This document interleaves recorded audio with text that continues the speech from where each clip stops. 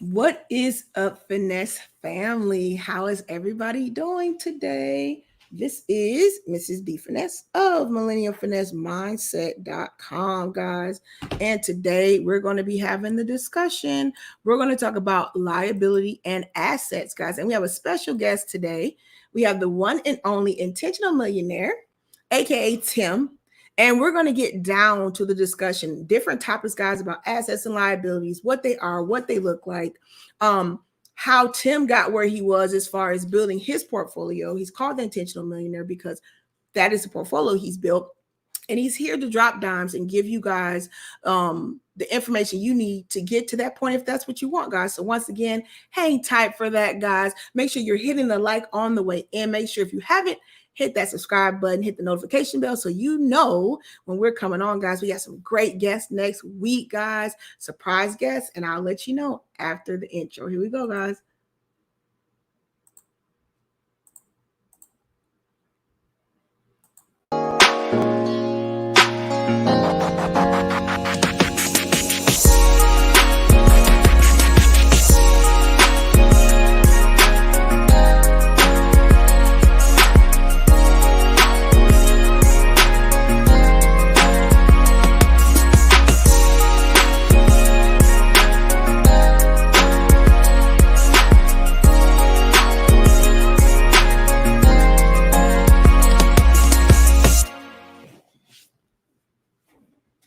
Hey, guys, what is up, Finesse family? What is up, guys? Hopefully, everybody is having a great day today, guys. I am so excited about today's guest.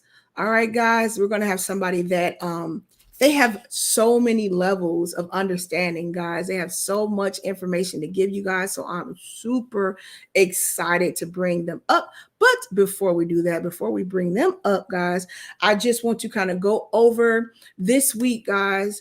I have a lot of guests this week. Tomorrow, guys, we have Perry Unlikely coming to the show. Guys, he's going to break down a lot of questions and things that you guys had. You were wondering. He's going to touch base on a little bit of cryptocurrency, and we're going to get into a couple other topics with him. So make sure you guys set the bell for that tomorrow. Next week, guys, we're going to have a Monday show with a special guest. It's going to have some information for us. And we're going to have special guests on Wednesday and Thursday. And then like we always do, guys, we got to get back to it. This week, we're not going to do our Freestyle Friday, Finesse Friday. We're going to bump that back again to next week, guys. So I'm so excited about the special guest for Monday, guys. We're going to have Miss Candid Ann. She's going to break down some information on things that you need, medical things in the household, guys, to make sure you have what you need through this time when everything's going on, guys. On Wednesday, we're going to have TLA. And then on Thursday, we're going to have Zach, guys. So I'm going to make a special little side video for that. So you guys know to set the dates, set the reminders for that, guys. So I'm excited about this week and next week with all these special guests. And let's see what's going on in the chat, guys. I'm super excited for today. Guys, if you guys have questions about anything, make sure you guys put a Q and then colon, so I know it's a question. But our guests, they are ready today. They're ready to talk and explain and do wealth help today. So I'm so excited, guys. Once again, guys, remember this information, guys, is informational purposes. If you guys have any questions or you want more details, you need to have a financial advisor. Okay, guys. So be cognizant of that. Don't make any moves unless you talk to a advisor. All right.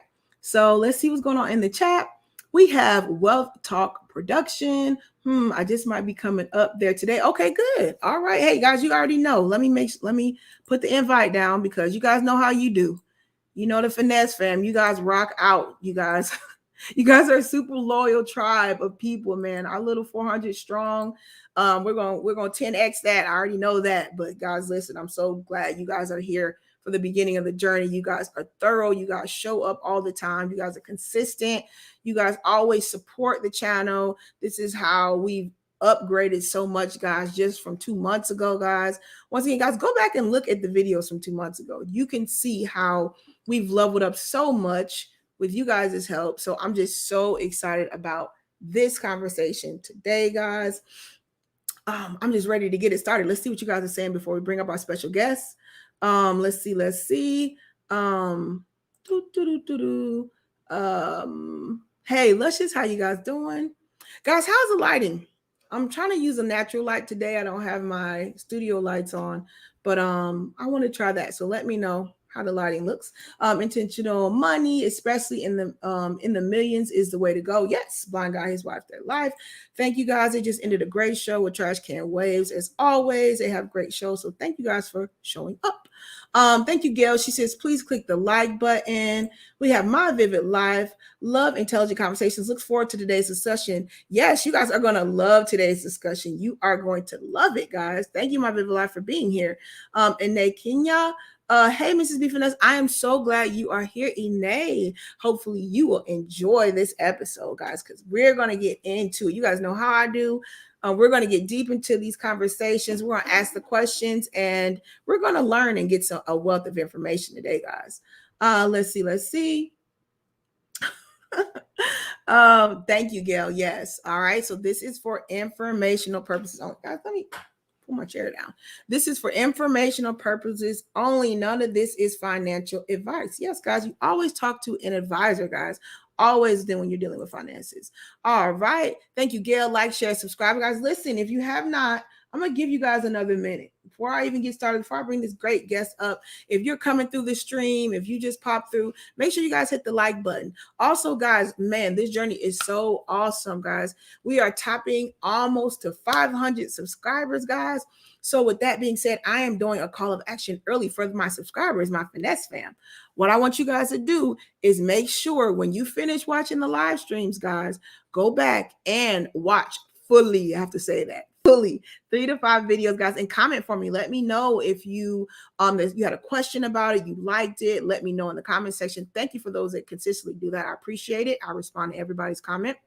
And guys, since I'm so new, even to social media, 2 months down, I need your help getting the word out on my channel. So I want you guys also to share with 3 to 5 people. All right.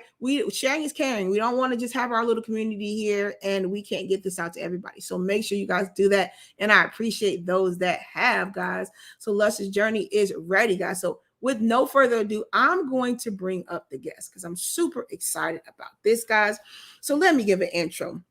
Our guest has 12 plus years in real estate and investments. They've done mentorship, guys, over 7 years. Our guest is an electronical engineer with over 20 years, and they have hit the level where they are one of the top managers in the electronical engineer game, guys. So we're going to bring them up. We have the one, the only, the infamous Intentional Millionaire, aka Tim. How are you doing today? How you doing, Miss B Finesse? I am doing excellent. I'm so glad you're here. I'm so ready to kind of hear your journey, hear where you are and where you're going. So with that being said, can we just kind of get started? I want to know with you what first off, shout out. I can't believe that. Also, make sure you guys go back yesterday. Shout out to all the veterans. It is Veterans Day. It is Veterans Day. And if I got this right, Tim, your father was a veteran, correct? He passed away a couple years ago, but he was a veteran. Yes, he did Air Force for 2 years, and Mm-hmm. he passed away in 2010. Okay, so shout out to him. I appreciate his service. Shout out to all the veterans. I see Uncle Stu's in here. Salute. Shout out to all the veterans in the chat, all the veterans listening on the replay.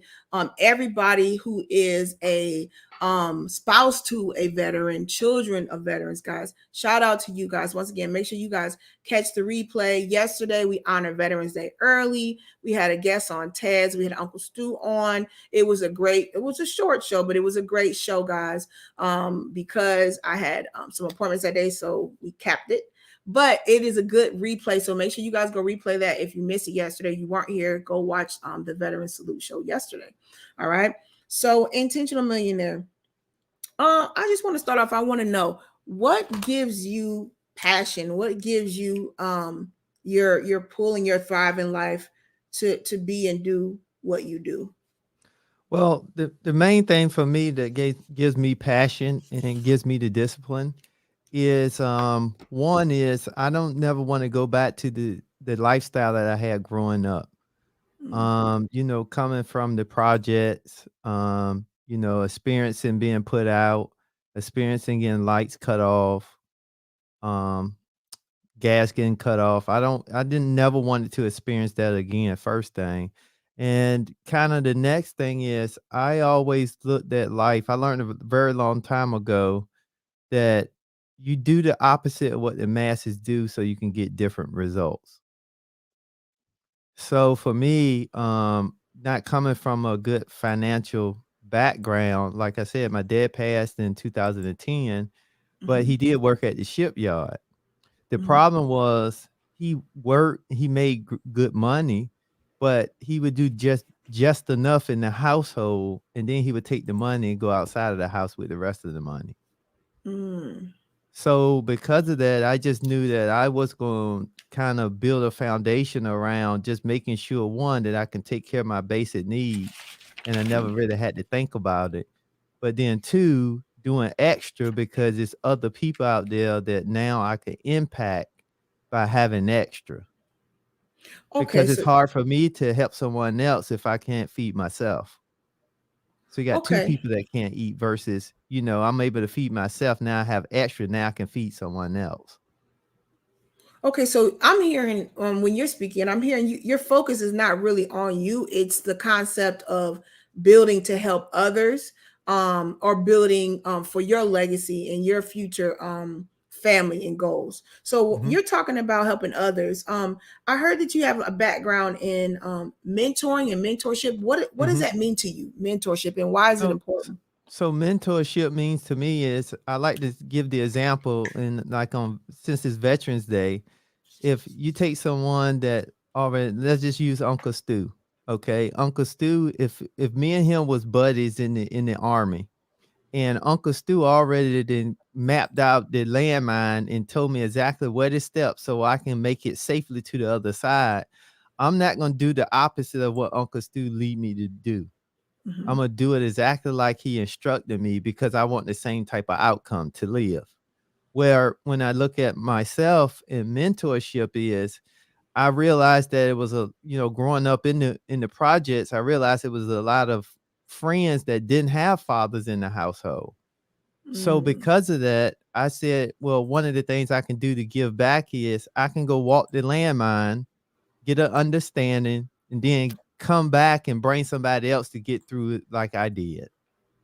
Mm. So So your intentions were never for yourself. So when we're talking about mentorship, are you specifically talking about? Oops, are you specifically talking about you taking the things you learn and you focusing on making your money mhm. off of it, or are you focus on more giving back to people? So I was gonna say, so initially it started off, I had to get myself out. So I had to get through the landmine first. And that Mm. took a process in itself with me getting a good understanding of my own shortcomings, the areas that I was strong at and the areas I was weak at, the information that I did not know, the people that was sent into my life that allowed me to be elevated and elevate myself in different areas. Then once I was able to do that, it allowed me to build a foundation. And once I built that foundation, I look at that as it was me getting to the next landmine. And then eventually I got to the other side, which is kind of where I'm at today. See, because now I seem a lot of people don't know I'm an introvert by nature. I really don't really like talking to people. However, because I knew that the only way I can get to the other side was I had to get out of my comfort zone. Mm. So, but once I was able to do that, then I came back and said, okay, it's somebody else out there that was just like me. And now versus them going out and trying to go out there by themselves, why not allow myself the opportunity to help them in the process? So I kind of look at it always twofold. For me, I Hmm. look at everything as my decision now, not only how it's going to impact me, but how it's going to impact somebody else in a positive perspective. Mm. Okay. So I think that's a good lead into your name. Okay. So we see on the screen it says your name is the Intentional Millionaire. Can you tell us a little bit about what that means to you, and why you want to stay focused and established on what that name is as far as a brand for you? Well, the reason why is because when I think back to when I first really started life, everything I done was intentional. Because Mm, I came from the bottom. I didn't have much, so it was mhm, no further bottom for me to go. The only way was mhm, up. But mhm, I had to be intentional about going up, meaning I had to pay attention to the people that I listened to. I had to be mindful of what I was doing. I had to, kind of be mindful of, if I'm going to spend my time doing A, how is that A going to get me to B and C? So everything I kind of done was intentional, and just to kind of give you some backstory. So when I think about when I graduated high school, my dad, mhm, it was 5 of us. I'm the youngest. My sister's the oldest, and I got 3 brothers. I was the first out mhm, of 5 to go to college. But when I think back, my dad left right the day after I graduated high school. He left, said he was going to get a loaf of bread. He never came back to the house. So mm, that was a pivot point for me, because then at that point it was just only me and my mom still in the house. So I at that point had to identify and realize that some things now gonna fall on me. And because things fell mhm, on me, it allowed me to be very conscious of the decisions I was making. mm, Okay, so I had to be conscious of decisions. Now, I didn't know what would be the right decision or the wrong mhm, decision. I just knew that I need mhm, to make a decision, but then think about the decision. So it allowed me to really tap into processing and thinking about outcomes. mhm, I say that to say, so when that happened, I didn't go right to college right out of high school. I waited 2 years. I worked at the hotel, and mm, that experience allowed me to understand that I needed to get some type of career, was because I worked at a hotel and there was a lot of backstab and a lot of different stuff was going on at the hotel. mm, So but I had a girlfriend at the time, and but that also allowed me to then understand when I wanted when I actually wanted a career, I didn't know what, because I didn't have I didn't have no family I can go to try to pick out a career, understand anything about college. So I did that all on the fly. Okay. mhm, Matter of fact, I had to sit out the very first semester because I messed up some paperwork for the financial aid and things like that. mhm, Um, but with that being said, I went to the guidance counselor at the community college, and I actually told her that this is what I want. I don't know what profession I want to be in. I just want a profession that has great entry level.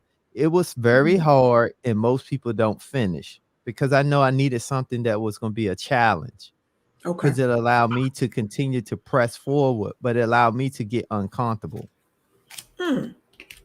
Okay. So That's that was very kind of my interesting. start when it comes to being intentional, because that right there was actually the gauge, because I went in with the mindset that I wanted something hard that most people didn't finish, and it was math based. And she told me that engineering was the perfect profession because most people really don't finish. Because when I started at community college, it was a class of 36, and when we graduated, it was only 3, and I was one of the 3. Wow. Wow, congrats to you. So you just soliloquy right into my next question, because I don't know if many people understand and know that you're actually an electrical engineer, and you've been Mhm. doing that over 20 years. Yes, I'm an So electrical engineer is my mhm. discipline, but I currently work as a GPS engineer.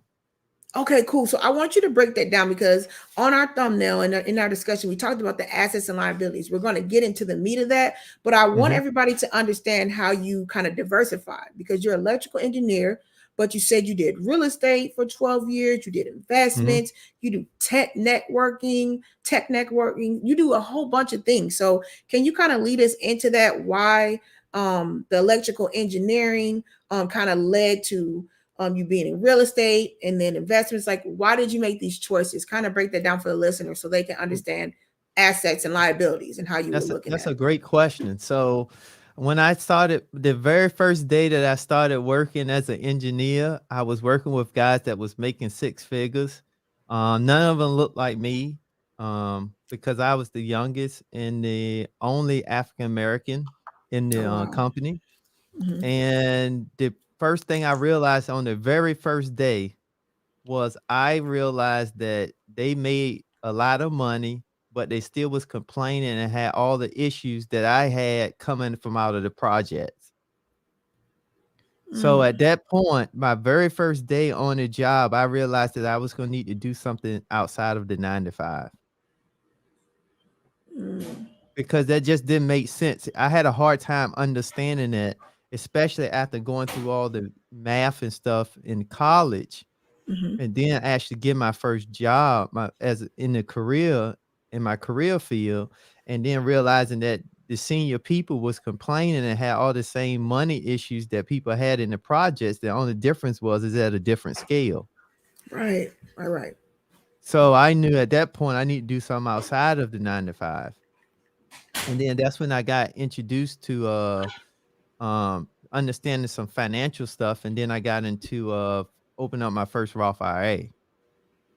So how my understanding, because I wanted everybody to hear like your story. So did you have family that was super wealthy that taught you this? Did you go to a school that taught you how to find these investments, these assets? Can you give us kind of that journey so people can see Okay. your real world walk with this and how you came from, I guess you could say, bottom to the top, so and they can understand that it's tangible. Can you speak on that? Yeah, I can speak on that. So out of 5, I was the only one to go to college. I Mm-hmm. didn't have nobody, no parents. Like I said, my dad was already gone out of the house, so Mm-hmm. he wasn't no help. My mom didn't understand. My mom never made over $14,000 a year because Wow. my dad was the breadwinner, and she just kind of worked just to kind of take care of little stuff. Cause Mm-hmm. she worked in daycare. She liked working with the infant kids. And that during that time didn't really pay a lot of money, but that's what she enjoyed doing, and that's what she done. Right, right. So I didn't really go to her. On top of that, my brothers, one of my brothers had got locked up Mm, for selling drugs. And then my other brother, he had kids. He had 5 girls, mhm, so he wasn't any help because he had a lot of baby mamas. mm, So with that being said, that was some of the examples that I identified with where my dad did used to always tell me growing up was the key thing in life is you can learn what to do and what not to do watching other people, but you have to be paying attention. So I looked at that in my own family. So when I realized my brother had all the girls in the baby mama situations going on, I realized that I was not gonna have kids and not be in a committed marriage relationship. mm. That was one thing. The next thing was because I grew up in the struggle, I knew that I wanted not to be in the struggle anymore. Gotcha. So that's what led me to college. Um, and then on top of that, I knew that me having a STEM type profession, Mhm, being in engineering, that was a different type of caveat as well, was because I didn't really know anybody that looked like me throughout all of my college that was in engineering. It may have been 1 or 2 mm, other African Americans that made it through, but mhm. it wasn't many. But Gotcha. I learned the most from all the other different my friends, other different cultures. I learned so much, and we all fought through together. And today, we actually still friends. All my college buddies, we still great friends today. Mm, But with that being said, my process was always looking at what other people was doing and mhm, identifying, is that something I want or don't want? And I look mhm, at it as I can learn either way. That was the key for me. I didn't have nobody there. I figured it all out myself. mm. And some nights I really didn't sleep because I didn't know what was next.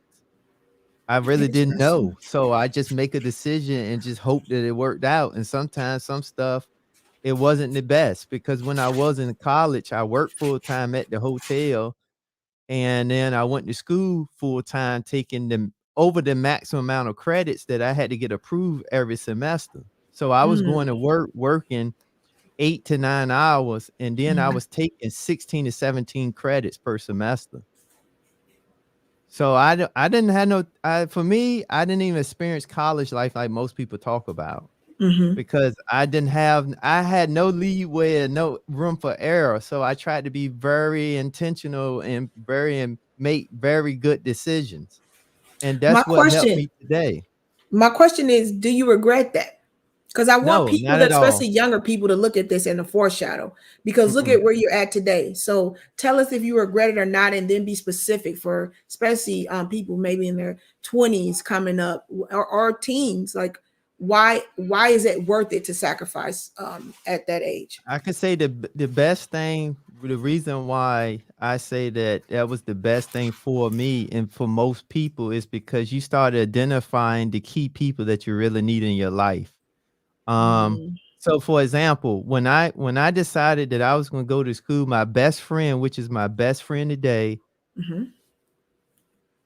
he never made me feel guilty or bad by not partying and things like that. Matter of fact, he would encourage me to go ahead and go do what I need to do. Mm-hmm. See, and that's what was those little pockets was the things that you really need to help continue to push along, but it helps you identify your true friends.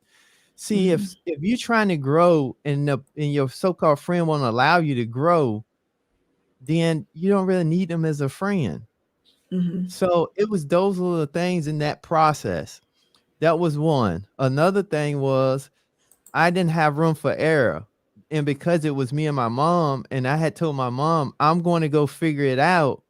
That's what I done. So it was Mm-hmm. also, I put myself on the line. Now, did I want to? No. Did I know what I was doing? No, but I just Right. done it anyway. But it was the best thing for me because being younger, for me, this all kind of really happened around about 20. It started sooner, Mm-hmm. but my real true run came around about 23, 24. I Okay. put my head down. I lost relationships. Mm-hmm. It was just everything that needed to happen did happen. Why? I got one of the biggest relationships was the young lady I was with when I decided to go to school. We had been together. I had told her I was gonna marry her.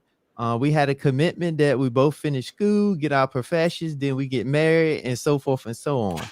Well, Mm-hmm. she was already ahead of me, and I can probably give her some of the I can kind of give her some of the insight that allowed me to at least consider college because she was already in college before Mm-hmm. I was. So, but because of that, when I told her that, she told me that after she got her degree before me, and then she Mm-hmm. wanted us to get married, move in, all that stuff. And I was just like, no, I'm not doing that because the commitment still falls on me on my part Mm-hmm. because we both had a commitment for each other's part. Mm-hmm. And she told me, and I looked in her face, and told her that I'm gonna marry you. I Mm-hmm. want to be with you. However, I just need you to work with me this last year until I get my degree. And she looked me in the face and told me no. And that was the most Mm. devastating thing to me emotionally. Wow. But it was the best thing for me personal. And Interesting. it was the best thing for me internally. So Okay. it's emotionally hit, but it was internally hit from the standpoint of when you talk about some people getting into the red pill rage, that I Mm-hmm. never really experienced that because that happened when I was so young. But what it allowed me to do is I took all that energy that I was hurt inside, but I took all that and Mm-hmm. turned it to being determined to make a better outcome. Because at the Mm. time, I turned it to positive because I always wanted to be. If she ever see me in the future, I'm gonna be Mm-hmm. 10 times better than I Better. was when we was together. Exactly. See, and that's where I say my entire story was intentional because I had so many hits young, but Mm. because I was young and still open-minded, it allowed me to really pay attention to everything that I was doing.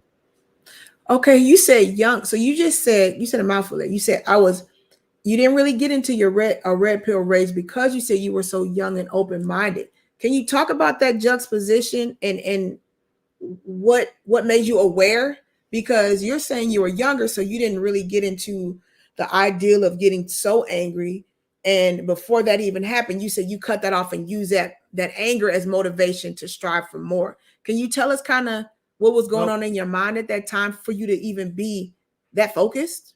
well, because you got to think about, so that's why I think about my brother that had the 5 girls and he has 4 baby mamas, that was part of that as well, because I was also watching him, okay, and realizing that, man, a woman really can throw a man off. And that was the first time I ever seen my brother cry.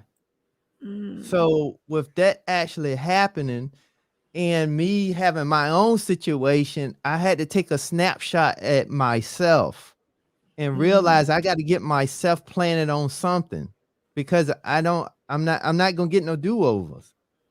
right. I mean, that's just what it was. It was just that I knew I wasn't gonna get no do-overs, and I knew that I can now take this and I can kind of see how my brother, when he was going through his stuff with the baby mom or one of the baby moms, Mm-hmm. and how he got so discombobulated and it kind of really took him off. And I said that this can happen to me in my situation. So why not look at it from a different perspective? But you got to also keep in mind, when I graduated high school, I also wasn't watching TV. I was reading books. So I remember I brought a book, and it was Napoleon Hill book, and it was Think and Grow Rich. I remember Mm-hmm. ordering that, and then what I was able to do is I was able to take and fuse. I was reading the book, and all I was saying is, how can this relate to me? How can this Mm-hmm. relate to me? And these are the things that I was just doing. I didn't know why. I didn't know. I can't tell you all the stuff that I done to get there. I just knew that I was just hell bent on getting a better outcome, because I didn't have nothing else Mm, to fall back on. That's just the truth. And but the mm, relationship thing had really catapulted me to, because you got to still keep in mind though, I only had 1 more year to finish college. right, right. So, but I finished college, and I can even tell you about that, because when I finished college, when I co-op, and when I Mm-hmm. co-op, I met a guy that was an engineer, and he really gave me some insight on some things. And then he was the one that mentioned something about investing, but I didn't take heed to it because I didn't really understand. Mm-hmm. Mm-hmm. But when I got the engineering job, I was making better than definitely what I was making at the hotel. So that Right. allowed me a little bit of cushion, but I Mm-hmm. still had debt. Mm, So then I realized I read another book, um, and that was Secrets of the Millionaire Mind by T. Harv Eker. I read that book, and it just talked about it. You got to, for you to move forward, you got to understand your upbringing is when you think about money, and you got to deprogram before you can reprogram. mm, And so I just really took a snapshot, and that's kind of how it happened for me. I don't know if that answered your question, but it just as you asked me the stuff, it's just so much stuff that kind of happened that it's almost a blur, because for mm-hmm. me, when you asked me this, I didn't spend a lot of time on none of the stuff that didn't work out. I spent more time on Mm, trying to just continue to move forward. It was so gotcha. much stuff that happened that I don't remember. Like I do Interesting. remember, see, I had so many things that happened when I was young. I do remember before my dad left, when I was in high school, Mm-hmm. me and him had a falling out. And that was probably the thing that really allowed me to know I need to stand on my own 2 feet as a man, because I had my car my senior year of college. I bought my Mm-hmm. own car, Mm-hmm. but the insurance was too high, so he added me to his car insurance. So I Okay. was working, because I had took marketing, so I had started working, and I told him that I would just pay my portion to him. Well, come to Mm-hmm. find out, I had gotten a car accident, and come to find out, I was paying him my premiums every month like I supposed to. Mm-hmm. But the thing was, he wasn't paying the insurance, and he didn't Oh tell me. wow. Oh man. So it was just so many things that happened that when I come, as I'm kind of sharing, that I just kind of almost forgot about, because it was such a blur. But I do remember me Interesting. being angry with him, And I remember that, you know what? This just tells me that I need to have my own stuff. I can't rely on nobody else to do it. It's up to me. Even if that happened with my own dad, like, Mm.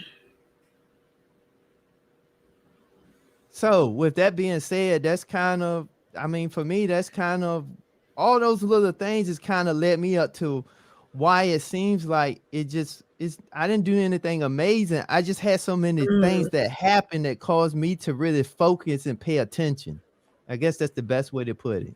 I had little bad whatnots happen, Mhm. mishaps, whatnots, however you want to call it, Mhm. Mhm. bad situations happen, but Right. I always paid attention because he did. That's one thing I have to give my dad credit on.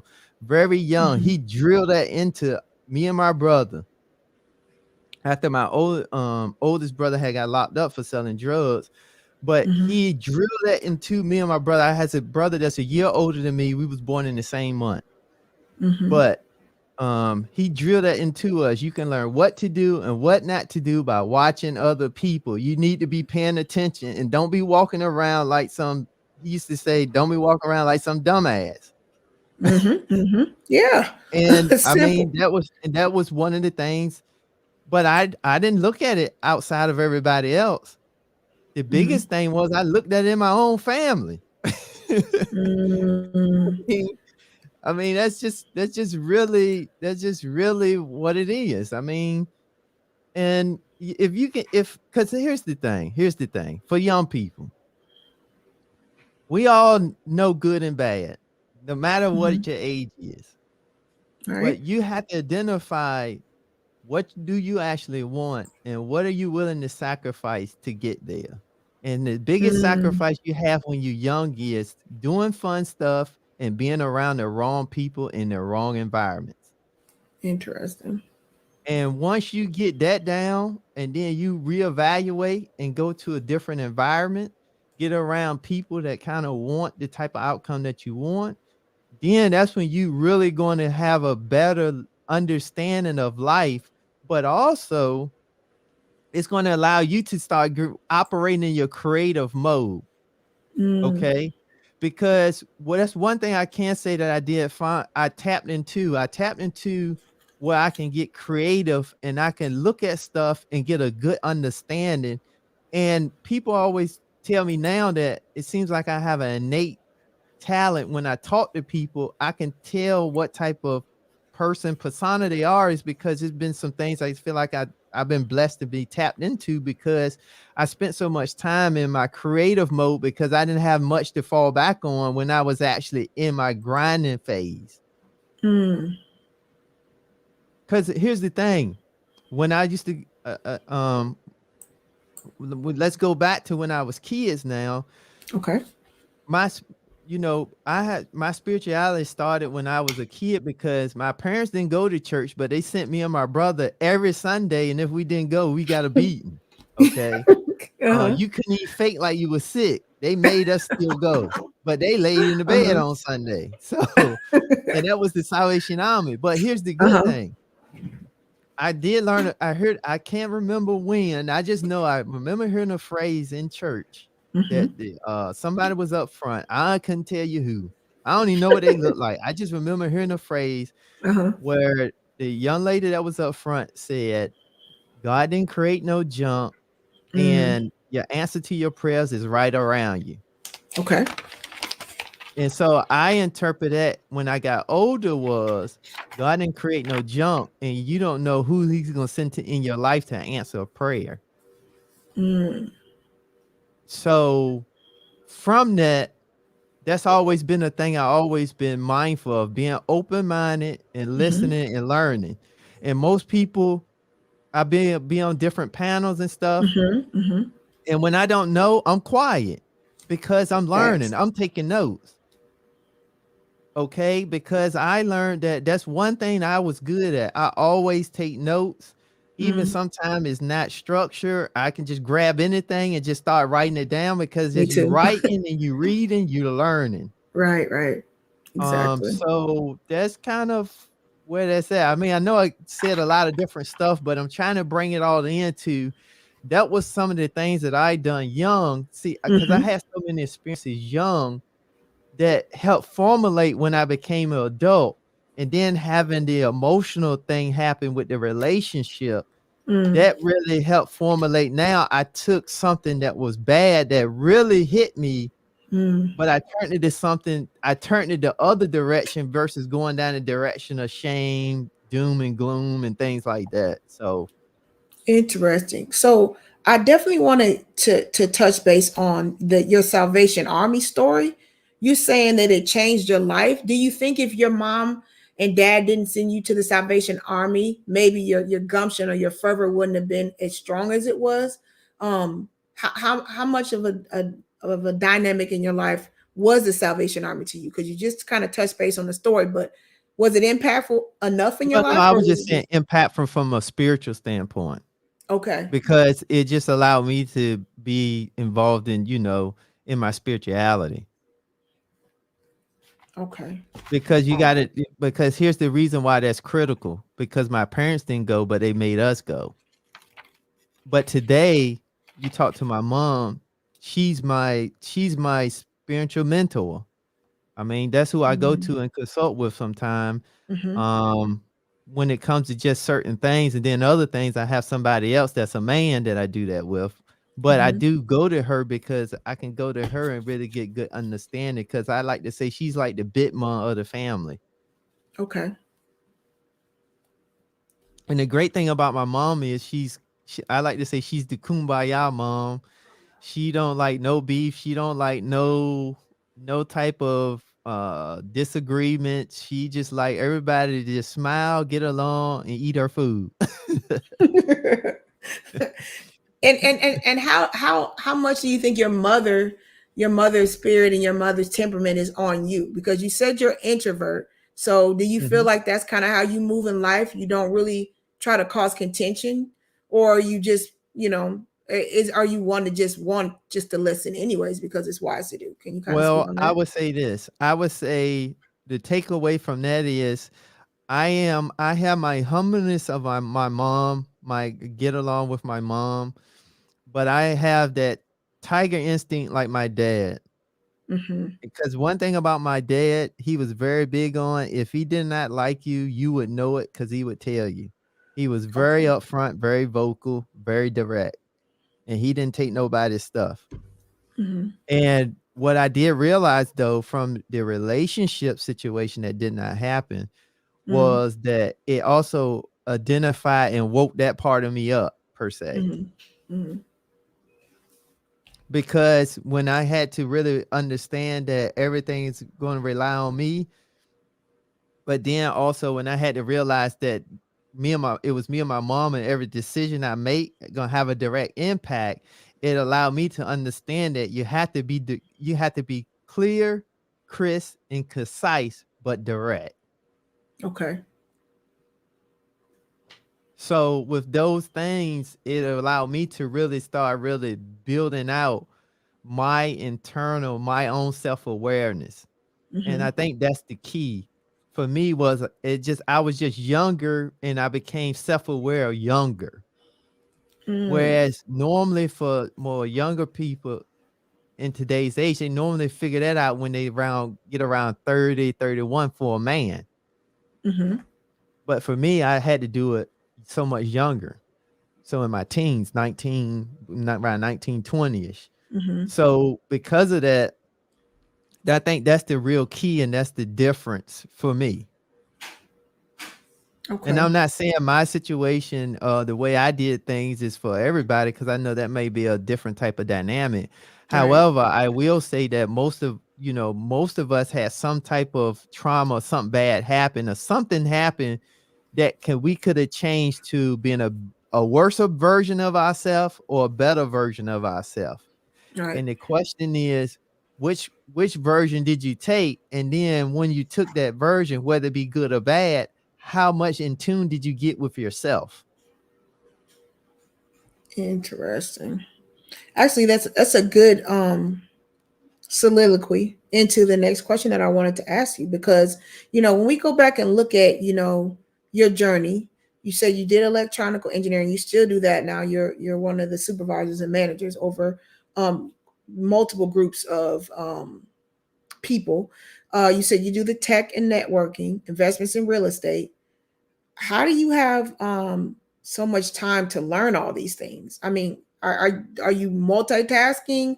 Like, how do you have time to learn these different elements of passive income? Because most people will say, "Well, I don't have time to learn all these things. There's so many things that you're into, real estate and investments." But what would you tell them when we talk about the time aspect? Well, we kind of talked about, yeah. So when I talk about time, I think time is one of those things where you have to manage. I look at time just like when you get up and you do your standard routine. You get up, take a shower, you brush your teeth, those type things. I look at time the same way. You have to have a routine and a structure for your time. Mm-hmm. It just can't be random. It just can't be of choice, because if you don't have a structure for your time, somebody else will. Mm-hmm. And even if you just wasting time, well, the question that then becomes is, if you just wasting time, when you get older and you may not have your your faculties to be able to move or whatever, or you may be in the hospital on your deathbed. The question then becomes is, when you look back at your life, are you going to have any regrets? And for Mm-hmm. me, I didn't want to have any regrets. So Gotcha. the reason why, with everything I have going on, why I have the time to still do things is because, again, another thing I read in a book, I can't tell you what book, but I heard that you need to make enough money to pay people to do the things you don't want to do, so you can have all the time to do the things that you want to do. Right. So with that being said, so how I'm able to manage 33 people on 2 different coasts and still have time to do the things that I do is because I have no problem hiring people and working with people that's smarter than me in their prospective areas, and then let them do what they good at. So you think, as far as managing people, because you said that you feel like you're introverted, do you think that gives you, it's like a deficit because you're over people? Do you feel your introvertedness maybe takes over to a certain extent, or have you learned throughout the way to be able to be a leader, even though you say you feel like you're introverted? How does that dynamic work? Since you said you're over, can you kind of explain to us, like, what you're over? You say you're a supervisor or manager over groups of people. Can you explain that first, and then tell us how you said being an introvert, does that affect your supervising skills? Actually, being an introvert is actually better because I'm Mm, a great listener and great okay, communicator. exactly. Now, with that being said, I spend a lot of time on being a great communicator, and I still don't think I'm the best. I think I'm Hmm. good, but I'm still not the best, because Hmm. I don't have no problem sharing grammar and all that stuff is not my forte. Gotcha. However, I work with people that if I need a report or something done, then they do it for me. Hmm. Cause I'm not gonna spend time on trying to be this best version in that area. Now, should I? Yeah, because we all got stuff that we can do better. However, Right. am I at this point? No. Because I just don't have the time to do that. But I do know that some things that I do know that I am going to work on to actually be able to be better at. But my introvertedness, going back to your question, me being an introvert, Hmm. that's actually a plus, Okay. because it allows me to listen, but it also allows the people that do like to talk, the extroverts, for them to actually talk. And most of Mm, the time they talk, because most extroverts that like to talk, they okay with, they understand that you have to eventually somebody had to eventually come rope them in, and they normally okay with that. That's one of the things I uh-huh. learned, because most people think when you kind of cut an introvert off or kind of revert things, that they get offended, but most of them don't, because they already know that they like to talk. Mm, okay. So those are things that I had to work on and learn. But how did I get out of my introverted, being an introvert? Get in front of groups and just start talking. Okay. And So that's the is worst it thing. Most something? people, because when I read a survey, this was definitely over 15 years ago, Okay, but most people fear public speaking worse than death. that's true. So I knew that, to do all that, I had to get out of my comfort zone because for most people that may not know, even for me right now, I don't like talking on the mic because I don't like the way my voice sounds. Mm, However, I know that it's not about what I don't like. It's about me overcoming what I'm uncomfortable with because somebody else can appreciate what I may be doing. hmm.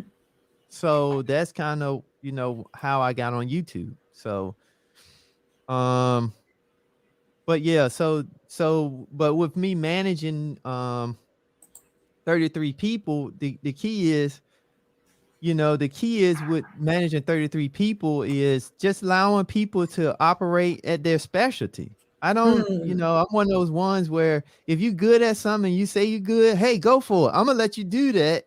And then if I need to kind of re-instruct or guide, then that's what I'm gonna do. But you got to take people based on what they say and what they're good at and let them do it. You got to get them their level of ownership. If you So try to manage and maintain everything, then it's not them, it's you. And that's so bad for you an don't need to organization. micromanage. You don't feel like you need to do that if you got quality people. Unlike some people, they like to Right. But micromanage. how can you identify quality people if you always over top of them? Because Right? you're stunting their quality. That's Because true. in their perspective areas, they can actually rise above whatever you're thinking. But Hmm. if you always over top of them, they can never hit maximum threshold. That's true. Because at some point you have to let them go out there or make the mistake or fail or just be vulnerable Mhm. to learn. That's how Right. we all learn. People don't get That's that. how we Like you all don't learn. learn. You don't learn by getting it right every time. You learn by somebody letting you go out there and have an opportunity to make the mistake. And then once you make the mistakes, you get better, you get consequences, and you get better. And that's the same cycle. You get better, you get consequences, then you get better. And it's necessary. I think that's so true what you're saying, especially, dealing with labels, because I know you said you're an introvert, but you're not operating as one. You Right. recognize I the get down quality of with how you are. everybody. I Hmm. get down Hmm. with everybody on my team. If they need help, I go help them. Matter of fact, I do some of everything because I don't believe in just. For me, it's always been, and this is one thing that my dad was he was very good at. Mm. Whatever he wanted us to do, he would do it first. Yes. Yes. Can you speak on Now, that? Can you elaborate on that right there? well, so for me, the best example I can give is at work. If I'm hiring somebody new and I'm telling them about they need to do A, B, C, D, and I haven't done A, B, C, D before, then I feel like I'm doing them a disservice because they can always question me and ask me something and I can't speak to it. So Mm. for me, I always been one to I'm going to do A, B, C, D, and then I'm gonna kind of guide them on doing A, B, C, D. And then if they need help, I can speak to A, B, C, or D Hmm. Hmm. because I want to lead by example. Hence, kind of rapping to my name. Hmm. I didn't get on YouTube just blowing smoke and doing this and that. I actually grind my tail off, did a lot of things that other people wouldn't do. I gave up TV in the mid to late 90s. Um, I stopped eating pork right before I graduated high school. Hmm. I stopped eating beef 2 years after that. I've been a Hmm. vegetarian now almost 3 years. I Mm. just always follow what I preach. If I'm going to sit back and tell somebody about this, then I've already done it or I'm doing it. Hmm. And that's just what it is. Because why is that important? I never wanted to live life to be a phony. I never wanted to live life that had to look over my back. I never Right. wanted to live life that had to spend all this thought process on a bunch of stuff that's not important. Because I want to Right. put my time and energy in the people that I love and care about, and I want to do it at the maximum level possible. That's just it. Mm. That's just it right there. That's always what was big for me. And Hmm. why this important? Because now today I was able to, let's just talk about last year. One of the guys I mentored last year. Okay, when I sat down with him, the guy was working 2 jobs.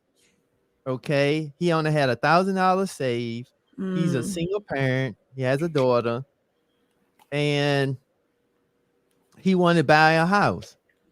And I sat down with him and I told him, listen, I'm gonna show you how you can start saving up some money for your down payment.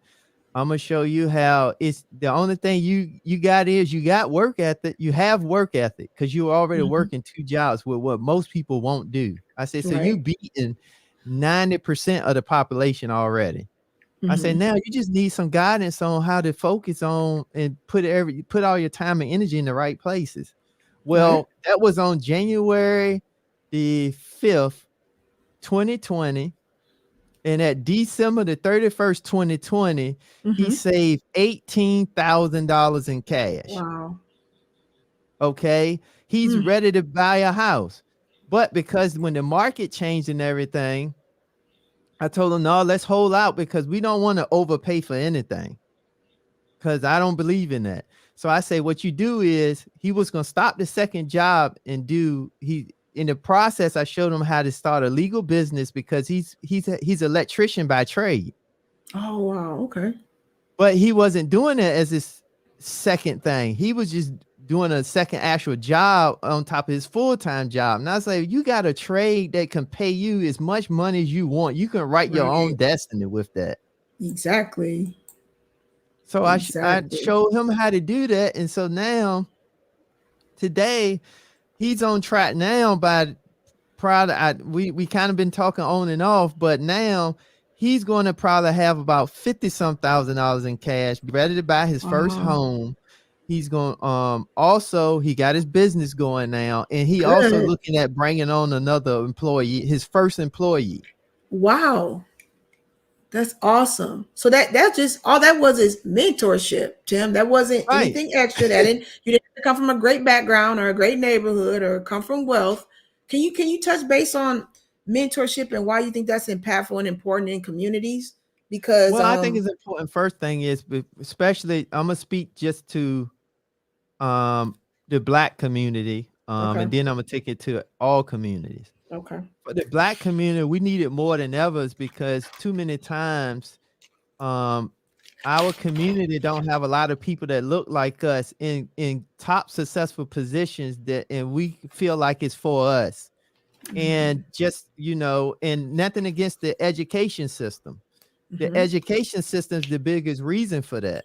Mm-hmm. One is because it's not a lot of people that look like us, teachers that look like me that's teaching.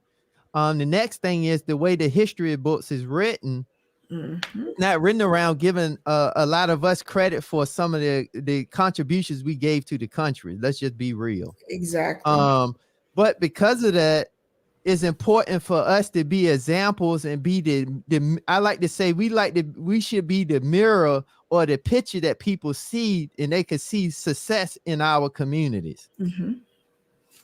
Okay, so for Mm-hmm. me, I believe that, but I said to myself, I can believe this all I want, but I'm not gonna Right. be a phony. So I need to be an example of that, and that's why I was just hell bent on that. Facts. So that's one. Mm-hmm. The next thing is when we talk about communities and for everybody else, all the other communities also need to see that we are just as successful and we just can have just as much contributions. We could be just as educated, just as smart, have Mm-hmm. high IQs and look and be just like them. The only difference is our skin color, which we don't have no control over. Right. It's just what it is. Mm-hmm. So I just think that that's why it's so important. And that's why I'm so excited about YouTube allowing us the opportunity to get some of this on the forefront. Right. And now, so I just want to throw this out there because this just kind of ties into that. Mm-hmm. So one of the things is, and I don't want this to kind of go off track, but I want to bring this home because how I interpret something that I think most people probably really miss, but this is Mm-hmm. my interpretation. I'm not trying to impress this on anybody, so I want to make sure we get that clear. But one of the things that I see is when we talk about Kevin Samuels, because he's the limelight, he's the spotlight when it just comes to the, black men and black women. Mm-hmm. But one of the things that when I see Kevin Samuels, I don't, and what he's doing, I don't look at it from the level that most people probably look at it as. What Okay. I look at it as, because the image of a black man been so diluted to nothing almost, that what he's done is he didn't attach labels on black men by coming up with high value men, things like that. But Mm-hmm. because of that, it's now allowing all communities, all women to start back looking at black men. And what he's allowed and he's done is allow black men that does have success, some level of success, to start coming up in the forefront, to really start identifying with the community that it is good black men out here. Mm-hmm. Not all of this stuff that we've been conditioned to think. So, and that's Mm-hmm. my interpretation of what I interpret out of what he's doing.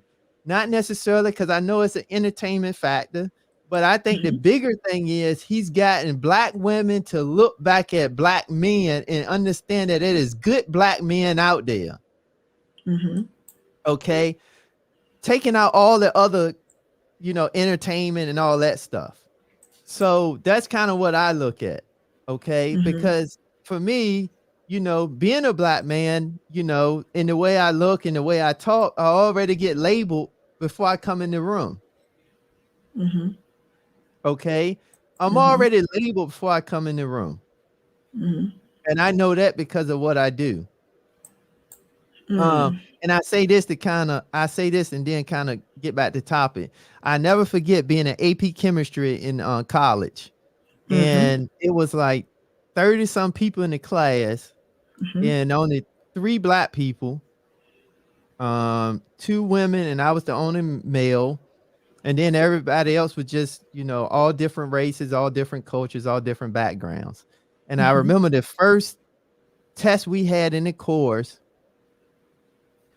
only 4 people passed. Okay. Out of Mm. 36 people, it's about 32, between 32, 36 people in the class. Only Mm-hmm. 4 people passed the test. Everybody else flunked. And Mm-hmm. I had a B minus. I got a B minus. One person got an A, and 2 people got C pluses. Mm-hmm. And I never forget, I had a friend. He was Caucasian. He was about 6'5", about 320 pounds. Looked like Paul Bunyan. Okay.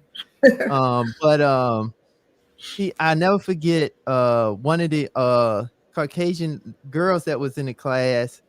She was like on the cheerleader team and all that stuff. But anyway, she Mm-hmm. said to him when we had got grades back, she said, because during that time I had gold fronts in my mouth, to let you know that. But What?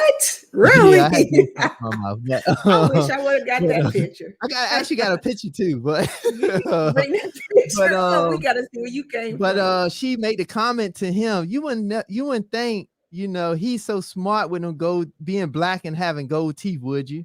And Oh he wow. just straight went ham. They kicked Mm. him out the class because he was took total offense and he wanted to knock her out. Mm. But I say that to say, so because just of our skin color, we automatically get labeled lesser than. Right. So with that being said, though, that's why I think, our image and just, being in the forefront and letting the community see us. And, we have success. We need to be vocal about our success because people need to know we just as good as everybody else, man or woman, doesn't matter. I mean, even for women need to, you know, be displayed for their success, especially, when they a humble woman and they not, the angry black woman that the label that's put on them, but they can be a humble woman and still have the same level of success that, any other woman can have. Those type of Mm-hmm. things we need to start putting on display because we need to start getting rid of these negative narratives that's put on us. Mm-hmm. And we need to do that internally. It's not for no other Right. community to do it. We need to do that. Right. And it's imperative because you can't sit and complain about something that you haven't worked on, that is in your inner circle per se, your Mhm. inner family. Like, you need to get that good before you can go out and point fingers at somebody else. And the Right. first way to do that is just be honest and be aware of what needs to change. Stop trying to throw it under the rug. And just like you said, I think it's so imperative um to see people that look like us because of the tropes and the stereotypes. Mhm. And to be honest, like I said, me even going to school at a historically Black college, I did not even know myself. I went to predominantly white school, growing up, elementary all the way to high school. And I didn't really see a lot of Black people that were quote unquote smart like me. They wanted to play that whole persona. If they were Mhm. smart, they didn't want to act like it. They wanted to be cool, play sports, just the tropes that they put on us anyways. But me, heck no, I knew I was smart, and I did not hide it. For what? I didn't want to hide it. And it was so amazing to me when I did go to the historically Black college. I seen all these Black people, like from everywhere, Africa, Asia, Germany, like all kind of different type of Black people. And it, Mhm. to me, it helped me understand that, me even seeing all the stuff on TV, thinking about, because I wasn't from the South, but then when I went to school in the South, like, when we hear you guys with the accent, like, we think that's the first assumption. Oh, they're not smart because of the accent. That's every race color, white, Black, or whatever, when you hear that Right. a country accent. So you have to break the normatives by going outside of your comfort zone and going to those places. And I think that's imperative what you're saying, because that has to be transposed, and we have to go to the forefront and be seen. And like I said, that's why I'm getting all this stuff together, that hopefully, prayerfully, by December, I can be interviewing all you beautiful Black people, because I think it would have been so important for my students to see you guys, and not even just the Black students, the white students, the Asian students, all of them, see what we look like and what we do, and stop being hidden. Even though we're being productive and we're being we're gaining wealth, nobody sees it, because it's Mhm. like we're hidden in these little pockets. So Right. I'm so excited that you said that, because it's so imperative. Like, you can't be in your own island. We all got to community wise, we got to come together collectively, and push the narrative forward for everybody. Mhm. So I thank you for that you feel like that's important, because it's necessary. My next question is, what is the equalizer in being successful? Well, the equalizer in being successful is do the opposite of what the masses do so you can get the best results. It's one of my biggest equalizers that I would say that I was mindful of. Mm, Whatever I see in a lot of my good friends doing, I wanted to do the opposite of it because I knew that the only way you can be the game changer is you got to differentiate yourself from everything and everybody else. That's what allows you to stand out. Um, I mean, I think that's the biggest game changer. Is really you have to you have to really identify, but that allows you also to be mindful of self. mhm, Because the only way you got to be mindful of self because you got to know it's almost the best analogy I can give is have you ever been in a situation where something didn't feel right? mhm. You know it's not right. You can't say exactly what, but you know something just don't feel right. Right. See, when you self-aware, that's when you know. And when you know that, that's when you know that you're doing something or you ready to do something opposite of the crowd. A prime example is I could give you a prime example like when I sometimes go to some of the family functions and when you hear people saying certain things and you saying to yourself like I'm gonna go on over here because I don't want to be part of that because they just whatever they doing. Well, it's the same scenario, and for me, that's always been an equalizer because whenever I was around certain groups or doing certain things, and it just didn't feel right, or everybody was doing this, then that's what kind of allowed me to go over here and do something different. And just to tie that into kind of the topic. So when you talk about wealth and net worth, one of the key things that during the time when you go back to 2008 that was a great year for me was because when everybody was getting scared and running and getting out of the market, that's when I really got in the market because I was doing opposite what the masses was doing. Because when you think about what happened, that was when the mortgage crisis happened. Everybody was getting out, whether they wanted to or forced to. But also, when you think about the equities market, the investment market, the stock market, that was down at an all-time low. That all-time low in 2008 went down to 6,500 points. But then when you think about a year later, it went up to an all-time high, 13,000. So that's just a prime example of when everybody else was getting out of the market. That's when I was trying to pump as much as I can into the market.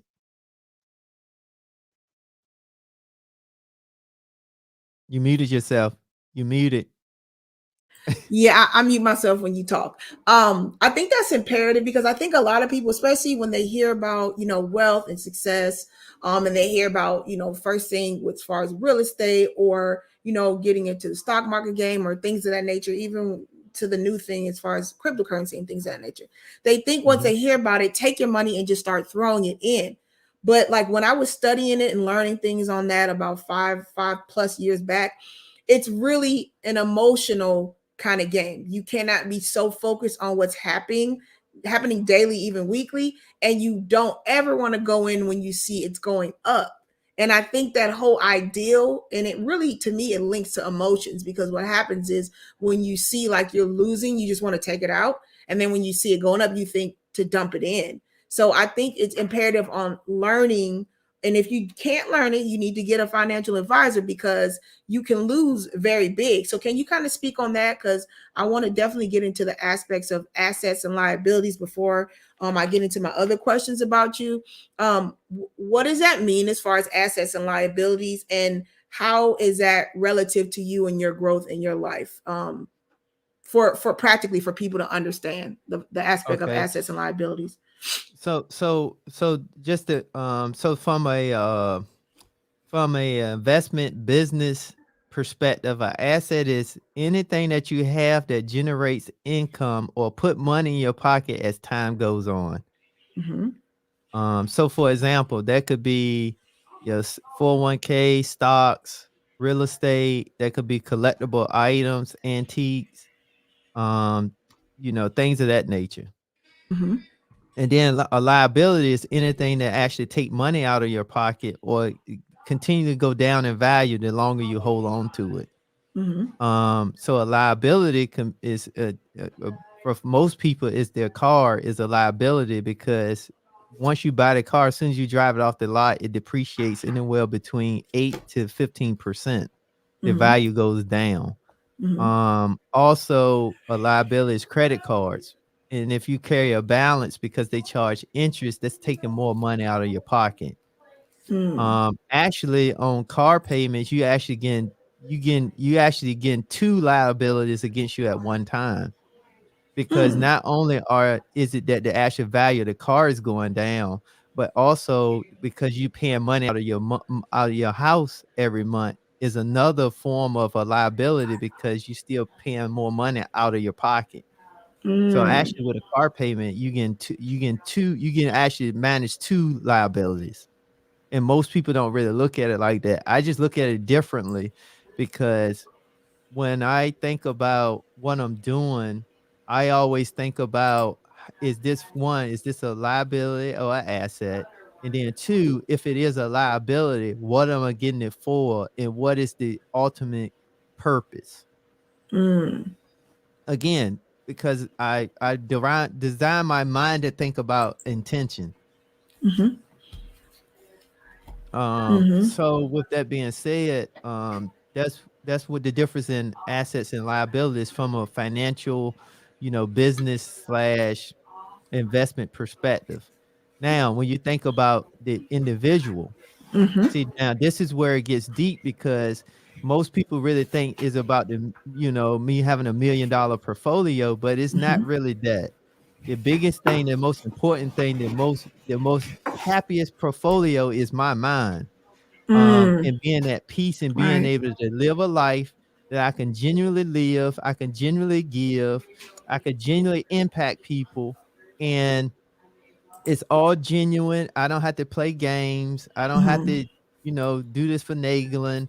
I don't have to Mm. sell courses. I don't have to do none of that. I could just genuinely give because my mind is in this space to be able to do that, but I also can be creative in doing it Mm. because the biggest asset individually is your mind, Right.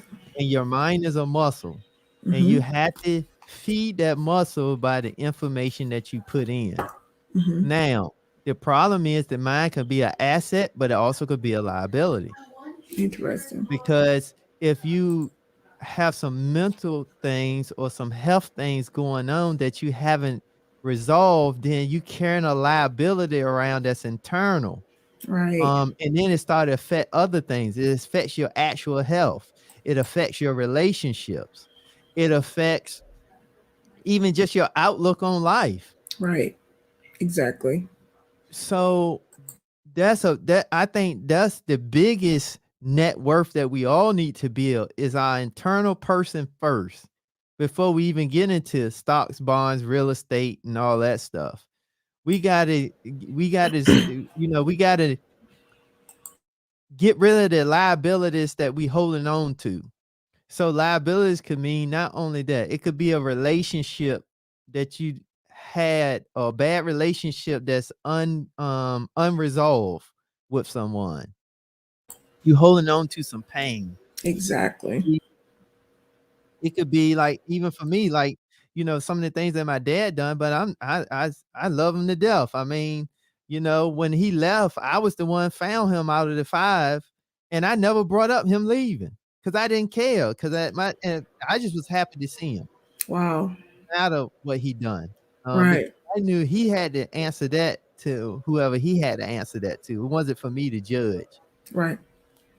But those type things is, I mean, those are the type liabilities. I Mhm. mean, some people have liabilities. It could be something as simple as some type of vice that they have that they need to kind of let go or get rid of or start focus on the process to move forward, at least getting the help.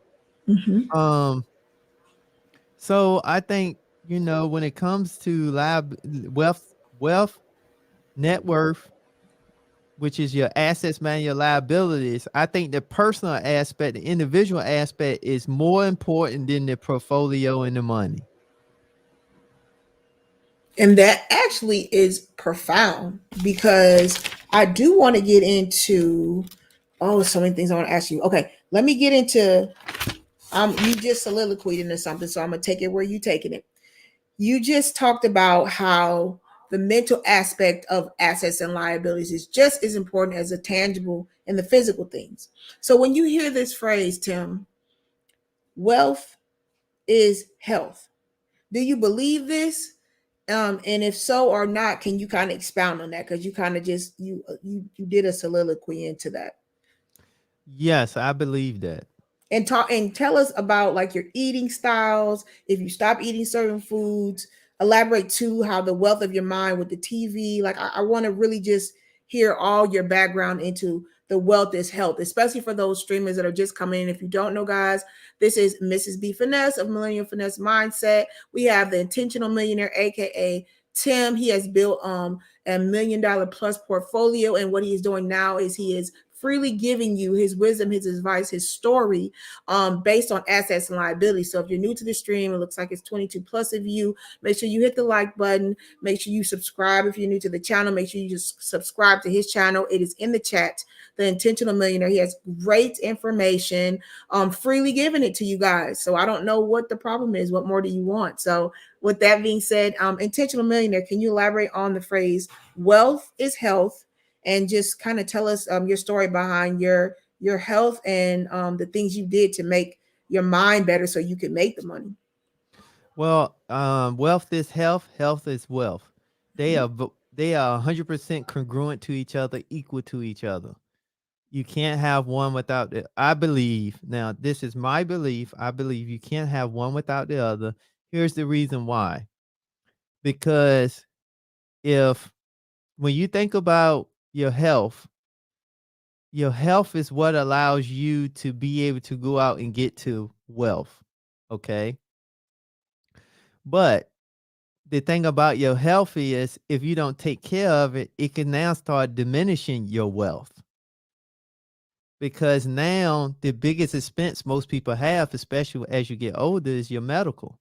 So if you don't take care of your health, then your wealth gonna be on at a strain. Now let's turn that into the individual. Your health is wealth, wealth is health. Okay. The reason why that's important is because the better you take care of yourself, the more wealthy you are in your mental state to be able to now be creative.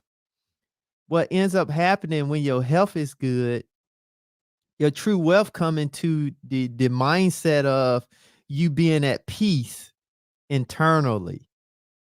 And peace means not necessarily about money. I'm talking about at peace, meaning that your body is not under constant strain. Your body is not stressed. Your Mm-hmm. body is not worrying. Your Right. body is not under all these different things that normally happen because we don't put health important. Because we normally think health is just what we see physically, and it's bigger and deeper than that. Your Facts. health starts with the mind. Everything starts with the mind. So Everything. your health has to be the mind first and then everything else second. Now, when you have your health right, meaning you don't have the vices of certain things mentally, when you don't have the physical things that kind of can wear down on your body, you don't have the all the daily stresses that most people have. When you're free of that, now you have wealth because now you can generally go out and be able to do things and be able to appreciate things, be able to love the ones that you love and care about, and do it at the highest level. That's why wealth Yep. is health, health is wealth.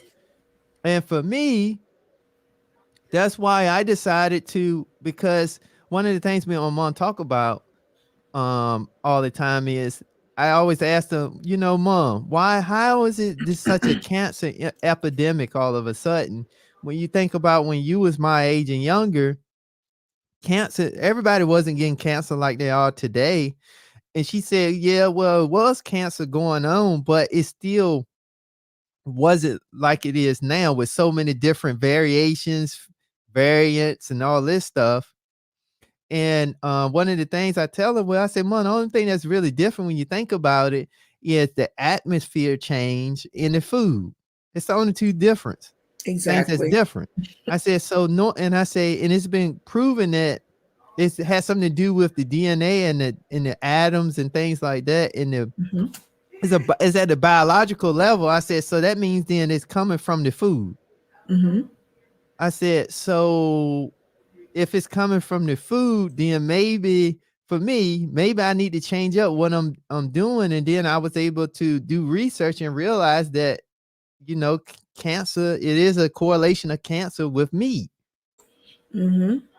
So, and then I just went a step further and really realized when you think about the strongest, biggest mammals on the planet, which is gorillas, giraffes, and elephants, they big, strong, and tough, but they all eat what? Plants. Plants. So that was a prime example of, okay, so I decided to do that. And then for me, I also looked at it as I wanted to be here as long as possible at the best health as possible, but I wanted to be an inspiration for somebody else. Because I look at it as I wanted to prepare, if me having a family, then I want to be at the best health and best possibilities for the family. One, and two, because I'm 42, no kids. So if I have a child, then that means by the time they turn 18, I'll be in my 60s. So I want to be the healthiest 60 possible out there trying to catch a football. so so I mean, again, it's just really thinking about the type of outcome that I want. Mm-hmm. But then too, I just knew that it just seems like to me when I started just my health journey, the people that was healthy, they didn't look their age. Mm-hmm. Cause it just allowed them to still have the kind of a youthfulness about them, whether it be looks, whether it be just their energy, whether Mm-hmm. it be just their conversations. Mm-hmm. It was just youthfulness. Right. And and I knew that that was a direct correlation to what you put in, garbage in, garbage out. Mm-hmm. Mm-hmm. So that's why I thought that, and I tie that my health to my wealth, because the healthier I got, the more clear my mind is to be able to execute, make quick decisions, make proper decisions, Mm-hmm. be able to formulate good plans, Mm-hmm. be able to use my mind to really work on the creative side and the things that really make sense to me, and not have my mind jumbled with a whole bunch of other stuff. Right. So that's why I say health is wealth when you look at it from an individual standpoint. That's really how it helped me. And then the thing about it is also, when you tie it to your spirituality, it pretty much states that. But for me, you have to have a clear mind so you can have a better understanding of the word. That's true. Because if you got so much cloudiness going on, then how can you have a clear word? And also too is, how can you really pray and have a clear prayer, but your prayer is so convoluted because you're spending more time just saying a bunch of stuff, but versus being clear, crisp, and concise on what you're asking God for, or what you're praying for, or what type of resolve that you're looking for. Because it's very clear. He wants you to be clear, crisp, and concise, speaking and talking with him, your relationship with him. Mm-hmm. And then also, you're missing the key thing, which is your name. You got to be intentional. So you can't say you Right. want to lose weight and keep eating foods that are not conducive to you losing weight. You can't say I want to be an intentional millionaire and keep these, poverty habits up to where you're not trying to get a mentor. You're not trying to go get books. You're not trying to add and enhance yourself if it's school Mm-hmm. or things of that nature. Can you speak to that? Because I know specifically you cut out certain foods. I don't know if you said that. And then I want you to Yes. speak to the how you leveled yourself up as far as I think you were talking about how you basically cut off the TV and got books. So can you be more specific about how you got your health equalized with the habits of the food you ate? And then soliloquy back into the TV issue, because we have a lot of new people that came into the chat, and a lot of them didn't hear how you said you stopped doing certain things as far as watching things, and you change your whole mindset to that. So can you speak to those two things? Okay. So I bring it back this way. So when the reason how I got to being so disciplined, it's because I learned that you just need to be disciplined in one area. And if you discipline in one area, you can allow it to spill over in other areas. Mm-hmm. So my thing was, I got disciplined in just my reading and then executing on what I was reading. Mm-hmm. But that spilled over to other areas. That spilled over to my health, me working out. That spilled over to, Mm-hmm. me being consistent. That spilled over to, Mm-hmm. when it came to investing, understanding that the long term is where you really win, not the short term. So just stick to the consistent part of being long term, and you're going to win in the end.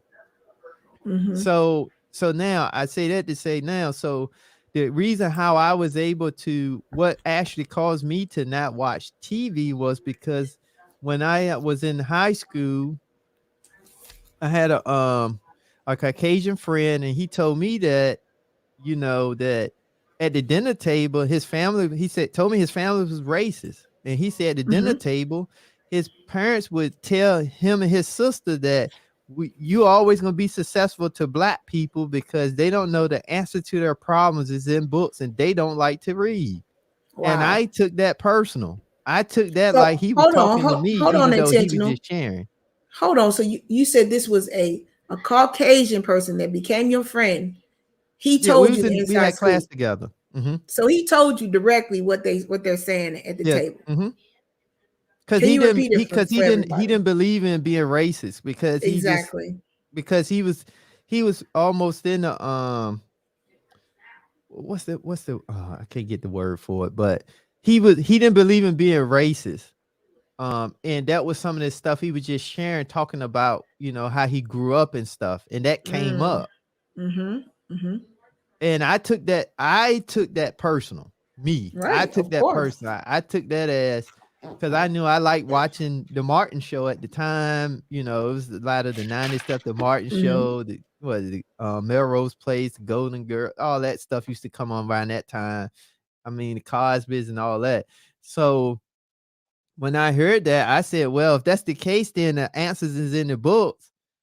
Then I need to read books. Like that was Always like in the for books. me, that was like a no-brainer for me. Right. But that allowed me because it allowed me to now start researching. And then when I started reading, it was a lot of information. It was a lot of information in some of the books at the time I did not understand. Of But it was course. okay because it allowed me then to start asking questions when I got around certain people that I just value and they seemed like they knew more than I knew. Mm-hmm. Mm-hmm. And I always tell people that whole thing is don't don't ask dumb questions or silly questions. I think that's the worst thing we could ever tell anybody, because who's to That's say what's nothing a a good teacher question and says. a bad question? Yeah, we teachers, we don't say that. We don't say no question is a dumb question. Every question we're open to Right. answer.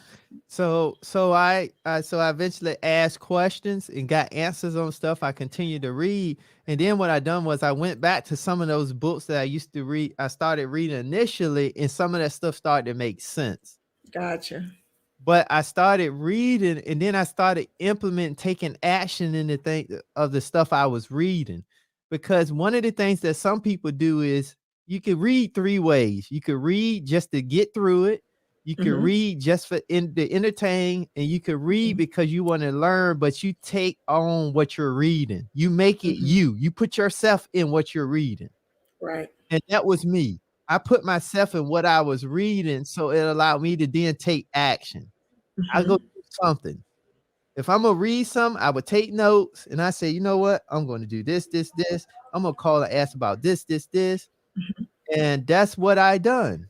Mm-hmm. That's what allowed me to get my Roth IRA. Intentional. Purely intentional. Because it just, again, that's, I listen, I'm telling you, I know this because here's the thing though, I want people to really know about me. I don't Mm-hmm. do anything that's just rocket scientist, Einstein, Elon Musk type stuff. I don't do none of that. I uh, just do basic, simple stuff. I just do it consistent, and I stick to my plan of just being consistent.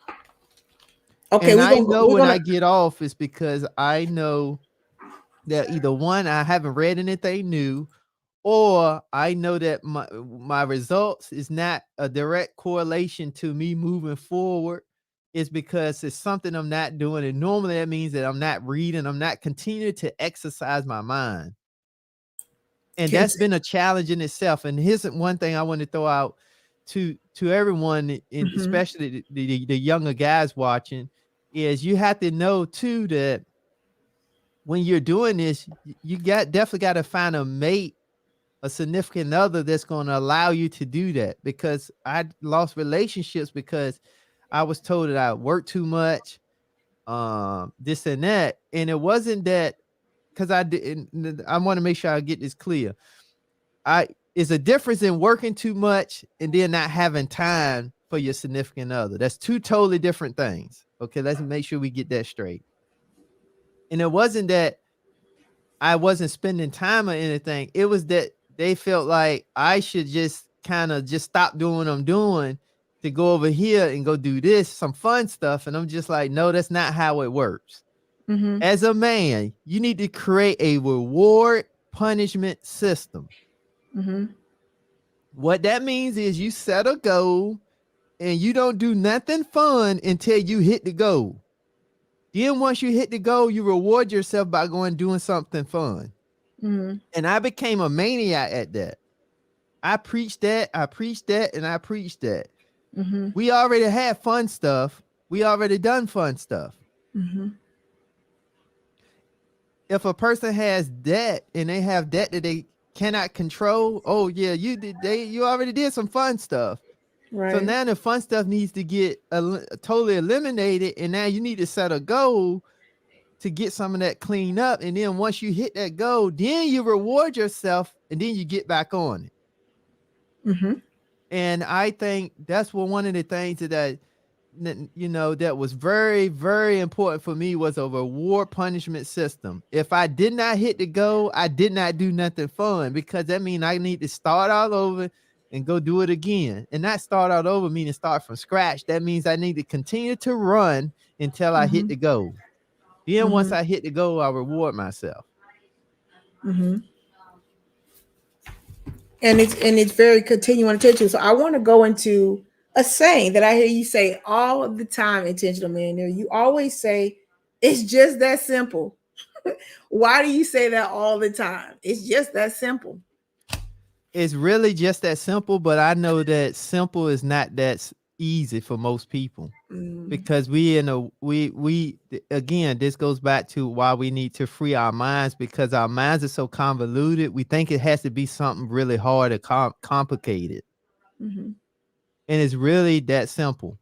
It's mm-hmm, really just be consistent. Well, I covered that at the end. I covered at the end kind of what that really means, but overall, it really just it's really that simple. As from the standpoint of, it's not like I'm doing anything that's where you need a Einstein level type IQ. It's not like I'm mm-hmm, doing anything where you need an engineering degree. It's none of mm-hmm, that. It's none of that. It's really just the everyday type thing that we overlook some everyday type habits that right. we now need to deprogram and reprogram to better habits, and those better habits can give you a better outcome. So Mm, that's why I say it's really that simple, but it's really not that simple, because the simplest thing is the most complex and hardest thing for most people, because how they process and perceive it.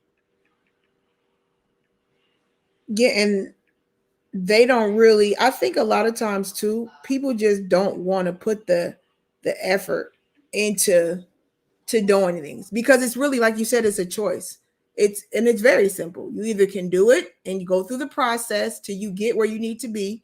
Because you guys don't understand, to form a habit or to learn anything, you have to do it at increments of 30 minutes plus a day for multiple times until you consistently do it so many times that it becomes a habit and then it becomes something learned. So you can't do something once or twice and do it for short stints and think you're going to get it. You actually have to um, put time into it and do it Mm-hmm. consistently. And that is definitely what reading is, because once again, I'm an English reading teacher. So I know the fundamentals of reading. And it's so tough because a lot of people don't want to stick to the part of reading because reading is comprehension. Actually, reading is just looking at words and putting the sounds together. Comprehension is being able to assess what I've read and then be able to speak on or talk constructive understanding of what I've seen. So a lot of people don't really have good reading comprehension. And they don't really have it in conversation sometimes because you're listening and scooch on, but you're not hearing what people are saying. You're just Mm-hmm. listening to speak and talk. So I think Mm-hmm. it's very imperative. And that's why I like you're saying, you said it's just that simple, because it really is, guys, when you take that time. Um, Uncle Stu, I'm sorry if you don't want me to say this, but I just can't not say this. I want to send a shout outs and prayers to Brown Eyes. Uncle Stu said that she lost her son. So Brown Eyes, you are definitely in my mind and prayers right now. Uncle Oh Stu, I'm man. sorry if you didn't want me to mention this. I'm sorry. I just could not mention it. So guys, please, everybody that's watching this on the replay, please just keep Brown Eyes in your prayers. Uncle Stu just said she lost her oldest son today. And I'm sorry for dampening the mode, but Oh I'm not man. about to not mention that. So Uncle Stu, just contact me. You already know, but I definitely want everybody that does pray and does send out well wishes and that, please do that now for her. Please do that, and thank you. Sorry, Uncle Sue, if you didn't want everybody to know, but yeah. Um, okay, guys. So let's get into the next question that I have for you. You know what? I'm gonna bring up a friend to the show because he's sitting in the background. I had some more questions, but I'm gonna bring him up. So we have the one and only my Bill, buddy before the billions, little brother. How you guys doing what's going today? on, BTB? Hey, going well. How you doing? I'm doing pretty good. I All- think this is the Good. second time we actually get a chance to be on the panel together. you Yes, guys are sir. It always on the is. panel, to be Yeah, honest. but the last time I had to get off, he came on, but I had got Okay. off. So Okay. Okay, cool. So we got the brothers up here. So we're gonna get into I got a couple more questions for him and then intentional. You can just jump in and you can talk to him and ask him whatever you like. So the last question I had, which is the important question too, intentional millionaire, aka Tim, what does an electrical engineer do? Okay, because I know that there's the chemical engineer and there's mechanical engineers. I want people to kind of know exactly what you do specifically, and can you compare between like what a mechanical engineer does, a chemical engineer, and what you do, and your position again, like who you're over and what you supervise. Because we got 25 people in the stream now. There's a lot of people coming in and out the stream. Guys, please make sure you're hitting the like button when you come in on entry. Make sure you hit the like button. It helps with the algorithm since I am a new small YouTuber. On the more impressions by you hitting the like button, rewatching the stream, subscribing, the more YouTube will push this out and you guys will get this good information so everybody can see it. So make sure you hit the like button. So once again, Intentional Millionaire, what does an electronical engineer do?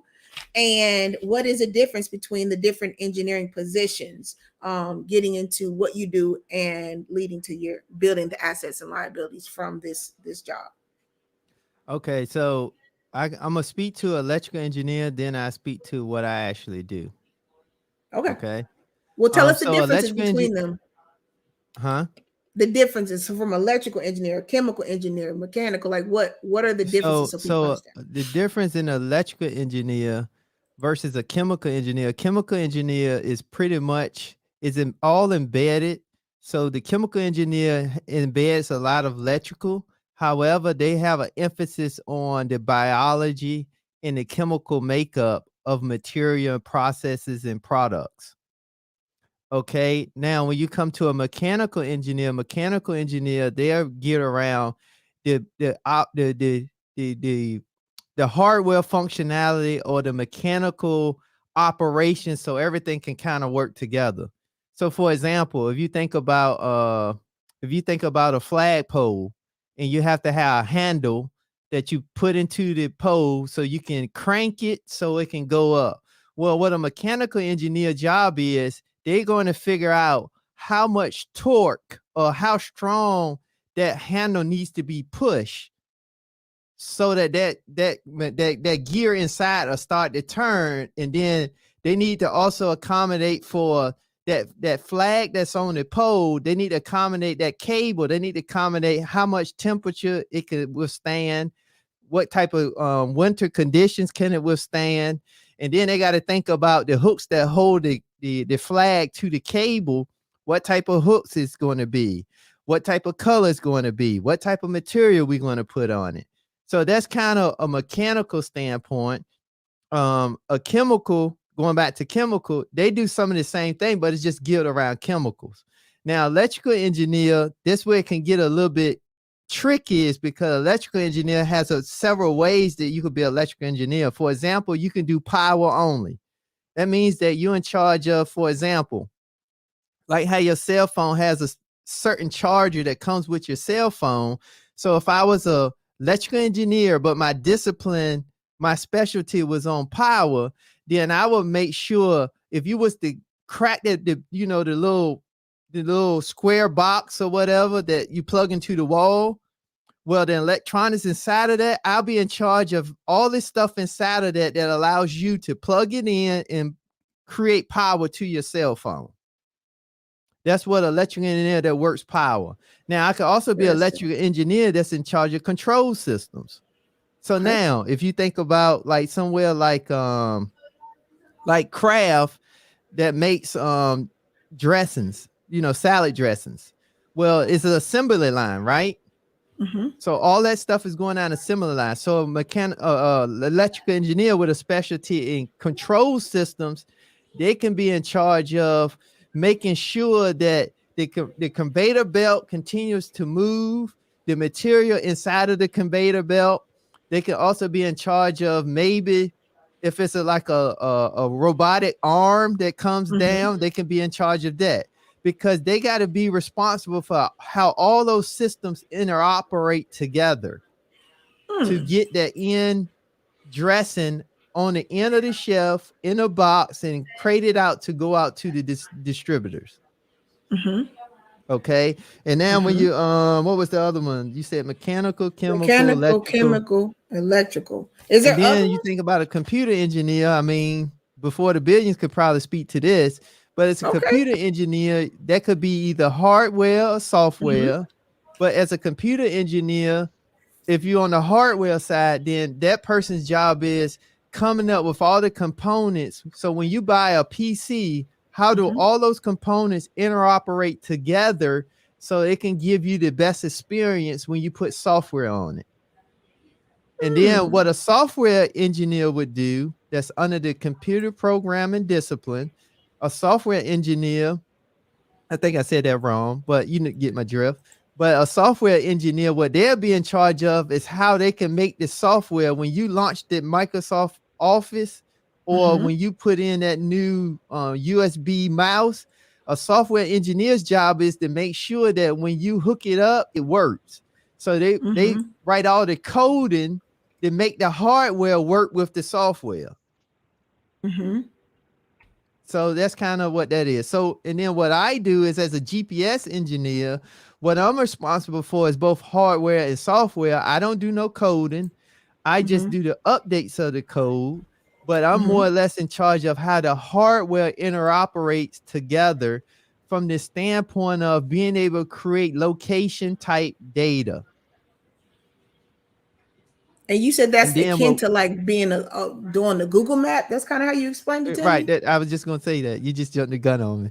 Oh, I so didn't know so where we was going. so Not so sorry. so the best example is as a GPS engineer, we are familiar with Google Maps.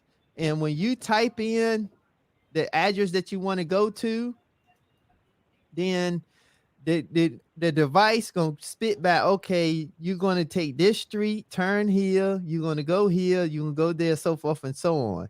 Well, most people don't care about how that all operated. But Mm-hmm. in essence, it took all those different engineering disciplines, with the exception of maybe the chemical engineer, but it took all those different engineering disciplines to work together to make that happen.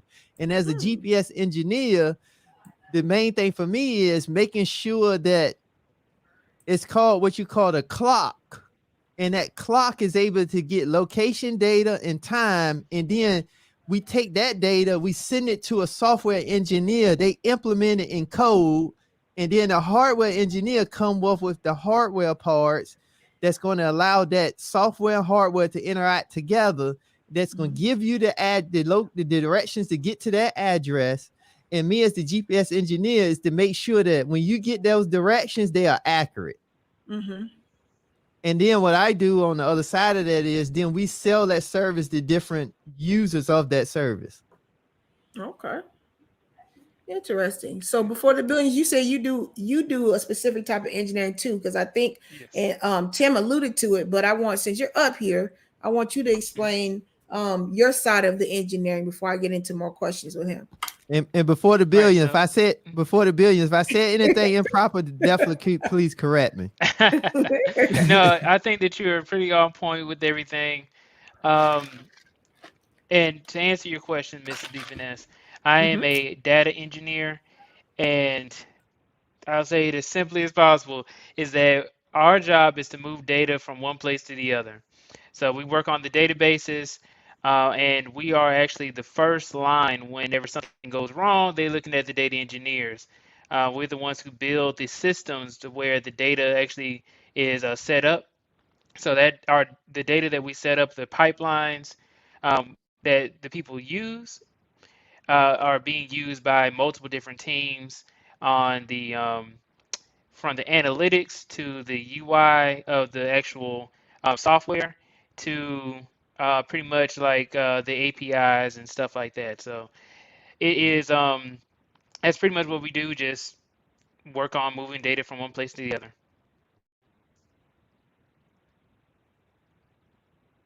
Are you on mute, Mrs. B Finesse? Yeah, I mute myself every time you guys are talking. Yes, that's really cool. Okay, it looks like I think we got another engineer. This is just the engineer party. Let me bring up wealth engineering. Hey, We what's got up, another man? engineer in the Hello, building. hello. So, how are you, wealth engineering? Very good, very good. Yeah, I don't know if I'm going to stay long, but I just wanted to join the engineering On party. the engineering party. So, you got the floor. What type of engineering do you do? And explain that for the people. I am also an electrical engineer, but Cool. as an electrical engineer, there's a lot, like it was mentioning, there's a lot that falls into that. Like, You muted. Oh, Yeah. you're muted. Did your mic go out? Yeah, we hello, didn't hear you sorry, if you you were guys good? talking. Yes, we can hear you Yeah, now. we didn't We can hear hear you you. now. You Right, muted sorry. yourself. Yeah, I was saying that there is many types of electrical engineering that can fit into that. It's like there is telecommunication, there is power engineering, like you were saying. There's electronics. Me, I studied electrical and computer engineering, so I'm the bridge between the both hardware and software as well, like you were saying. But I spent a lot of time doing the circuit board, so I would work with both the data engineers, both the software engineers, to make sure that um, I can go and I can build exactly what they want, and make sure we test it right. So that's what I do, electrical engineers. Now I do Mhm. more like a mix of business and engineering, kind Mhm. of like the link between the customers, understand what they're going through, and then talking to them with the team, because Mhm. sometimes engineers, we can be very like number focused, like we don't really understand how the real world works out there, but the customers, they understand it on a total different way, so there's a huge gap there. So I Mhm. transitioned to that because I'm very into business as well, so that's what I mostly do these days. But I started as an electronic engineers making the circuit boards, Oh, but cool. all that is going to China now. So I transitioned to business engineering, and it's going very well. Okay. So before the buildings, do you think that you'll transition to with the times in the trade, or the type of engineering that you have is going to be able to sustain without you having to shift, like wealth engineering does? So for data engineering, we most definitely like. There's actually a joke, right? Is that I'm the only the black data engineer, right? Uh, Really? well, I'm not, or obviously, because there are a lot of data engineers, but it's really a joke that Uh-huh. because it's actually I have a friend who's trying to get into data engineering, and they're like, Okay. "Oh wait, you're the only data engineer I've ever, black data engineer I've ever seen, and also the only data engineer I've seen in a suit, right?" So, but it's all jokes. Obviously, we do have people who do wear suits and who are black who are data engineers. Mm-hmm. Um, but I will say the reason why I say this is because a lot of the jobs are in India, or they Mm-hmm. hire on a lot of contractors to do data engineering, pretty much software engineering as well. And Mm-hmm. majority of them are Indian or just Asian descent. You have Mm-hmm. Japanese people, Chinese people as well, and then you also have white people who also take up a lot of the jobs when it comes to data engineering.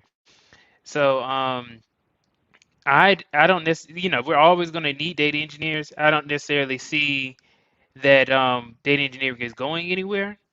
So that's one of those jobs is going to take some creativity in order to actually do a lot of the tasks that we have, even though they're creating a lot of tools that can kind of automate some of the things that we do. But yeah, it's one of those things where I'm most definitely going to transition, eventually out of Mm-hmm. this role. I am getting more into business. I'm Okay. starting. my YouTube channel, right? So Mm-hmm. trying to do that, and then I'm trying to become that intentional millionaire, right? So I try to become that intentional millionaire, and then going into the billions. So that's the goal, and you know, oh, actually, I got to drop right quick because I got a call for a phone You at interview. work. Yeah, So you're good. all Okay, right, then. All Go right. See you, for it. little bro. Yeah, I see he had his work gear on. So he's always supporting, dropping in on the chat to speak. So I appreciate that. Before the billions. Did you want to say something else, wealth engineering? Yeah, I just wanted something very quickly. Go ahead. Yeah, I understand your question because I went through that. I went through that right after university. Like the market can change on you, and then Mm, you one job you may think that is super safe, and then the entire mm, market changes, and then your safe job becomes not safe anymore. After I was right. laid off twice in a what so-called very safe engineering job with high salary, I Mm-hmm. started learning about finances, and now I call myself a wealth engineering too. But I know I wanted to talk to billions before the billions and tell him one thing that's really good right now. If he's interested in business, you can have business mixed with data engineering, and that in itself can create a something that is very high in demand. And Mm, there is also the other type of engineering that will be doing well is software engineers, software coding, anything that has to do with AI, anything that has to do with cryptocurrencies. These tools they'll be doing great. So that's the way to go, I would say. If someone is starting and looking into engineering, I would suggest that. I so you didn't get a said chance to give you a shout out there, wealth engineer. How you doing? Hey, very good, very good. You? I'm doing pretty good. I see you all over these YouTube streets. You doing it up. I know. I'm trying to You be gotta as efficient as Mr. B Finances. I noticed that your channel is doing well. who? Who'd you just say? Uh, who? Mrs. Oh, no, he Finesse. said be financed. I don't know who that is. No, sorry. It's my No, French it's all accent. good. Oh, it's all good. It's all good. Yeah, because I don't It's want my people it's my looking for. French accent. Listen, they'll go looking for Mr. B Finance or Fitness. That's not me. Let me put my name up, Mrs. B Finesse. Thank you Finesse. for Sorry, that. No, sorry about that. it's so Sorry about no, that. I know, but people will come in and they'll be looking for something else.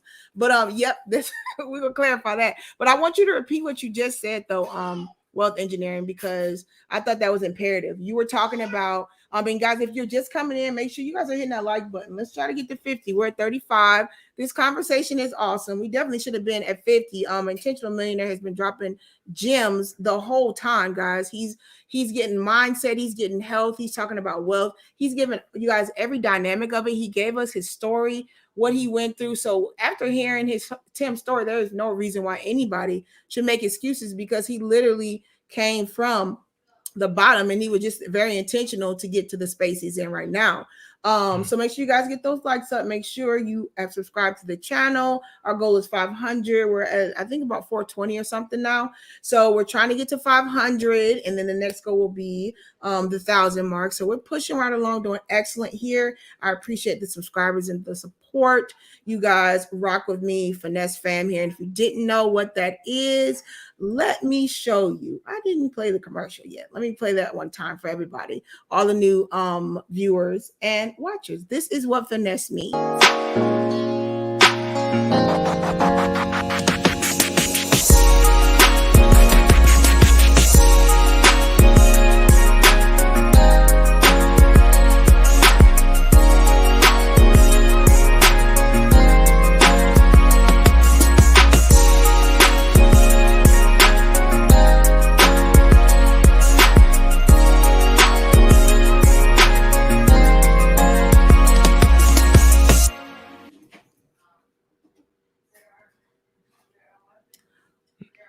Loud and Okie clear. dokie pokey. Thank you. So wealth engineering, I want you to elaborate again on what you said, because we have new people popping in the stream. And I thought that was imperative, especially since I'm going to have Perry Unlikely on tomorrow, and he's going to hit on wealth and success and going to the crypto aspect. Can you repeat what you just said about engineering and what kind of fields people should look to go in if they want to enter the engineering field? Yeah, if they were, I mean, that's all for you, obviously, if you're interested in all these topics, right? But I would Mm-hmm. definitely look into anything that has to do with software, coding, artificial intelligence. Mm. This is definitely a field that is booming right now. I'm currently working in a AI startup right now. So Cool. this is a booming field. We actually in demand. We are in demand of coders, of data scientists, we call them. There is in Montreal, where I'm from. It's Uh-huh. also a hub for our artificial intelligence, and we have my wife is hiring a department of AI. She's begging for people to join, and we Wow. they're offering as high of a salary possible, and there's so low demand that it doesn't matter what salary we give, we can just fill the position. And we have the same problem in our startup too. We're looking for three right now, and our CEO is like, I'll give any any salary, no matter what he asks, I'll give him. Just come here. And they have so much choice, right? And so Wow. it's I would say it's definitely a high value position. Data, anything that has to do with artificial intelligence, Mhm. yeah, so that is definitely a field. And also another one that is very rare, and it's even more rare than artificial intelligence, is coding cryptos, cryptocurrencies. There's a lot of startup crypto companies out there in the world. They're begging for coders. They can't find any, and I know because I invest in a lot of them, and that's one of the challenges they have. So whenever you find a good teams with a good engineer, you know this project will get far because they have the teams to build it. But I would say, yeah, I would say if someone is interested in that, and the good news now is there's a lot of companies who are not necessarily looking at the degree, they're mostly looking at the skills and the experience. And that you can practice by learning online. There is a lot of courses that are being available online. There's a lot of course in university level courses that are being offered. So it seems to be the new trend, and you can learn much faster that way and start applying things before the diploma comes, right? And if you can manage to do something like that, and you nail yourself a good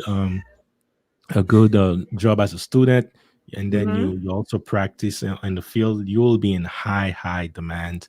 And they might not even let you finish your your bachelor, but it's something Well, that you you know should. what? So this is my question to you. So with that, you say your wife was hiring for those certain type of positions.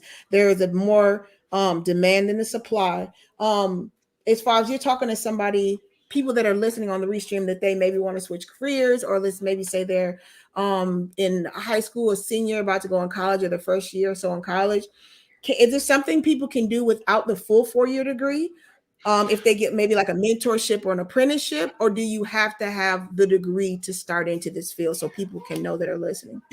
I My wife actually found a website that was specifying in teaching engineers in coding specifically for that, and it was engineering teaching students, right? And then it's basically skills you can learn online.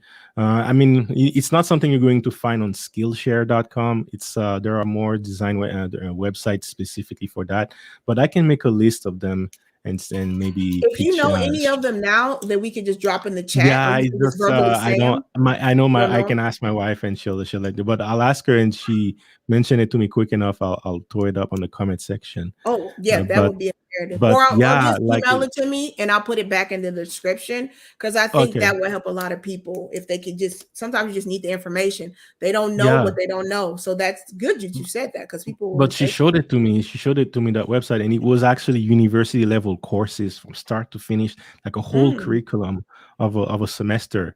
You right there on the website, so you can literally go at it, binge watch it in a week, and then you will have the skills. And all you have to do is put that knowledge, as Tim was mentioning.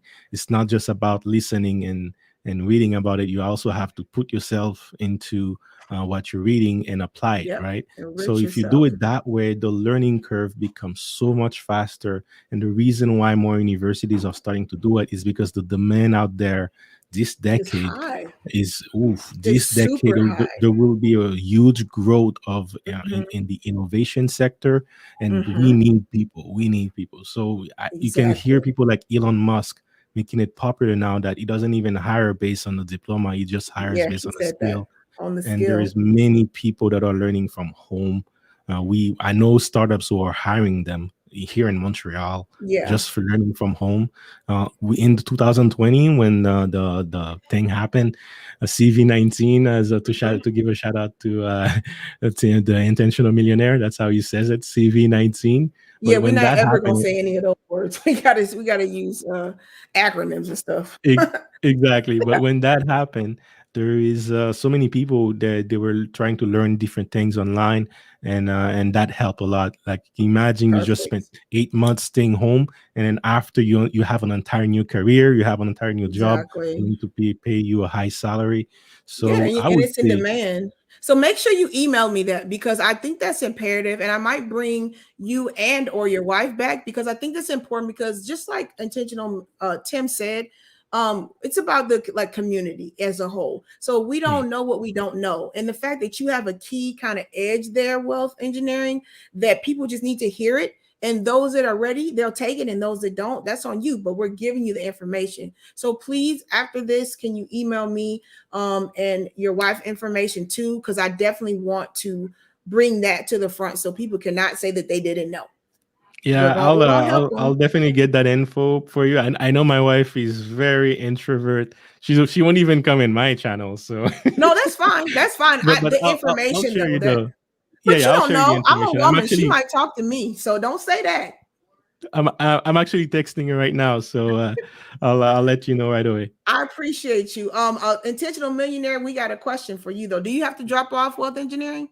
Yes, I do. Thank you very much, and shout out to you, Thank the you. Intentional Millionaire. And I like the channel. I'll keep supporting however I can. All right. Thank you. Thank you, Thank Wealth you. Engineering. Thanks for everything.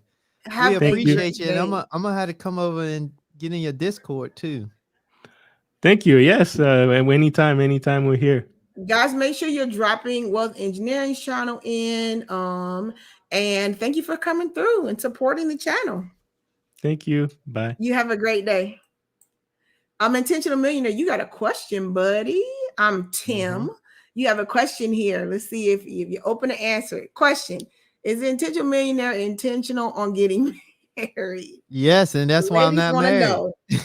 Oh, Yes, and that's why I'm not you want to married. speak on that? It's your choice. We're on engineering and assets and wealth, but you have the floor. So if you I want to said, speak on that, you can.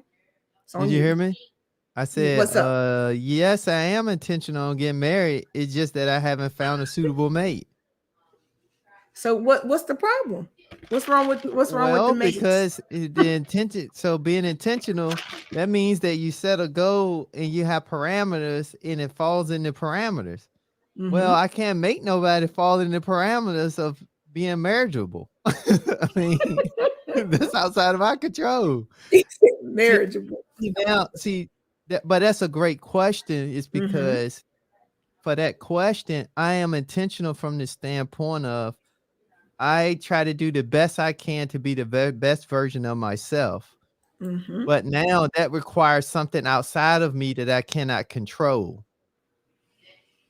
So because of that, I have to now identify where we can meet in the middle. And that's really what the question, where that breakdown happens. I haven't found Mm-hmm. nobody where we can meet in the middle because Mm-hmm. that intention, I can't control that outcome. Mm-hmm. Meaning I can't control who I marry. Let me rephrase that. I can't control who I meet that's going to be of marriage material. Mm-hmm. Does that make sense? It doesn't mean. So let her know if that's what she did, that sacrifice her answer, satisfy her answer. She got more questions Kareem, let for us us. know if that answered your question. Saya is saying, oh man, Kareem, the intentional millionaire is in the hot seat today. Let's see. Wally saying hindsight, they didn't qualify for that role. What does that mean? Charlene and Samson is saying, what does that mean? I guess they're talking about what Kareem asked. So he's in a hot seat. Hot seat just means you're getting asked a lot of questions, guys. Okay. She did Let's ask see. another question. She said, whatever Where is happened it? to connection and love? Okay, hold on. Well, you need more than connection and love because people fall out of love all the time.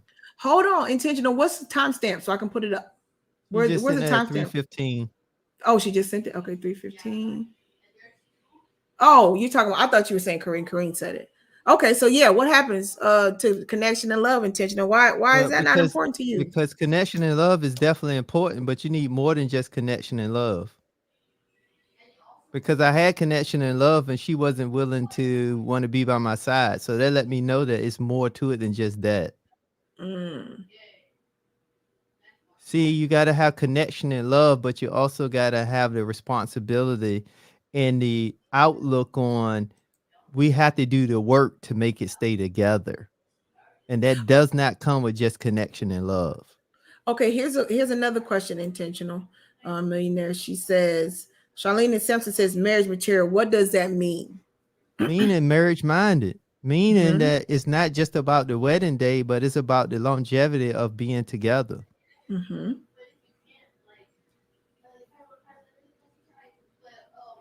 Simon is saying Tim is on point. He's saying you are exactly on point. We already okay.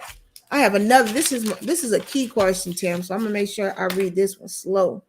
Um, And so once again, you might have touched on this a little bit. You might have dibbled and dabbled around it earlier, but like I said, we got almost 30 people here in the stream right now, so they probably did not hear it. A lot of them, they're just getting in here. Make sure you guys that are just getting in the stream, make sure you guys hit the like button. We're at 37 now. We should be way past 50. So go ahead and hit the like button if you're hearing this. You obviously are loving it because you're still here, guys. Get the likes up. Let's get them up. Show Tim the respect he deserves. He's literally been laying the foundation on so many different ideals. You don't have to agree with him, but you definitely have to respect what he's saying because he's very intentional. He's very clear. He's to the point on every topic. He's been open to answering any questions. He's very versed on different topics. We discussed earlier. If you weren't here, you definitely need to catch the replay. He talked about his real estate years and investments over 12 years. He talked about his mentorship. He's been doing that over 7 years. He talked about tech and how he uses that to network. He's an electronical engineer, 20 plus years. He is over multiple groups of people in different locations. He went through his journey with the Salvation Army and his lifestyle growing up with his parents and how that made him the person he is. He got into a lot of specifics, guys. So this is definitely a hashtag replay because he did excellent. So we need to represent that by getting these likes up to definitely 50, guys. Once again, if you don't know, my name is Mrs. B Finesse of Millennial Finesse Mindset.com, guys. We're here to have those conversations to get closer and to get more understanding in relationships, guys. We are here. We're faithfully innovating and inspiring, naturally effective, and we seek success every day. And that is just not me. That is what I want everybody to do when they come here because we are the Finesse family here. All right. So with that being said, guys, Tim, the question I have to you is what in life has made you want to be financially sound? So sound to me is like lifestyle more. So what are the things specifically in life?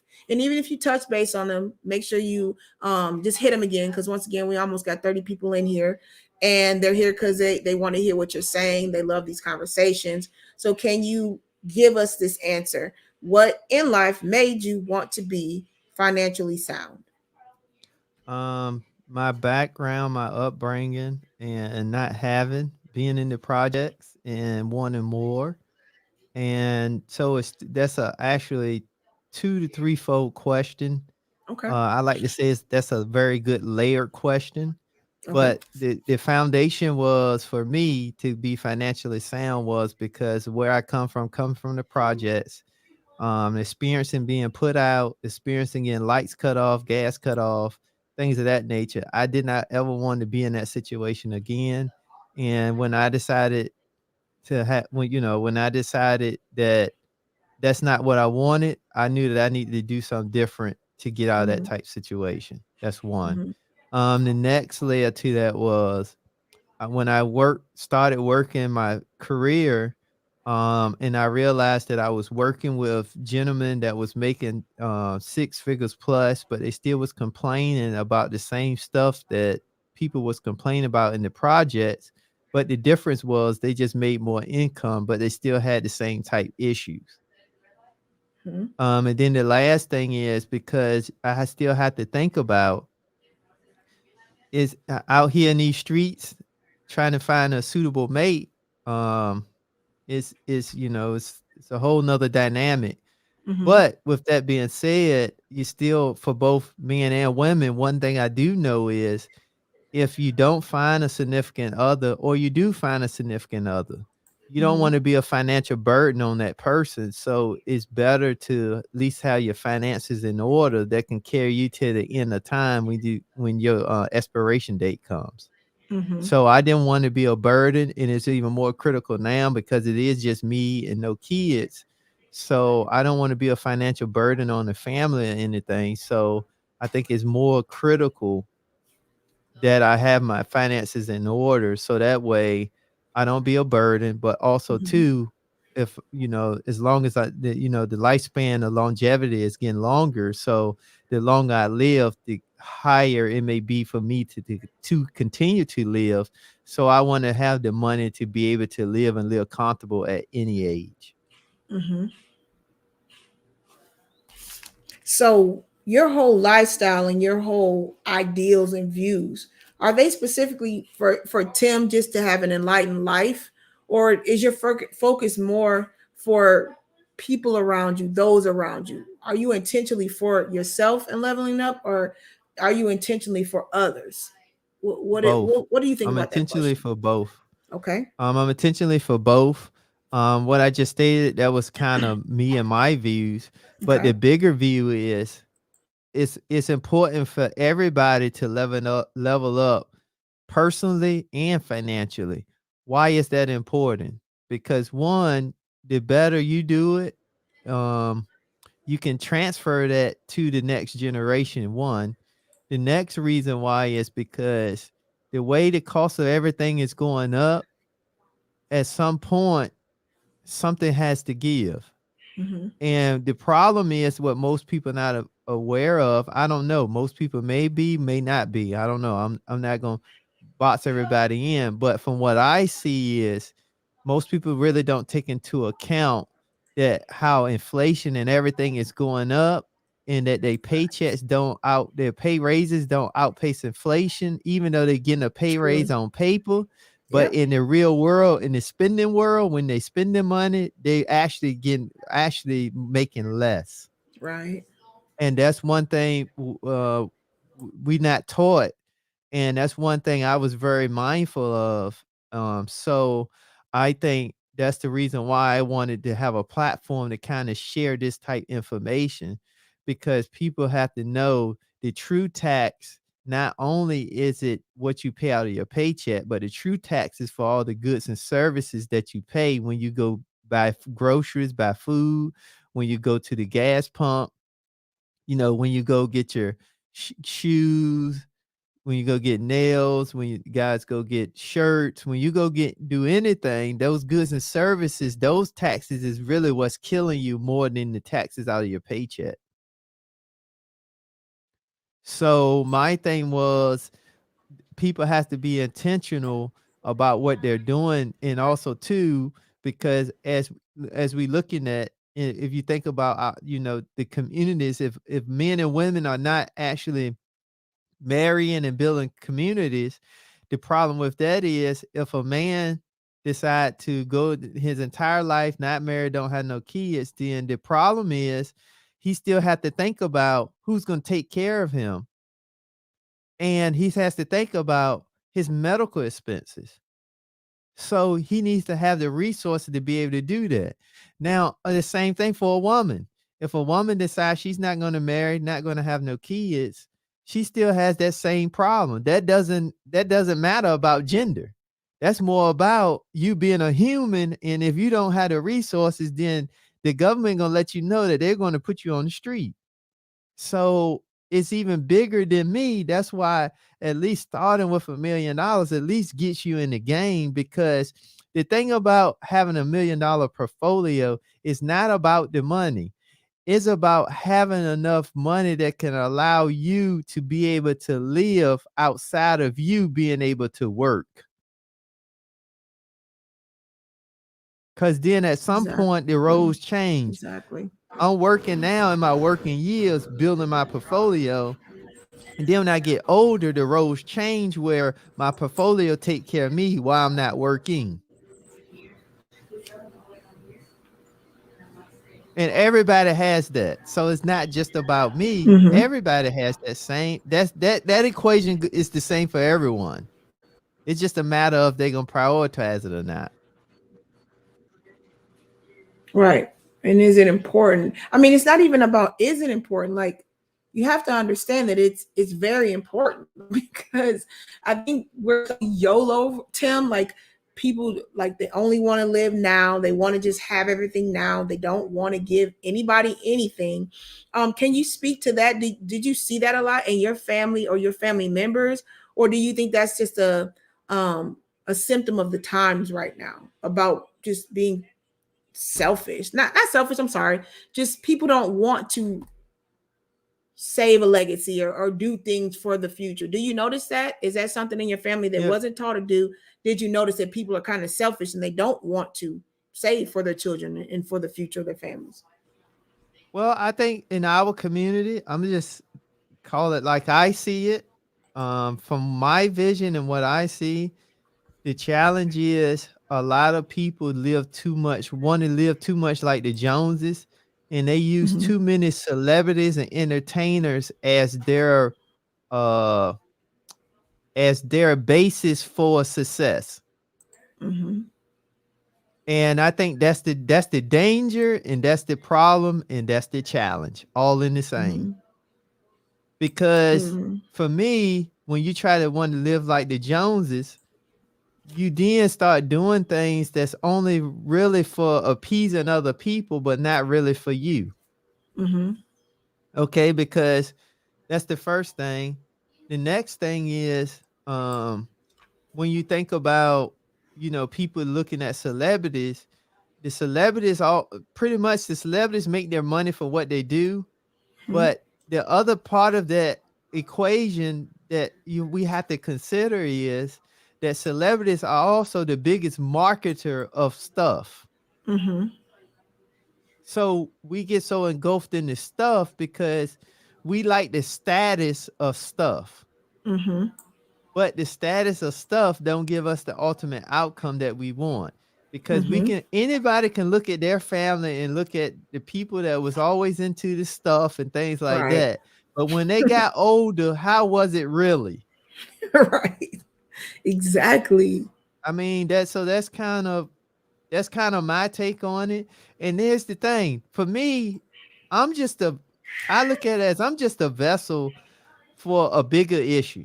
The bigger issue Facts. is how are we going to individually and then collectively as a Collectively, yep. family, as a Yep. unit, fix some of these things. So one, our next generation don't have to work as hard. Exactly. Because why? It doesn't make sense if Mm-hmm. we know about what happened in the past, what happened hundreds of years ago. We know all this stuff, and we have all the opportunity possible right here in front of us, and we Mm-hmm. don't leverage it. And then we go away from here, and we don't leave nothing of value for the next group. They got to work 2 times harder. 2 or 3 times harder just to That get doesn't make any somewhere. sense to me. So that's one. And then two, we got to get back to, I just think we still got to get back to relationships. I mean, that's really it. Facts. We got to get back to It's relationships. imperative. We got to get back to, for me, that's why I mentioned on the channel, I want to more or less speak to men, because I think the men need to get their resources up. Not saying they don't, but the more we can add to that, it just makes it so much better. Mm-hmm. But from that, we need to get our resources up where the woman can be in position to truly be traditional and truly raise their kids and not some system doing it. Mm-hmm. Because they should be responsible for teaching culture. The stuff that I'm talking about today, they don't teach that in schools. Mm-hmm. And it should be the mom teaching that, because she's leveraging off of the husband. The husband, Mm-hmm. he's bringing the knowledge, the insight. She's learning that, and she's teaching that to the kids. So then when they both die, they ain't got to worry about the kids blowing all the resources, because Right. they taught them how to be responsible. Mm-hmm. But we don't do this. We just do a whole bunch of other goofy stuff. We so interested in what Totally. other people think that don't give two craps about us versus what our husband, wife, significant other laying right beside us Right. and the kids think that we love and truly care about. We put more emphasis on the world and left emphasis on the people that we love and care about, that we go to sleep with, talk with every night. It makes no sense to me. All day, every day. That's exactly. She and Charlene and Samson says, I just want a great life experience. It's the life experience that makes it, that's important to me. Exactly. And with the people that you love and care about, guys, we can get on that one all day, but I want to give some highlight and shine to your channel. So I'm going to bring that up, Tim, and I want you to kind of talk about the purpose of your channel, specifics. I see we got videos here: kill the liabilities, don't drop the bag, this asset can make you wealthy. Can you tell us a little bit about the channel specifically, what you're trying to do, while I just kind of click on some of your videos? So my channel, the Intentional Millionaire, first thing is I do have $1 million plus portfolio. And on this channel, I want to basically give back by providing everything that I've done and all the information that I know to help other men get their portfolio up to at least $1 million to get in the game. Because it allows you the freedom to be able to do a couple of things, but also it puts you in a position where when you meet your significant other, you can truly allow her some options, and she don't do things because she have to. She's more or less because she want to. And on the channel, I kind of talk about, so the channel started off around, it's the fundamental series, a lot of more the ABCs of just kind of what net worth is and assets and liabilities, things like that. And as the channel continue to build out, we can get a little bit more advanced.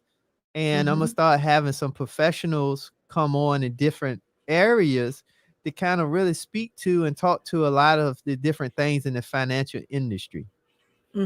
Because what most people don't know is in the financial industry, too many times they use a lot of big words and things that people feel so uncomfortable with. That's why they don't ask questions. So with that being said, I try to take the KISS approach and bring those type concepts and share it with everyone on a really very understanding level. And then I get more into details, but I'm really just trying to take all the information that I gathered and learned and that I actually done and used, and then just relay it to everyone else. Because I mean, I didn't do anything significant. I just did stuff that was consistent and it was foundational, because that's one of the things that I really want to really emphasize on the channel, because most people think becoming a millionaire, one, that we don't have any millionaires that look like us, but also two is that it's got to be some lottery winners. You have to be a celebrity, a rapper, and all that stuff. Whereas it takes somebody like me, just an average Joe, came out, had some of the same type, mishaps that most people have. But the thing was that I was just very intentional on what I was doing based on the outcomes that I wanted. And on that channel, I just want more people that look like me and you to be able to get their portfolio to $1 million. That's it. Because I know that, is that the end all be all? No, I'm just speaking to the money aspect, because I think that helps with a lot of other areas. And still, when you talk about divorces, the biggest reason of divorce is the number one reason is finances. Let's be clear on that. That's the number one reason families divorce is finances. So, so that's the reason why I just wanted to kind of really share a lot of the information and kind of what I done. And then providing the tools on how to do it. Like one of the videos I talk about this net worth will make you wealthy, and that's talking about the Roth IRA. And then one of the things that I done is in the video, I listed the top 5 companies that you can go get a Roth IRA and they have no initial fee and no expenses. So I just go do the research to provide people this safe haven where they don't have to do all that. But I still tell anyone to do your due diligence. But Right. but it gives them somewhere to start, because biggest challenge is most people don't know where to start. So Exactly. that's why I come in to give you the insight, give you some of the definition, some of the understanding, and then show you where you can actually legitimately start. Mm-hmm.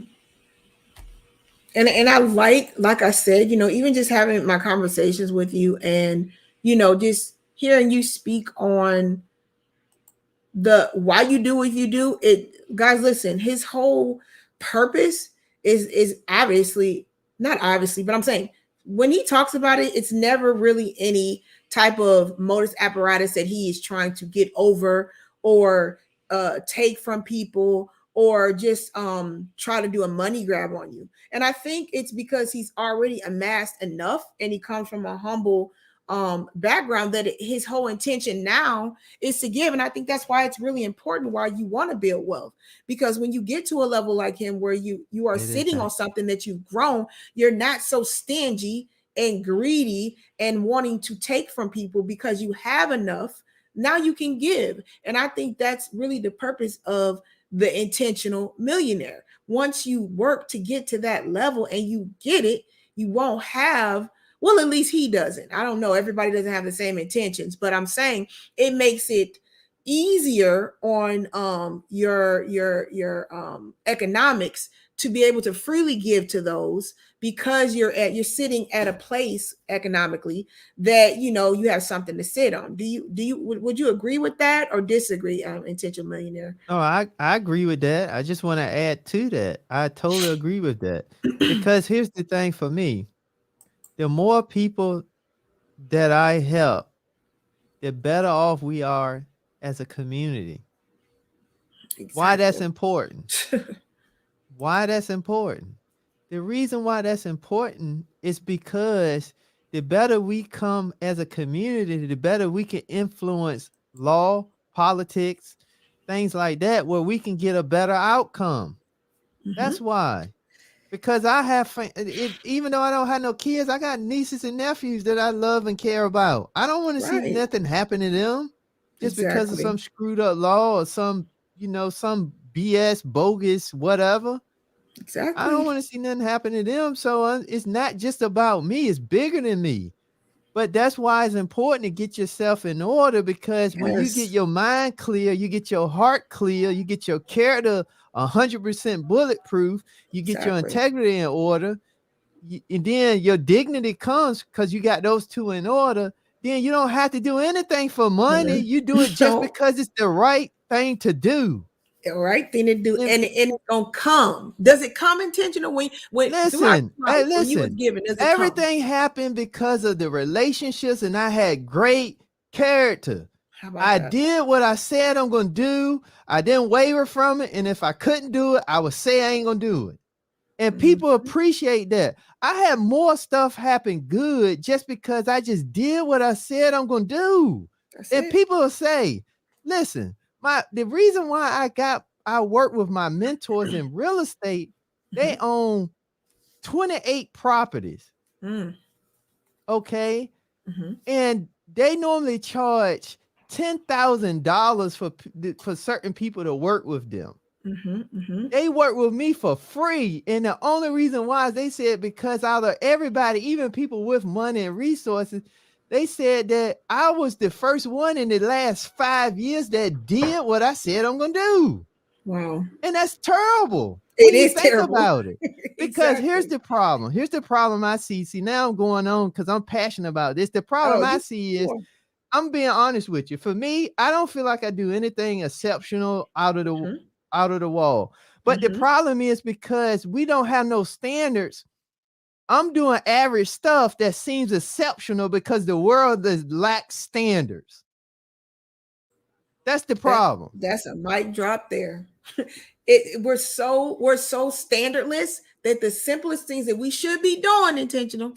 It's just an arbitrage. It's just like, wow, you're just amazing. No, these are the things. What happened intentional that we even got to this? Why is it like this? Why Well, is character not important? that's a good question. I don't know. Now that I don't know. I can't tell you. I Agree. don't know. I don't know. And I think it's imperative that people really listen and scooch on to what he's saying. He's not sliding himself when he says, I'm not special, I'm not important. He's basically glorifying the ideals that's why, oh, it's out here, it's raining. He's basically glorifying the ideals that, guys, these things in your heart, it should be something you naturally want to do anyways. When that Right. character is right, when that heart is right, when your intentions are right for people, when you're like a giver, I believe the best leaders are those that are giving anyways, because if you're naturally giving, people are going to follow you. You don't have to be condescending. You don't have to be controlling. You don't have to even tell them respect me. They're going to do it because they are following the ideal that you're showing. And he is telling you guys this is work for him. He keeps saying, coming from my humble backgrounds, I didn't get everything and I didn't have everything. But what I didn't do is stay angry at the people that didn't give it to me. What I didn't do is make excuses.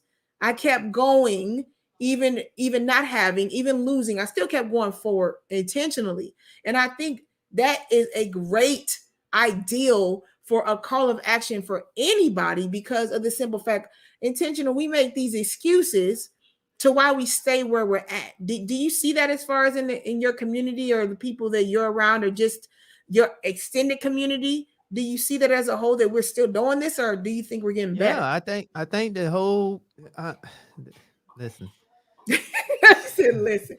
Where's OG at? Listen, Listen, this whole thing of you know it's the racism is holding me down, the white man is holding me down. We gotta just lose that. Because we can't even say that if we don't even get ourselves up first. We ain't doing nothing to help us, right? Because how can he hold you down if you ain't got up yet? See, and that's the thing. And now some people gonna say, well, systematically because of this and that. Okay, but what about all the stuff that you can do right now today? Are you doing it? Exactly. Are you fully doing everything that you're capable of doing right now? And if you're not, then you cannot even use that, because the thing that you can control, which is you ain't doing that. They ain't doing that. But you ready to blame somebody. Well, it's easy to point the finger. It's always easy to point the finger. And until we get to where we understand that none of this stuff is going to matter. None of it's going to matter. Because we got to get ourselves in order. Here's the great thing, though. We got enough information now. We can do it. We got a plethora of information. It's at your fingertips. We just got to get out of all this goofy crap that doesn't matter. Get out of all this entertainment stuff. Get out on get off of social media arguing with people because they don't agree with how you agree with stuff. Exactly. Get out of all that stuff and take that same time and energy, that same energy you have for that, put that same energy in fully funding your Roth IRA. Do that. Take that same energy and go sit down and teach your kids the rule of 72.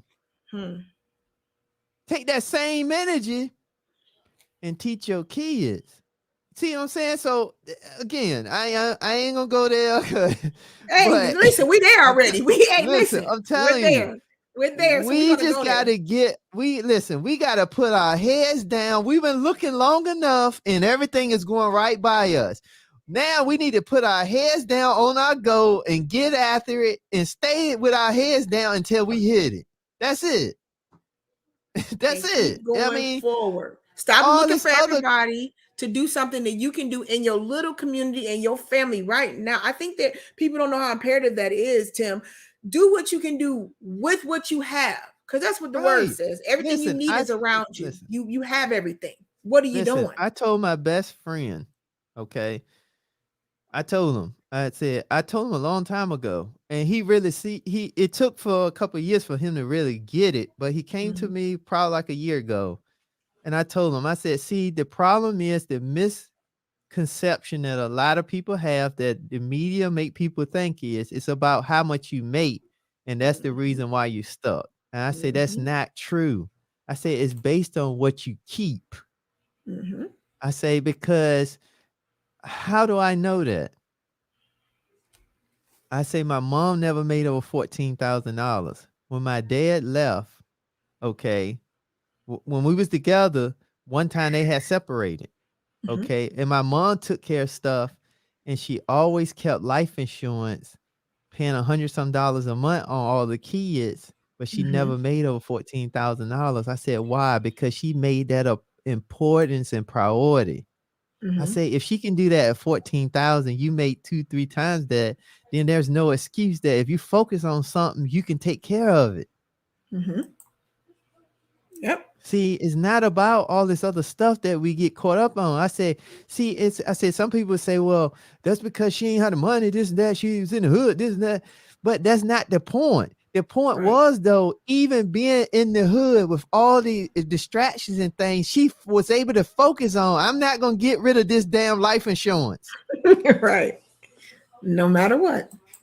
So if she can do that for that, we can do it for other stuff.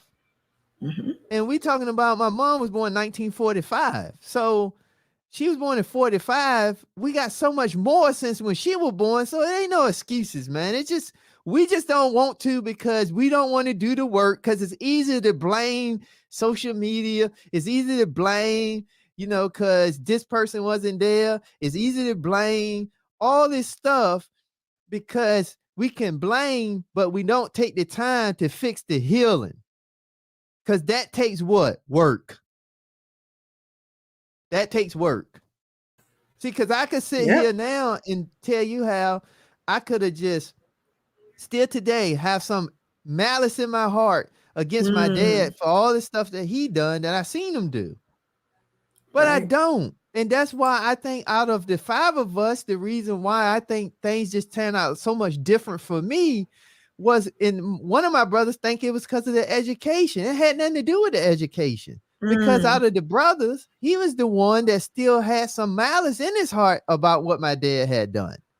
See, so all these things is just important. It goes back to health is wealth and wealth is health, because you got to free yourself. You got to free your liabilities of all the things that's holding you down internally, mentally, physically, spiritually, all that stuff. You got to work on healing. You got to work. That's it. The work. It's not going to happen just by you osmosis. It's not going to happen just because you go to church every Sunday. It's not going to happen just because you pray. Faith without works is dead. That's what it is. The key part is work. Now, when you get back to talking about, just like I was asked, are you intentional about marriage?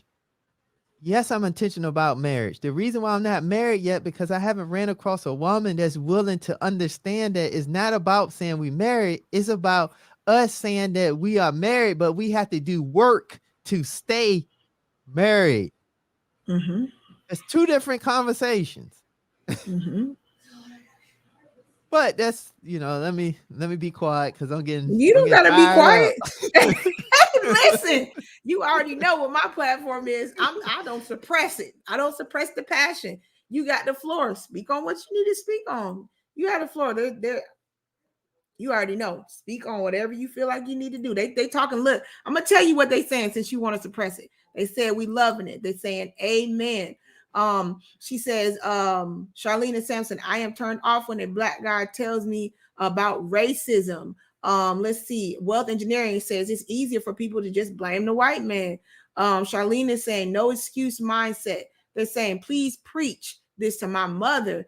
Wealth Engineering is saying, LOL, get in there all the way, Tim. Let's go. I told you that they're in here for you. They're saying, Simon Hectic is saying, word to the proverb. Wealth Engineering is saying, hashtag great stream. Charlene was saying facts when you were talking. XDMC, he was in there speaking to you too. Where was that at? I had that up. X was saying, Intentional Millionaire, always dropping those wealth facts. He's saying, thank you, brother. So, hey, they're in here. We're in here. Luscious is saying, this is gems. We all dropping gems all day. So you got the floor. We're going to speak to what needs to be spoken to. I mean, because I feel like a lot of times, just getting to the point of having a call to action, Tim, is just, it's more so, it's not always going to be butterflies and candy canes. You know what I'm saying? I think it's okay to be expressive in what we feel is important. I mean, Kareen, she says, Tim is preaching. So they're in here with you, Tim. Nobody is going against it. Let's see, Wealth Engineering saying, yo, thank you, Mrs. B. Finesse, for getting Tim passionate like this. Put some fuel on the fire. Wally is saying mindset is well delivered. JT Corneries. See, Tim, they saying they loving it. So they love this introvert that's turning into an extrovert. Hey, you got the floor, Tim. We can speak on whatever you want to speak on that. I mean, everybody's feeling you. We still got 23 in the chat. I mean, everybody is here listening to you. So you have the floor. Speak on it. I just think right now what we need to do, this is what we need to do. I think for the younger generation right now, they need to sit down, write out their goals, the things, the outcomes that they want. And that includes the next 5 to 10 years. They need to write down what type of stuff they want. And then what they need to do next is write down a list of all their friends, even their family, everybody they close with. And then they need to ask themselves, is this person has anything to equal to this goal? And if the answer is no, then they need to put an X through their name. And that does not mean you're going to write them off or act like they don't exist. That means that you need to reduce time and interaction with them because they are not conducive to your goal. Because what they have to know is their relationship right now got them exactly where they're at. And what that means is it does not mean the person is good or bad. See, because here's the thing. I love my mom to death, okay? But it took some time that me and my mom, we stayed in the same house at the time, but I didn't really have a lot of conversation. We kind of talk, small talk, but I was on my purpose and my mom could not get me there. So this is the thing that we had to do. So I knew I had to reduce my interactions with my own mom because she could not get me there. But I knew it was bigger than her because the fruits of that is she got a son she could be proud of. But also if she ever needed anything, I got her. Right. See, so you got to make those type sacrifices and stop sitting around holding on to all this stuff and all these people that ain't conducive to crap. They just people just hanging around. Y'all just kumbaya, small talk, wasting your life away. That's what you're doing. Why do I say wasting your life away? Because you're only wasting your life away if you want more and you want to do more, but you haven't got more. Now, if you're okay with that, then you're not doing anything. You're doing exactly what you want to do. Exactly. But now if you got a problem with that, now that's when we got to make some change, some real changes. See, because that's how I always know when a person is talking to me and when I ask them a real hard sacrifice they got to make, that's all you need to know if they're really serious or not. How willing, how real are you about making that sacrifice? Because I had to make a lot of sacrifices. See, I didn't do no fun stuff. I didn't have no college life like people talk about, go to parties and do. I didn't experience none of that crap because I was just working and going to school. I got an academic scholarship from the community college. I went to community college 2.5 years, got an academic scholarship, transferred to a 4-year university, and then got my bachelor's degree. And it was told my bachelor's degree was totally paid for 100%. That's what I'm talking about. But that's another thing. That's a whole nother subject in itself because I'm just getting sick and tired of hearing about these pointless degrees that doesn't amount to no real income, no real money to sustain a family and a household. So, because to me, the whole college system need to be demolished to the ground and rebuilt from the ground up. Yep. Because all the degrees is not conducive to a person really living in America, living in the real world. Exactly. They need to demolish them. Yep. To matriculate to do anything. Because it's actually costing you more to go get it. Because college is big business. And the market is not even wanting or needing your job when everything is going into STEM. Period. Right. So you shouldn't even look at anything except something aligned with STEM and some subset because you're going to be wasting time. Anae is saying this is an enlightening conversation. She's speaking towards what you were saying too. She says, I had to step back and take inventory of what actions, habits, and fears I was and am allowing to remain in my daily progress. That is awesome, because that is the purpose of these conversations, to get understanding and to reflect. And she said from these conversations we're having, Tim, she's reflecting because she's hearing what you're speaking. She's hearing what we're saying. So we're getting through. We are getting through. Simon Hectic is saying facts to what you're speaking. He Wealth Engineering says hashtag facts, no college life for us. Aisha is saying thank you. She's saying that's why I didn't go back to school. Wealth Engineering saying I get sick and tired of being sick and tired. And then Aisha is saying unless going to school is for another trade. Yep, facts. That is facts. So I say that to say though, but yeah, we got to do that. So we got to stop going to college just to say we're going to college, just to be doing something to be cool, because that costing you either the parents or it's costing the individual, or it's costing both. So we got to stop doing that, because that's just wasting time.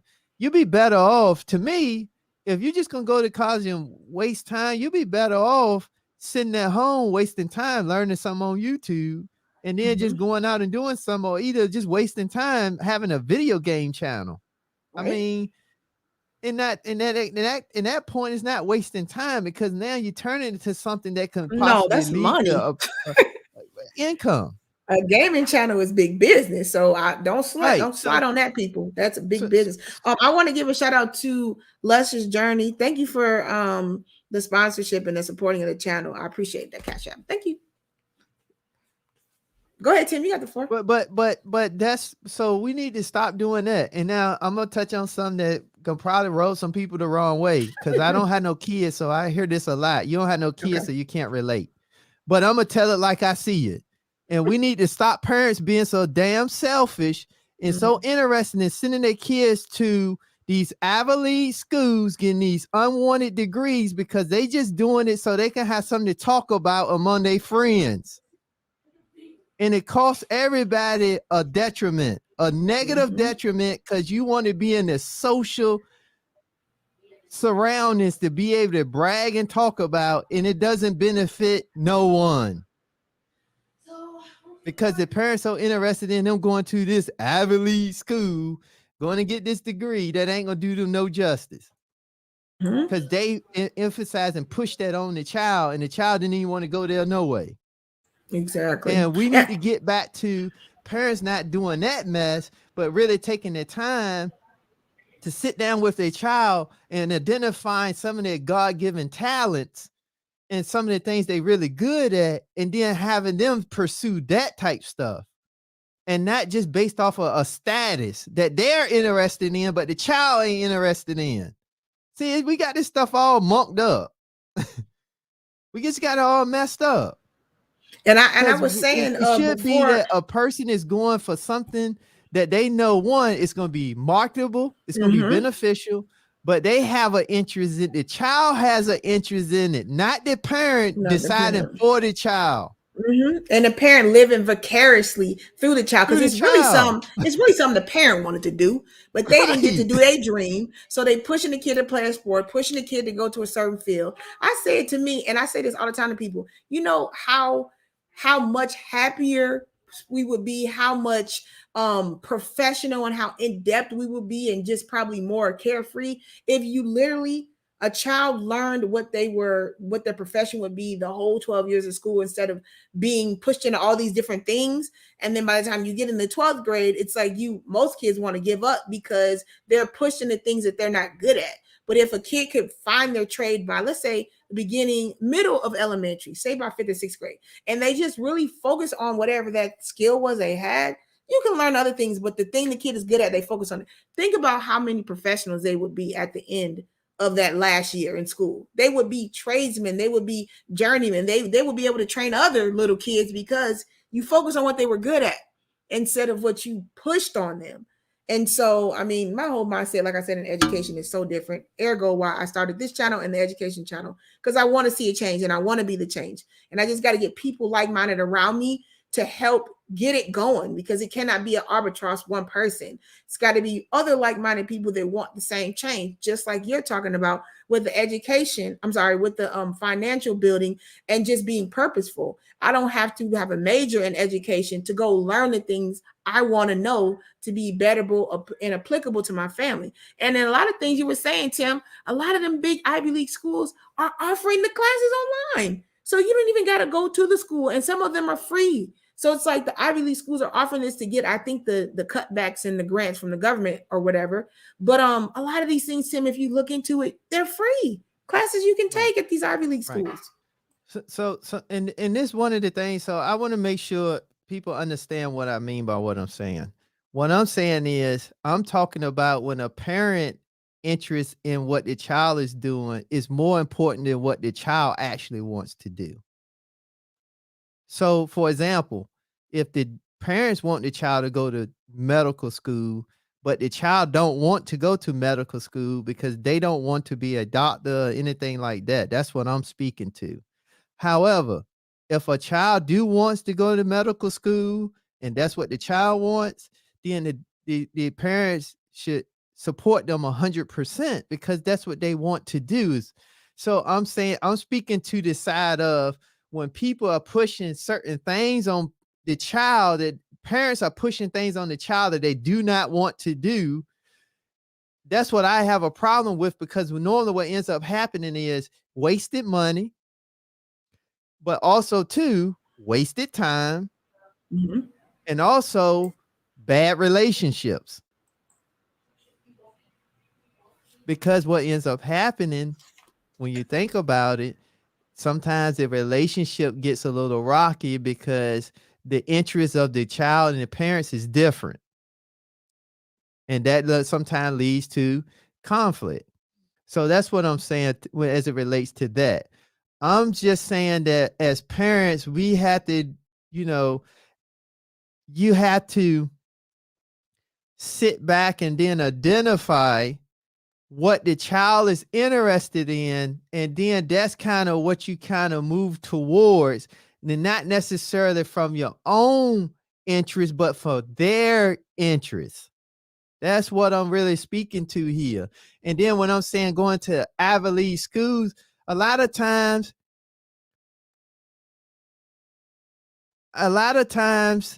when it comes to Ivy League schools, most of the time it ain't the kids that want to go, it's normally the parents. The only time the parents should really come into play when it comes to that is if the child stated that, let's just say they want to be a doctor. And then the parents say, well, I know one of the top schools for that doctors go through, then that's when it makes sense. But when just to send, a person that want to get a basket weaving degree to Harvard, that doesn't make any sense. No sense whatsoever is what I'm saying, because the parents get hyped up to talk about that their child is at Harvard, but they miss the fact that the child is getting a degree in a non-marketable skill set. And it's debt attached to that, unless they get a scholarship or a grant. And most of the time we don't even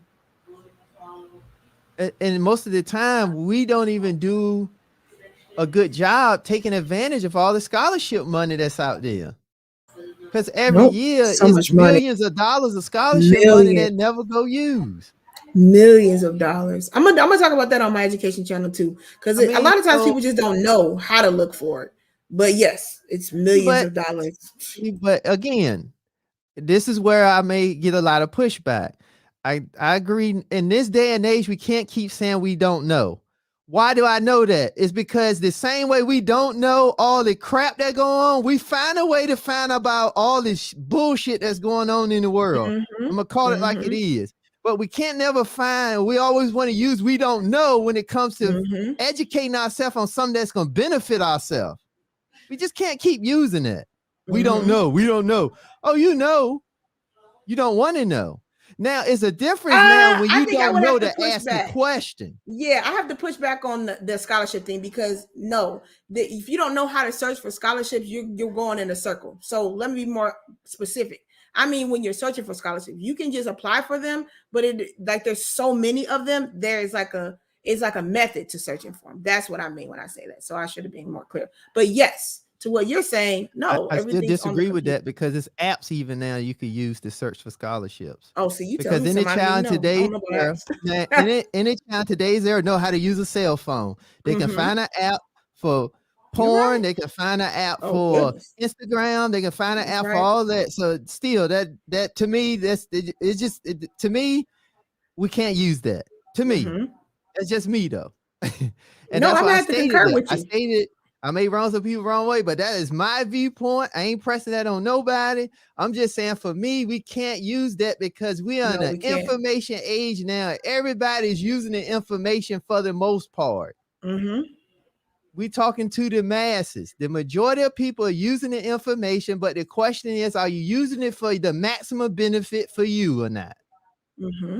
And now on the other side of that, that's why it's so critical why we need to get communities together is because it's really the parent and child relationship that needs to happen for the parent to start identifying in freshman year of high school if their child is going to go to college, for the parent to start identifying how they're going to, what college they're going to go to, identifying, okay, we need to help you get scholarship money, see what money we can get. And then from there, then based on the degree you're going to get, do we need to actually go to a community college first and take the more cheaper route and then transfer to a four-year university?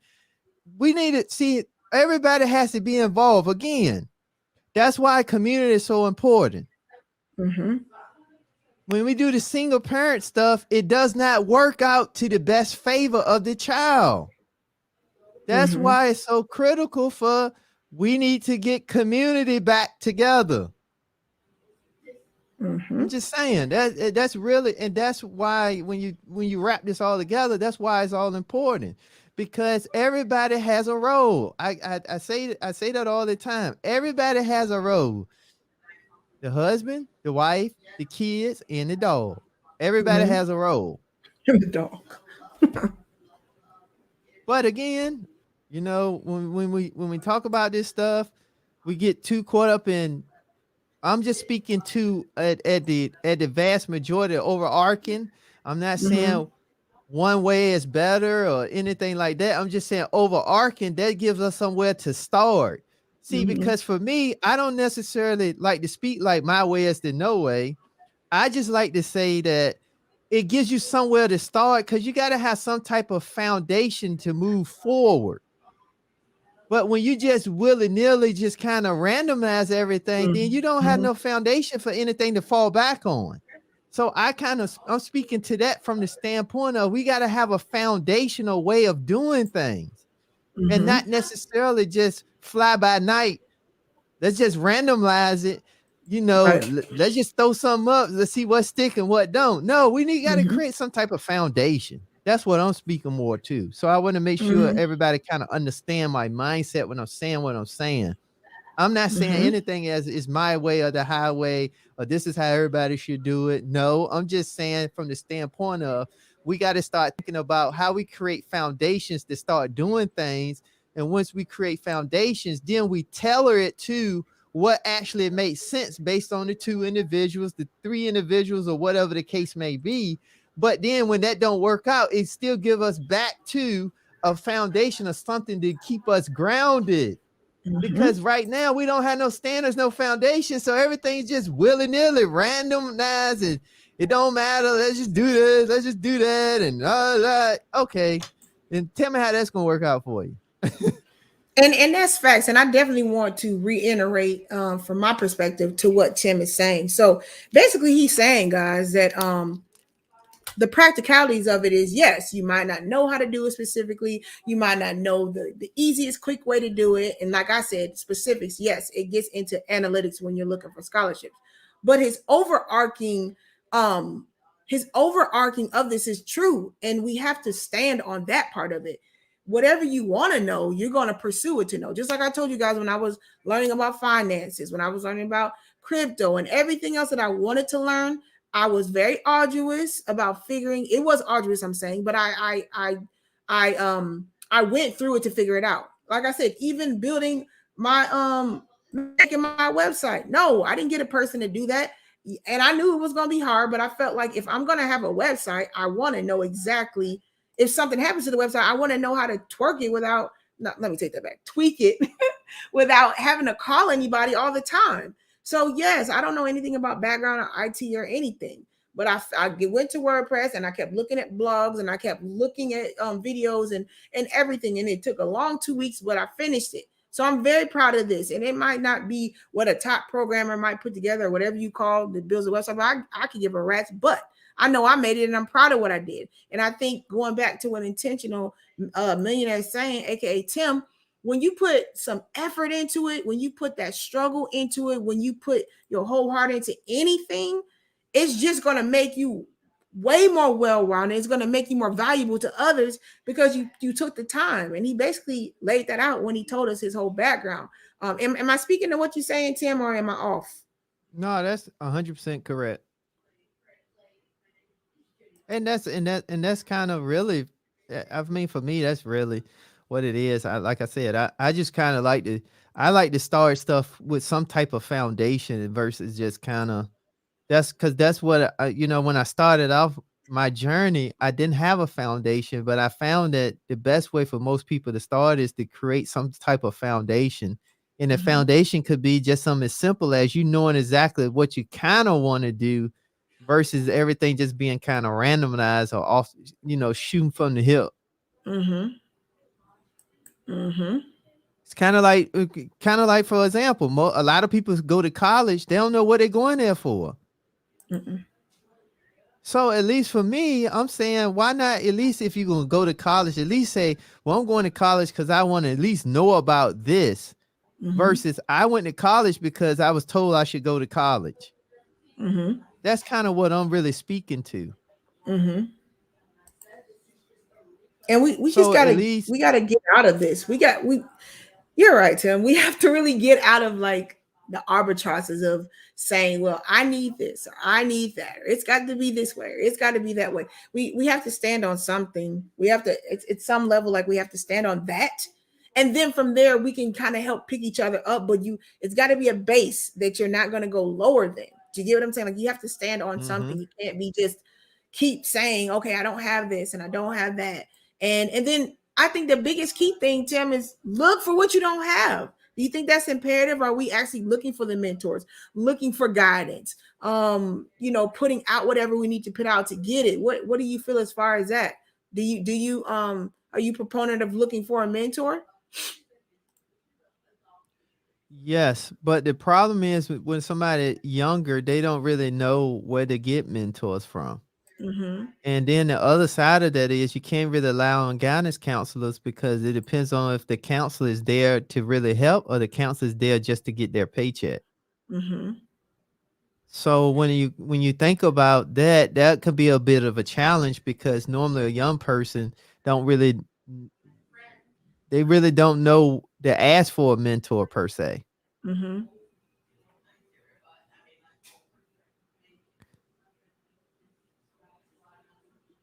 I maybe I wasn't clear, but I think I addressed that. I think that it lies with both. That's why we need community. That's why you need both the parents and the individual, the kids. Mm-hmm. They both have a responsibility. The parents' job when an individual is looking to go to college is they provide them, all the guidance on if they know exactly what they're going for, then they provide them the guidance.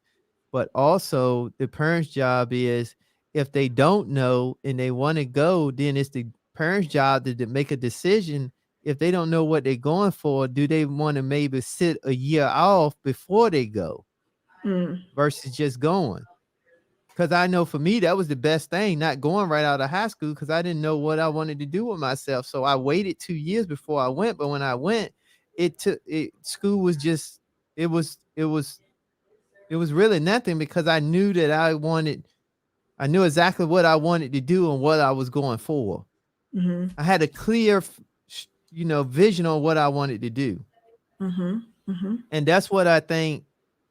So that's the kind of the parent's job, but then the individual's job is kind of to speak up on what they like, what they don't like, what they kind of interested in. I think that everybody has a part again, and I'm not pushing the blame on no one individual. I think both the individual and the parents has a responsibility. It's not one or the other. It's both. Yeah. I mean, that's just it. I mean, because that's to me, that's kind of the purpose of the parent, to provide the guidance for the child, but the child still has to have some input also. And the child is going to make their choices. I mean, because you could pay for them to go to school, but they still have a choice to not do the work or flunk out Right. or just, Not take drop themselves out. out. So, yeah. So in the end, like, you can want so much, but depending on how much that child is quote unquote rebellious or whatever, they can act out on just, you wanting something, but then your money's wasted because that's not what they wanted to do. So, Right. So, and that's why, and that goes, and you just summed up what I was saying. That's why both people is responsible. It's for both. mm-hmm. Because even if the parent do everything right and get them in the school that they want, they allow them the curriculum that they want, it's still up to the child to go do the work, to make Mm-hmm. the grades, to get through the curriculum. So so they both they both responsible. I think they miss the maybe the misinterpretation was because when I was stating about the parents was more, some parents get more interested in the name of the school or the degree they getting in versus really considering, is that what the child wants to do.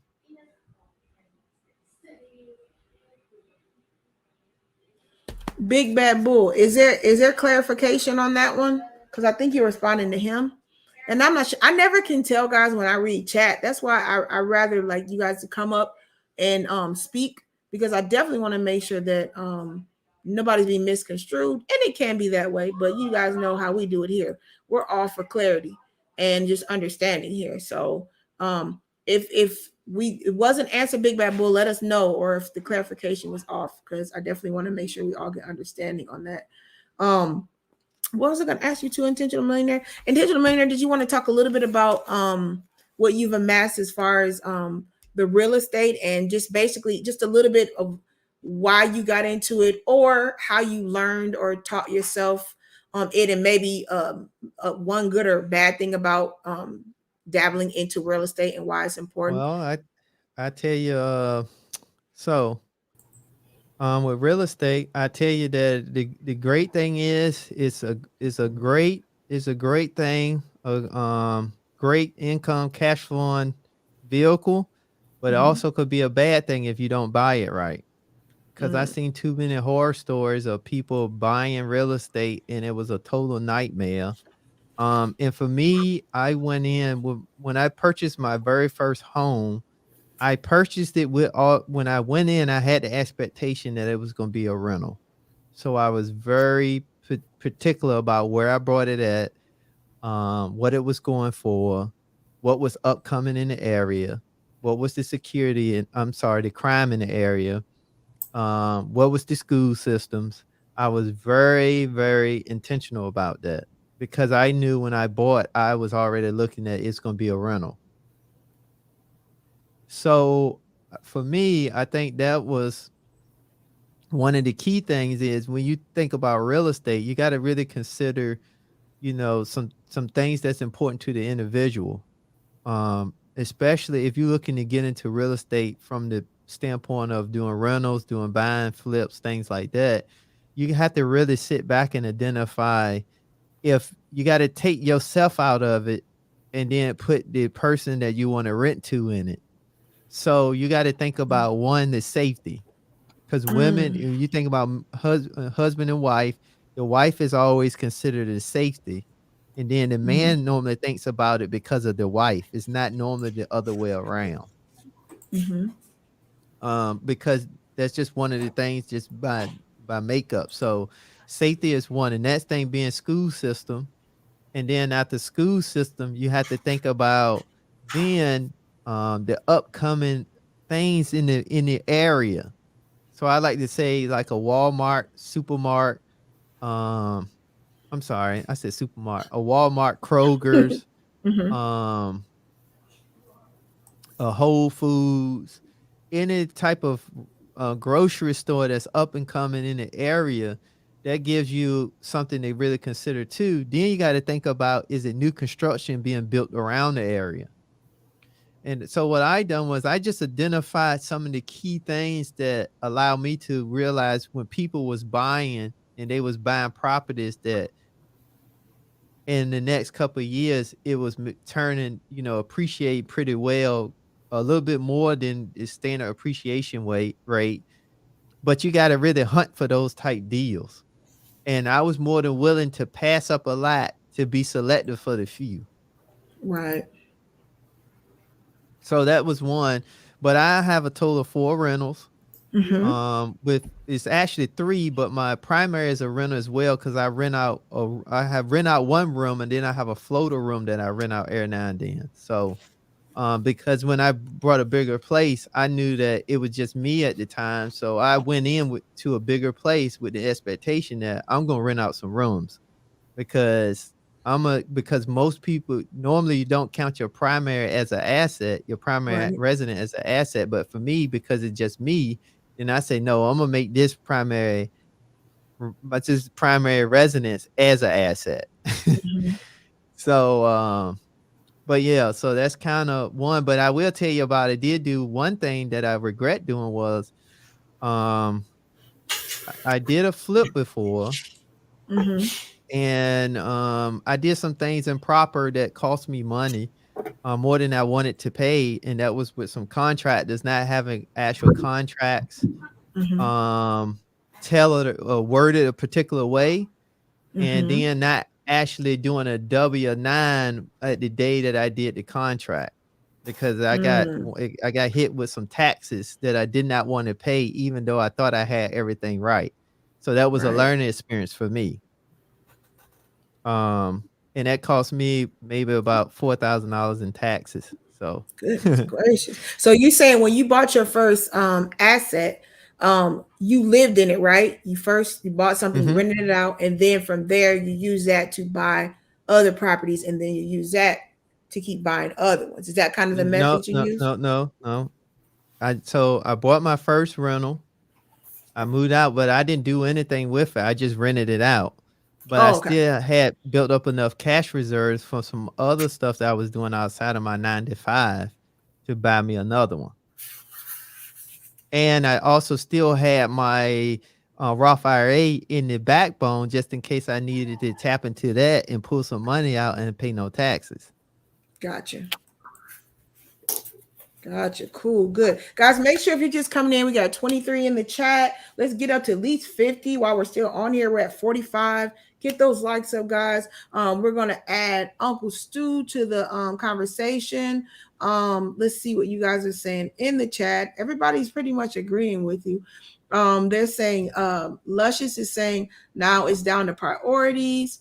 Let's see. Thank you, Vaughn. I appreciate you. He said we're here supporting you, Mrs. B. I appreciate that, Vaughn. Charlene and Samson saying that's good to what you were saying earlier when you were talking about the real estate. Thank you, Vaughn. Yes, guys, let's get these likes up. Let's at least get to 50 in the next 5 minutes. Come on, guys. This is great conversation. Luscious Journey is saying self-education has taught me more than any school. Kingsway is saying, I'm well, Miss B. Thank you. I'm enjoying the live. I appreciate that. Thank you. Vaughn is saying, Uncle Stu, the new camera looks great, very clear and colorful. Shout out to Uncle Stu because he's always upgrading. Simsai is saying, great primary house strategy. Intentional Millionaire. Hey, we got Melissa Jane. Melissa Jane says, I'm watching on a delay. We spoke about not having kids. Look after that.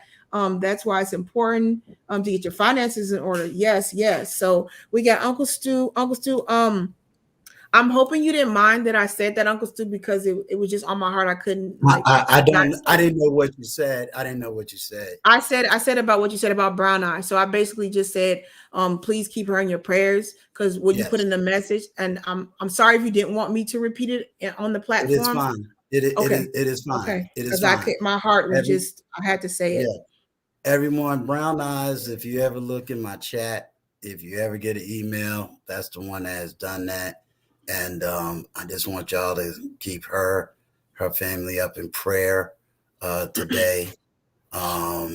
Didn't want to make your live stream sad because I came here to really support both of y'all. His dad was a veteran, so I support the family of vets.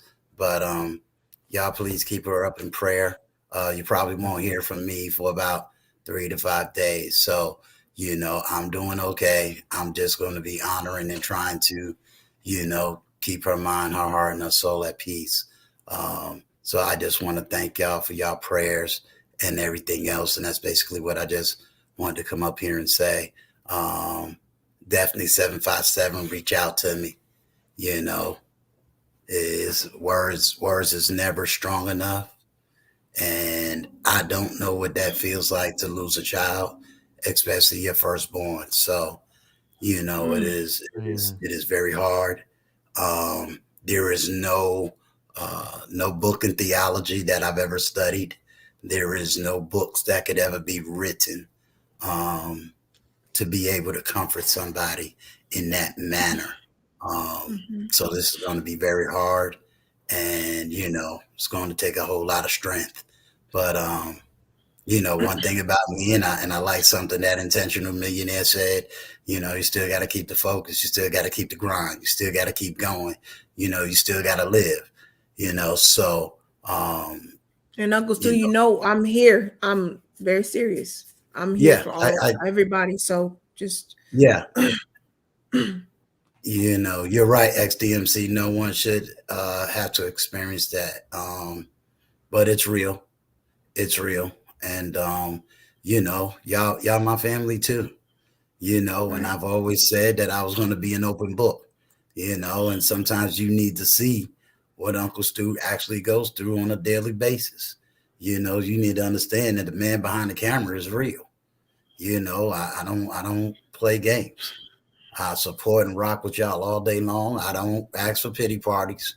I don't ask for, a whole bunch of sympathy. I'm still a man to God, and I still got to keep going. I still got to keep everything up. God is definitely going to give me a word and a comfort through all this. But, just remember, no weapon formed against us. It will not prosper. The business is wide open. We just got finished putting that LLC on the name. So, we still doing big things. But y'all keep y'all head up. You keep going strong. Keep rocking with Intentional Millionaire. We getting ready to do big things just where we at. He's an awesome brother, very knowledgeable, kind-hearted. I could speak for that personally. Like I said, sometimes you don't know who's sitting behind the camera until you meet them face to face. Lead, love you, Lead. I don't know if you heard what happened, Lead, but there was a situation in which the one that you knew as the team lead, her son passed away. So Lead, please keep her in your prayers as we get stronger and stronger and get through this, and then we'll be back on here and do the right thing. So that's all I wanted to say. I knew you had said something, and I said as soon as I can kind of get home and get just a little bit settled, I will jump on and say something. So no, I'm not offended at all. I'm not offended at all. It just was on my spirit. I couldn't let that sit in the chat, and I didn't care what I was talking about because what you and your family and your support and Brown Eyes means to me. So I apologize ahead of time. I definitely had to get the prayers out because there's a lot of people in here that are prayer warriors and they're faithful. Absolutely. So that I would be remiss to not say something. No, absolutely. That's not, I don't care about the platform. I know that when it's times like this, we got to step outside of the gap and do what we're supposed to do as a people and community. Right. And if somebody means something to you, you don't slight that. You don't let that roll in the chat and keep talking. No. I apologize ahead of time because I just had to. No. Everybody know. There's no need. There's no need, because like I said, you got a lot of platforms that say a lot of stuff, but they ain't real. Right. Uncle Stu said he's gonna be real 24/7. And that's who I am. I'm that brother that's still gonna lose that 100 pounds. So I'm not standing with Intentional Millionaire and the lead attorney and before the beans, and I'm looking like a little fat little roly poly. You know what I'm saying? I gotta get my I gotta get my game on. Mhm. But hey, love y'all. Just keep us up in Love you. prayer. Nice. You Yeah. Definitely will, Uncle Stu. We appreciate you. We Hey, no appreciate problem. you, Brown Eyes. We appreciate you. Appreciate y'all. All right. We're gonna Much love continue to you. praying. All All right. right. Peace, All right, y'all. Uncle Stu. Keep holding it down, Love man. you, You're doing good on that I'm gonna platform. reach out to you a little bit later. Yeah, Okay. I'm gonna reach All out right. to you I'll too. be home. Love I'll you. be home for the rest of the night. So if you want to, roll through, you're more than welcome. All right. All right. Speak to y'all later. Okay. Bye.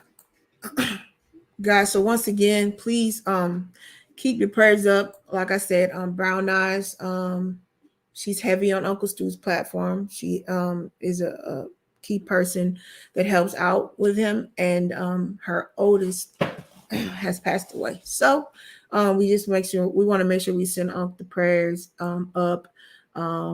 Keep him in well wishes, keep him and Brown Eyes' peace up, so they can, what we can cover them from our end to get them through this tragedy. Because I have a newborn, so like that did touch me a special kind of way. I believe wealth engineering. He said he has a child less than one. I believe K podcast. He has a young baby too. I think a month or two old.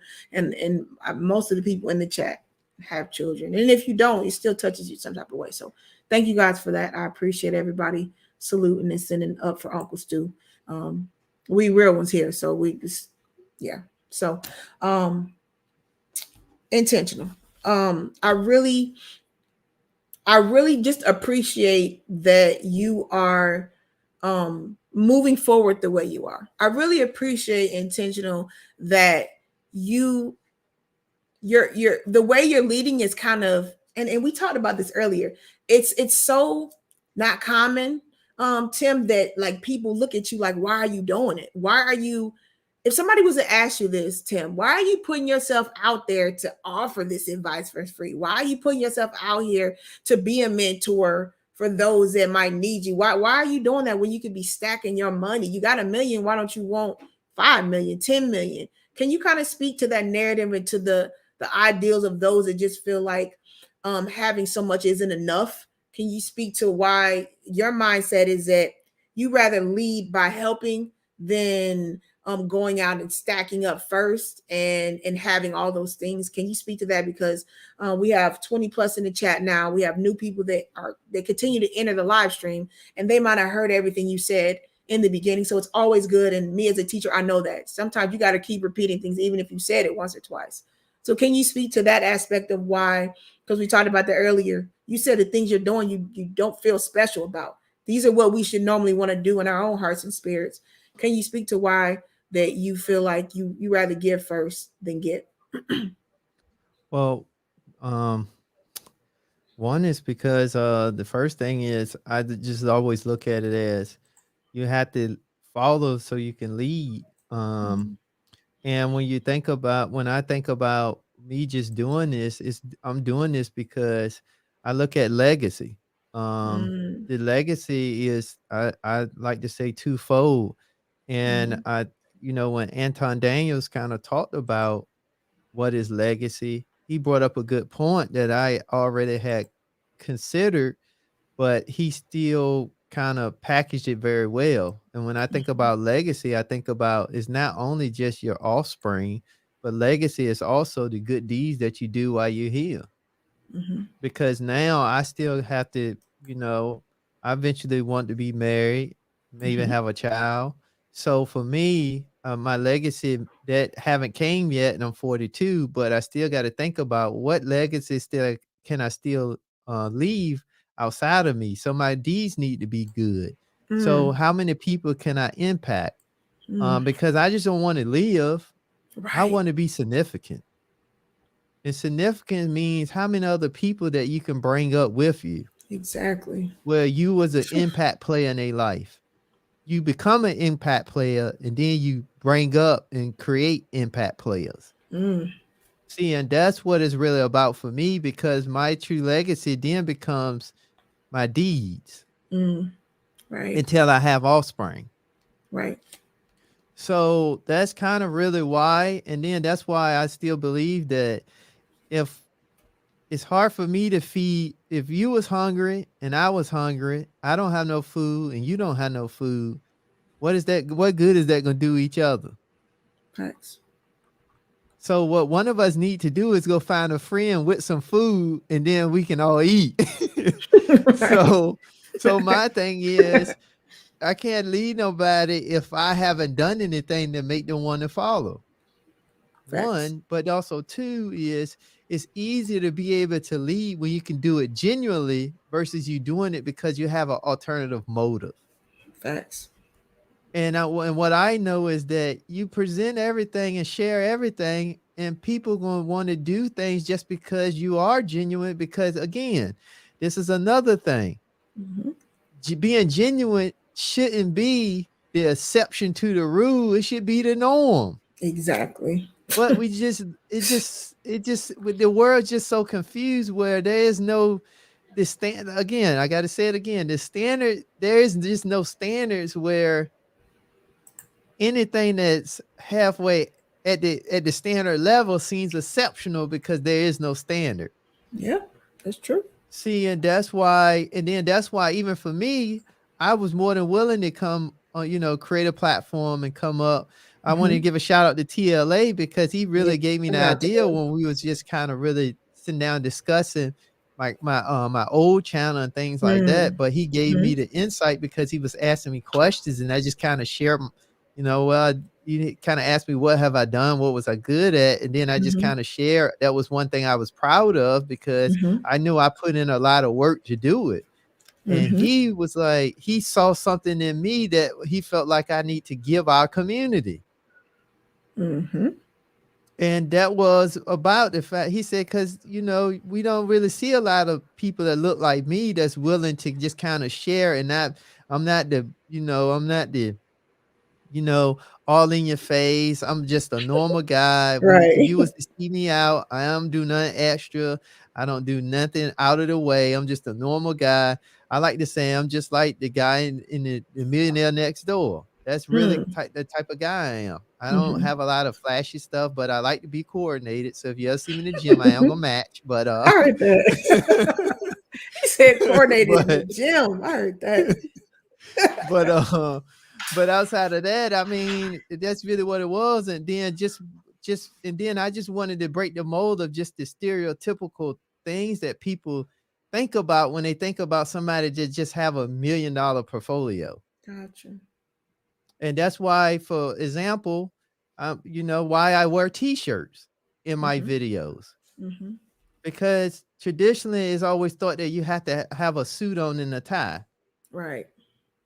And the reason why I do that, because I want to attract more young people to know you could be yourself and still go out and do some of the exceptional things and have a good life for yourself, and then be at peace. That's the main thing, being at peace. That's what really what's allowing me to be able to give back, is because I'm able to be at peace with myself. I'm aware of myself. I'm still not all the way there. I'm still learning. I'm still growing. I mean, I still look up to other people for advice. I mean, I consult with Uncle Stu. I consult with TLA because I don't know it all. Right. I don't want nobody to ever think I know it all. I just had a journey that I figured out a lot of things while I was running. I didn't get caught up on all this stuff that was going wrong. I just only focused on where I was going. Exactly. But in the process, I met good people. I have all types of mentors. Right. I got workout mentors. I got spiritual mentors. I have YouTube mentors. Because I'm always looking to get better. But from doing that, it allowed me to just be able to now genuinely give, because it puts me in a place where I can be at a like level-headed. And now I can take the time to really genuinely give back and pour into someone else. And I think that's too many times what we miss. We miss the part where we have to get ourselves in a level playing field for ourselves, so then we can generally give the best that we got to someone else. True. And that's true wealth, to be honest. If you have something to give that is like, doesn't have to be tangible. If you can give something to somebody and they can recreate and give it back, that's wealth right there, because it's like something that keeps giving. It's not just like I gave you a piece of wood and then the wood disintegrates because of weathering and rain and everything else. I give you ideas, I give you mindsets, I give you the peace, I give you hope. Like if I can give you those are very transferable and you can keep passing those on. So we added another person to the stream. We have the one and only XDMC. How are you today, brother? I'm good, sister. One love to you. One love to my you. brother with the Jarvis AI. Intentional Millionaire. What's going on, SDM? Yeah. I really just came on quickly just to say, because sometimes in chats, it doesn't read right. But first, let me say this, what I appreciate about you. The name Intentional first tells me a lot, but you made a blueprint for yourself. You made this blueprint for yourself, and it got you to where you're at now. And what I appreciate is that now you share that blueprint on your channel into other people to show how you got here. Mm-hmm. And this can work for you, and it may not can work for you, but I'm sure there's something in this blueprint that you can use so that we all can eat. Because look at me, I'm eating. My portfolio is nice. Mm-hmm. If they follow you, they see your travels, they see how you're living. Mm-hmm. Having a good portfolio, having that wealth allows you to live a certain way. Mm-hmm. You don't have to ask, when can you go on vacation? You don't have to ask, man, I don't think I can afford to go there. Right. There's a lot to be said, and the fact that you're willing to share that. So I just wanted to really come on and say thank you for that, and to clarify my college comment, because I was agreeing with you with the trades and as far as college on its own. The reason I brought my daughter up, because she always wanted to be a doctor, and I said, of all things, a doctor, because all I kept thinking of how much it was going to cost me. Right. And even with scholarships, oh Lord, a doctor still came into the play. But here's the thing: I was in, and I am in, a financial situation that I could afford to send her to college into med school, even without scholarships. And since she said she wanted to be a doctor, I said, okay, well, that I can rock with. Now, if she told me she wanted to go to college to be a dancer, well, okay, or something, so I definitely agree with you on that. It sort of looked like I didn't. And even if I didn't agree with you, that's cool too. But I just wanted you to know that I did agree with you on that. So and that's all I got, brother. But I will say this also too. When you look at your portfolio and you look at where you're at now, doesn't it feel good? And the reason I say that, because when I look at mine, I get a feeling that I call "you can't tell me blank" feeling, because I love the way it looks. And I tell my kids all the time, hey, the legacy, I'm not leaving y'all nothing, because when I go, it's going to be a sad day for everybody. No, but that's the truth though. SDMC, it's really a great feeling, because like I was telling Miss B Finesse when I first started out, first thing I want to say thank you for just because it's always good, even though I did a couple of things, it's always good to know that you on the right track and people really appreciating that you really want to pour back into the community. So Yeah. I really, the first thing I want to thank you for that, and I appreciate that. Also, I know Wealth and Engineering, he's, you know, he was the first person that I actually did a live stream for. But I do want to give him a shout out as well, because these are the things that, even though, you know, I'm still pressing forward, it's always good, because when you're a man and you're a good man, it's always good, because then you know that you can lead more men, but it's always good because you always need checks and balances. Yes. So just to hear that from somebody like yourself, I really truly appreciate that. Okay. Awesome. And but the thing about it for me is it does feel good, and sometimes it gives me goosebumps. Yeah. Because I know everything that I went through, and that's the truth.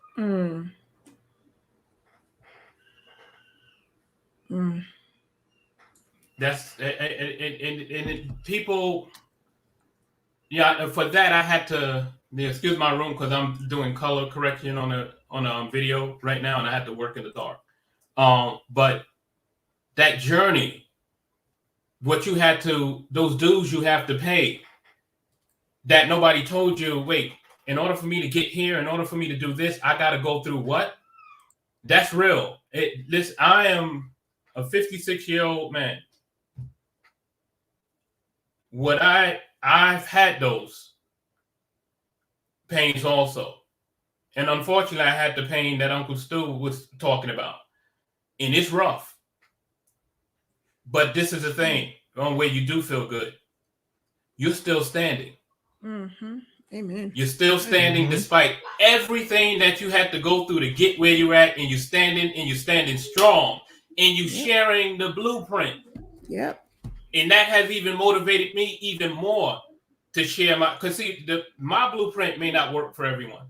Exactly. Right. But I will be honest, you have motivated me on the financial side, because see, I fall into that category of, hey, I can teach you how to fish so you can eat. I'm going to teach you this. I'm going to teach you that.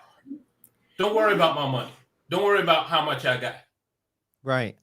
But then in order for me to not to keep it 100, I guess I got to show you so that, you know, I'm not fronting, that, you know, I'm for real, and saying, okay, see, this is what I have. This is how I got here. This is what I had to do. Now, you don't have to do all of this. I'm just showing you how it worked for me. And maybe some of this can work for you. But I'm telling you, I got mine. And I don't want it to just be mine. I don't want to eat by myself. That's why I love what you said. We can eat together. I don't want to sit at a dinner table with a bunch of food and I'm eating by myself, and then somebody comes in, hey, can I get a piece? No. Right. We can't get, that's not community.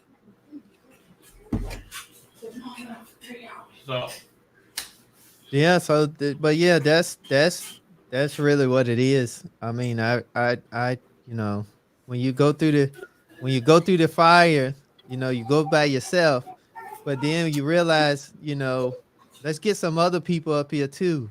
You ain't gotta walk through all the fire. We can reduce the fire. We can throw some water and some flour on it. And that feels good. That feels good. It feels good bringing other people and seeing that they can get there quicker than you. And if you don't have that heart, you need to go somewhere, because you want people to get there quicker than you. You want to go through something, because this is why you here on this earth, for you to help somebody so they can aspire harder to do the same thing. And it keeps reciprocating if you do it right. It will keep going on and on. Now, don't let me get into a tangent with this guy. No, I want you to have more money than me. That way you don't have to ask me for nothing. Exactly. And then we can go do fun stuff together. Absolutely. Because that's the biggest challenge. When I take vacations, I don't have nobody to take them with, because, you know, now I go with, you know, a couple of my mentors, but it was at one point I go on vacation, I ain't got nobody want to go. Well, see, now you're gonna have the chat filling up with the single lady saying, "Hey, you don't have to go by yourself." Well, I tell you this one story, right? So the girl I was dating, Actually, she was my ex from about a year ago. About a year ago, almost a year and a half or whatever the case may be. But when we was dating, so she actually had a chance to go on vacation. I had a chance to go on vacation. So I was just like, well, look, we're going to go on vacation. Where have you not been before? And she told me, and I was just like, okay, so you choose one of those places we going there. And we went, and she thought I was kind of like exaggerating like what I do and stuff because we flew first class. So it was her first time flying first class. And when they greeted me by my name, and then they had called me over the loudspeaker because I used to fly a whole lot. They called my name over the loudspeaker because they wanted to thank me for being one of the elite members and all that. And she thought I was like some type of celebrity.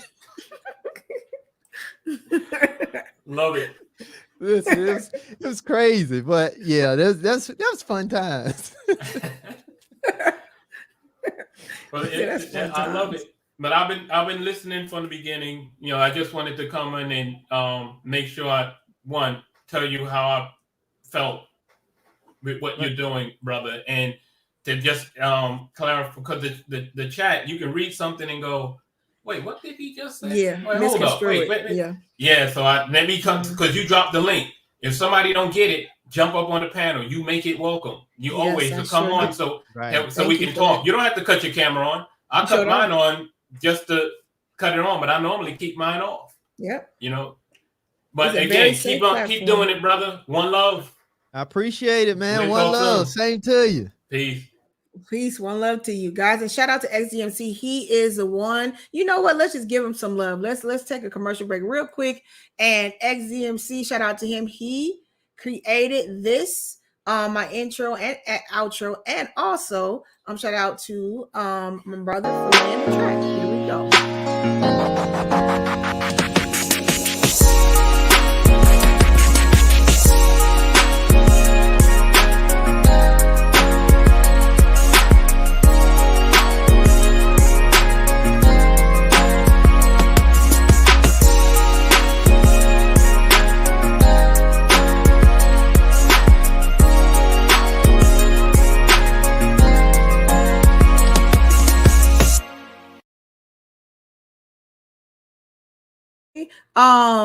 The Intentional Millionaire, I want you to speak to this if you can.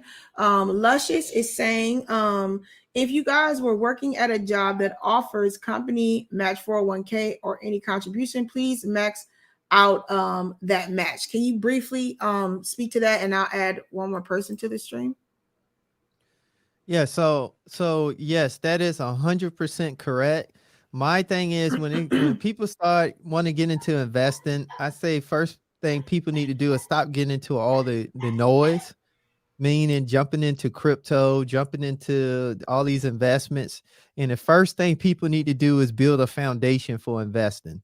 In the first place, it needs to be is in the company 401k, company 43B or company 457 plan, where they need to fully take advantage of all the money that the company match first. Exactly.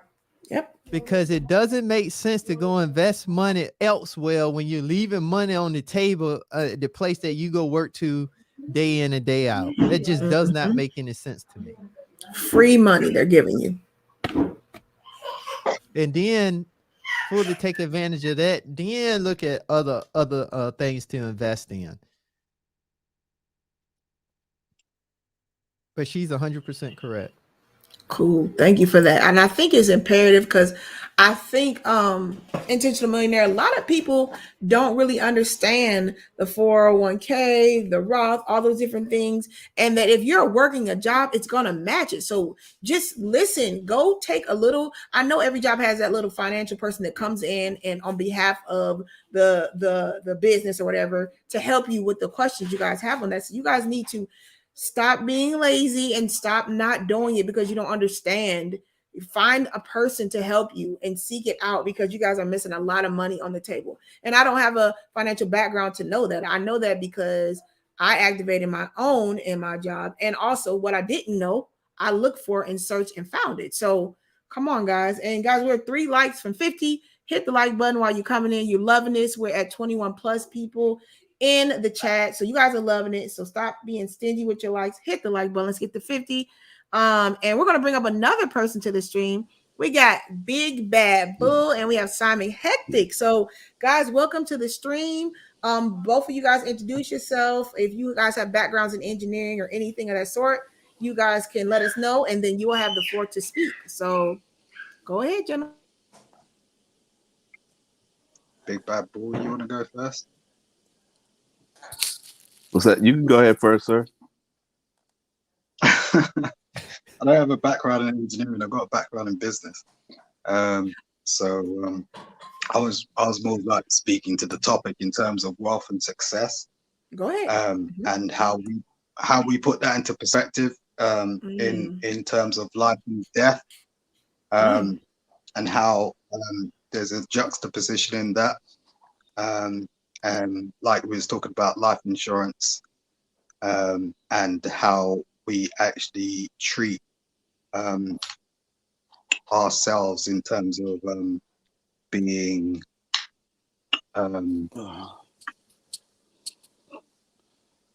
forthright in our way of living life. And Tim brought that forward very clearly. I think that was truly refreshing. I've not seen someone on a platform actually deliver something like that for free. You need a TED talk to go to that sort of level. This guy, I'll put that in my archive, put it in a bottle it up, and someone's gonna probably dig it up in about 20 years time and go, oh, this guy gave us some real knowledge. So I'm really appreciative of that, and I'm really appreciative of the fact that Miss B Finesse was able to give us these jewels, because there's not many platforms out there where we can turn to where it's just so diverse. So I just appreciated it on that sort of level. Well, I appreciate you, and thanks for the words of encouragement, because this is why I do it. I do it for gentlemen like yourself that's want to just hear something genuine and want to be able to pick pieces out and spit out the bones, and just continue to give, because I know when you do enough giving, everything comes back around. It's just a matter of when you do right, do what you're supposed to do, and everything comes back around. I've just been a firm believer of that, and that's how my life been. Pretty much, that's been my life. I mean, it wasn't coincidence how I met my mentors. It was because I was just out doing what I was supposed to do, be genuine, be honest with people, be clear, crisp, and concise. Don't get caught up on the things that I feel, kind of weak in or wasn't my strong points, and just continue to press forward, because like I stated, I don't like how I sound on the microphone. I don't like getting in front of people. However, I knew that he said he don't think anybody likes it. So, but I decided to do it anyway, in spite of, because I know it's bigger than me. I agree. I mean, the thing is like there's so many points that you touched on in terms of business, finance, your background, your life, and the thing is not many people are able to lay out like that and be very concise and be able to dictate what has actually happened, and I think that's really important. Not only that you have the background, that you're able to sort of transpire that to people, and I know like you guys are like within the vicinity of the US, but that actually goes out to the world. And the relation is, yes, it's us in the US, but it actually goes out to a very wider crowd, and it's relative. everything you spoke on is relative to me. Mm-hmm. Like, in terms of how you build and the way you done it, the family and how your connections were and how you had to sort of back your thought process, read books, take away from the commercial aspect of it, and you know, it is totally inspirational, and you know, I'd love to invite you down here, to be honest. Where's down here? Where you at? He's in London, I believe. I'm in the UK, so oh, UK. Well, I need to come up. I'll I've been over there a couple times. I'd quite proudly host something. Oh, that's awesome. Because the message is something that everyone can argue. You see, the thing about it is, like, I'm going to back down a bit, because it's like when we talk about our community, sometimes we go and we want to corner ourselves. But the fact of the matter is it's bigger than that. And I guess some people think one way about it, and some other people think another way about it. But the fact of the matter is that's not how communities, if you look at it, in terms of when you want to go into ethnics, have operated. They've not gone, oh, this is us over here in this corner. They operate on a global scale, and that's, you know, when people are complaining about bills that have been passed and this, that, the other, you need to recognize that they acknowledge each other on other sides of the globe. Right. And that's what makes things happen. So I don't want to put too much weight on people that do that sort of thing, but I'm just saying the talent is there. We know the talent is there. We acknowledge we are this. Let us all share in that, right, and become something that's feasible, tangible, not just talk all the time. Right. The talk needs to happen.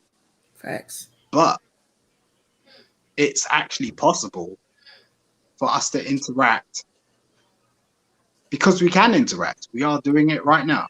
Right. It's whether you want to take that on board or not. And I'm not saying you don't want to take that on board. That's your business, whatever.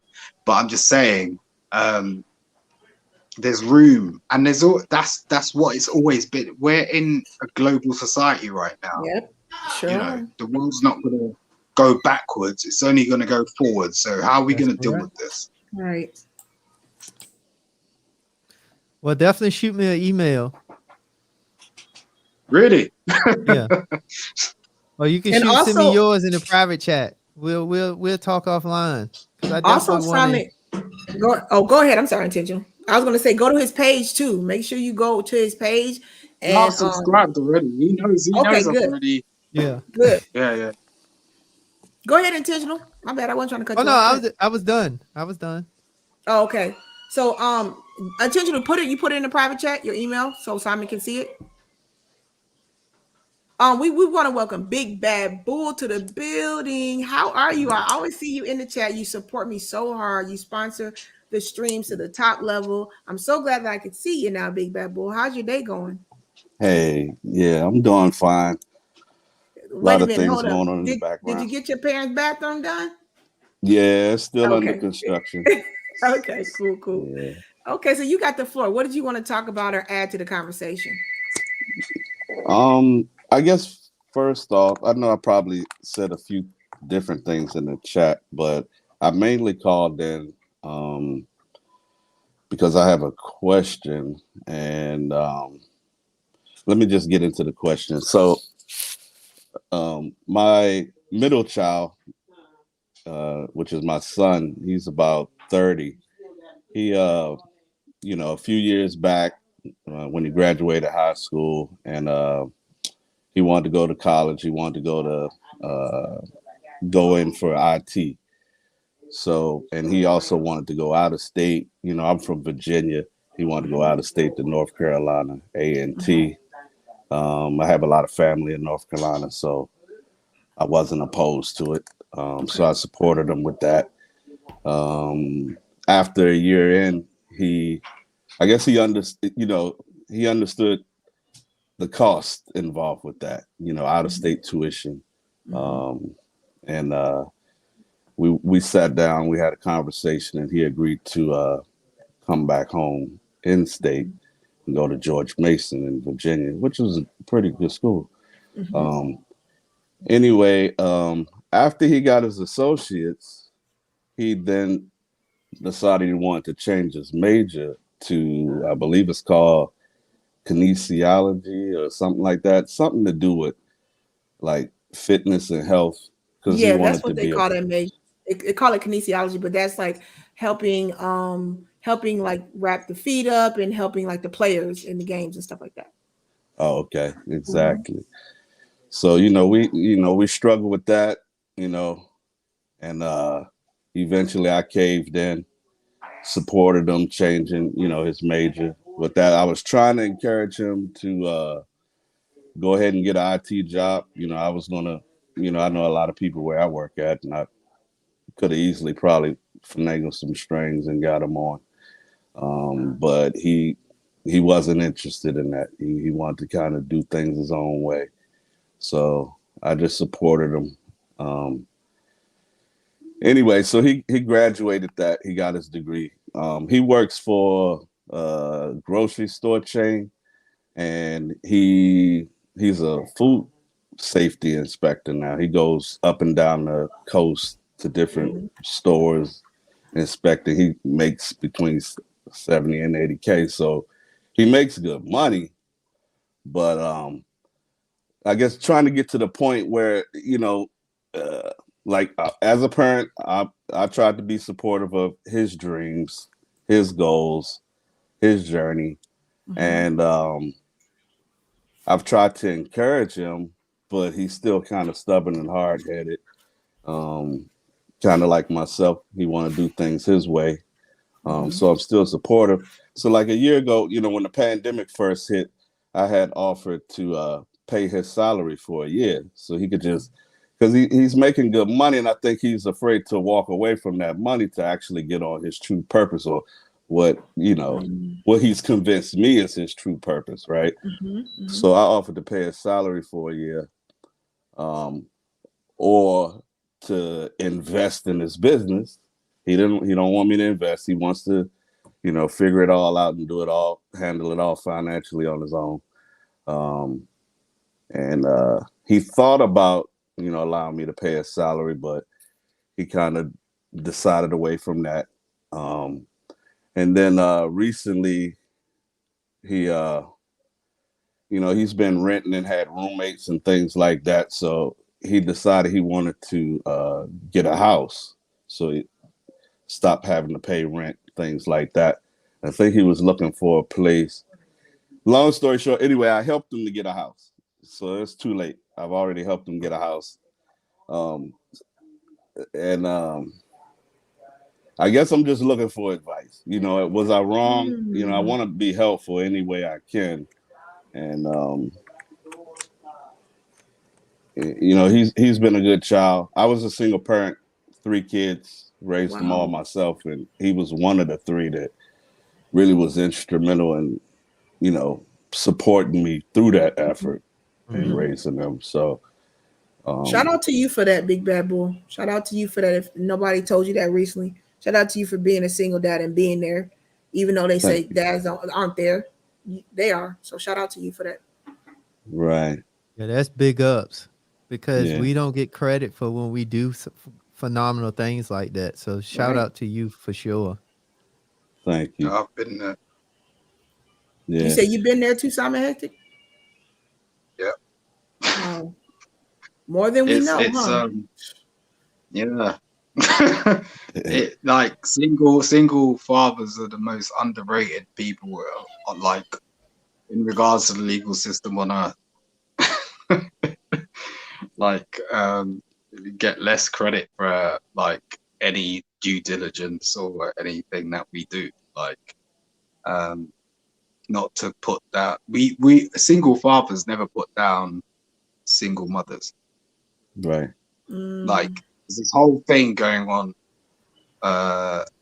and I don't know if I'm pronouncing your name correctly, Big Bad Bull, but it's no, there's things that go on, you know, that it's just you just gotta close the door and get on with your children, and just man up, Right. and you can't sort of, you know, there's a lot of blame that goes on. You don't turn around and go, oh, this is a woman's fault, because you experience completely different perspective, from what the media is interpreting to you, or what's available in terms of support that's out there.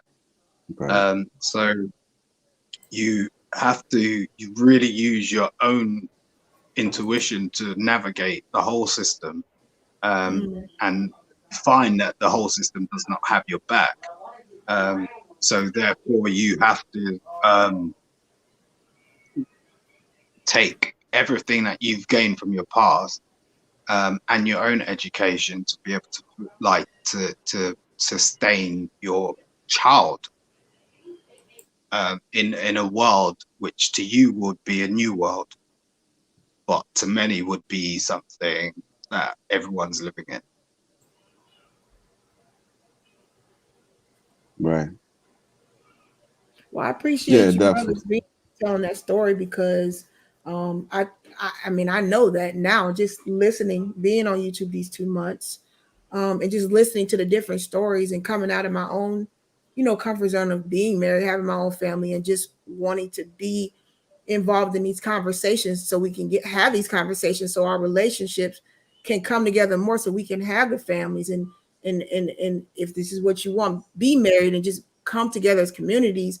I'm here, and I want to create the platform, and I want everybody to know that they can, have a place to feel safe and have these conversations. So I appreciate all of the brothers on the screen. I appreciate especially the single dads, because I know that is a feat all in itself. And like I said, if nobody shouted you guys out, I definitely want to do it, and I appreciate you guys for that. Intentional Millionaire, I believe Big Bad Bull was asking, I think he was asking you that question, specifically Yeah. when he asked about the son. So I believe he wants you to answer that, if you don't mind. Yeah. And, because I guess like some of the things that were said, and I agree, and I've tried the different angles of trying to encourage them. But again, it's, I guess I noticed that you mentioned you don't have children. You're Right. 42, working towards having your first child. And I guess I'm not sure if anybody on the panel has, I guess, like an adult child, but it becomes a challenge when they reach that age. They respect you, but they really, start to lean more towards their independence, and it becomes hard to, like, I don't have the same power that I had back when they were, in Right. grade school or whatever, what have you, right? So I'm just, based on, some of the things I mentioned, obviously you could tell that I'm very interested in helping my children. Do you think I was wrong for helping him to get a home? And maybe I should have tried to get him to buy into letting me invest in his business, or, paying his salary to take away that commitment to his current employer and free him to really dive in to his business. Well, let me. I'll preference by saying this first, Big Bad Bull. First thing is, I appreciate you coming on, because I know you're always in the YouTube streets as well. Right. But you coming up, and I really appreciate that, and I do appreciate what you're doing. Now, I'm a preference by saying, because I don't have kids, so just take everything I say with a grain of salt. But Yeah. you're asking me, so I'm willing to give you my honest opinion on what I would do if that was my situation based on what you told me. Thank you. Okay. So before we address your question, though, I want to say this. When I was speaking and talking about the whole college thing, you don't even fit in that category, because it seems to me you was more or less interested in what was his best interest. Correct. So when I was speaking to that did not even apply to you. I was more or less speaking to the parent that just trying to get their child to do something that they know the child don't want to do, but they tell them they need to do it anyway. Or the child don't want to go to the Ivy League school, but they just gonna send them there anyway because they want to be able to talk about that at the cookouts, at the family events and things like that. Right. So I just want to preference that, because what I was speaking to, you don't even fit in that category. Okay. But now I'm gonna be totally honest with you, what I would do if I was you. It sounds like you got your son's best interest at heart. However, you have to understand now they are coming up to be young men. So you now need to cut the cord. Because what it sounds like is maybe because when you was raising them and because their mom wasn't there, you're still trying to help do the supportive part, but now they're adults now. So you got to now let him decide what do he want to do. And then you only there to support him when he come ask you. Right. Because in essence, you get him a house, in my opinion, I wouldn't necessarily have done that. Right. Because I would do it based on what do he want. And what I would have told him was, okay, if you want a house, you get the house in your name, or you get the house and add me on the mortgage, but you're going to be responsible for everything as it relates to this house. And if anything go wrong, then I take the house and then you can go on about your business. Because what you're allowing him to do now to see how serious and what level of responsibility do he really want.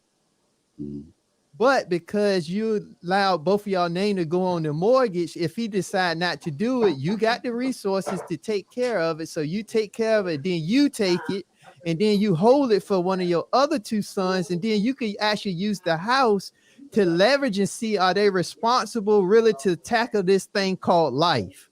Right. Because if they not responsible to tackle this thing called life, and you there to back them up, then that means now you got to identify what the breakdown is, because that tells me that it may be some breakdown somewhere on, maybe because the mom wasn't there and you probably was working a lot, whatever the case may be. I don't know. I'm just making just some typical assumptions, because I remember you being in the chat, you definitely a high value guy. So because you probably was working a lot, it may have been something missed or it may be something going on that he just have not verbalized to you yet. And the thing about us as men, we don't normally know how to verbalize things that bother us when it's emotional. Right. So because of that, what you say? I said, yeah. So he may not know how to identify it with you.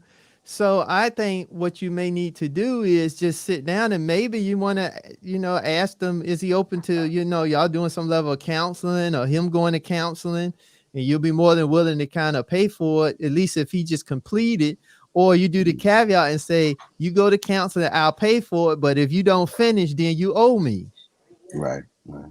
Because what you got to do now is you got to make him become like you, meaning he got to stand on his own 2 feet as a man, because the world is not going, if you go away from here prematurely, the world is going to make that he going to be do or die, and the world don't give no discounts and they don't care about how you feel.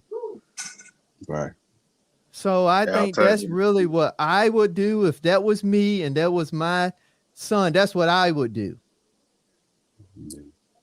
I totally agree. So I think now it's just a matter of, you trying to give him the best, but you trying to give him the best, and it sounds like he's unclear what he really wants right now. he may be older, but he's still unclear, which unfortunate for most men, that's kind of where we normally at around that age. We still unclear about what we do we really want to be doing. What is our real purpose in life? And that's the thing. You got to kind of let him go out and kind of journey to kind of find. But what you do is keep the door open and let him know, hey, I'm here for you. I got your back. Right. But now you just got to kind of let him go out and start doing what he needs to do. Right. Because it sounds like you're trying to do too much of, you trying to, it's almost like, to me, and no offense, it sounds like you're trying to buy his attention or give him everything, but you're giving him stuff that he really don't want. Yeah, No, and we could get caught in this trap as parents. When And you know, and I may be misinterpreting it. And what I mean by not necessarily buying his attention, but you providing him a lot of stuff that he not really working for, to the level that he would work if it was something that he genuinely wanted. It's kind of like when you think about when you first got the job where you're working at right now, your first 90 days, you was doing everything. You was staying up late. You was talking to people, learning stuff. You was doing a lot of different things because that's generally what you was excited about doing.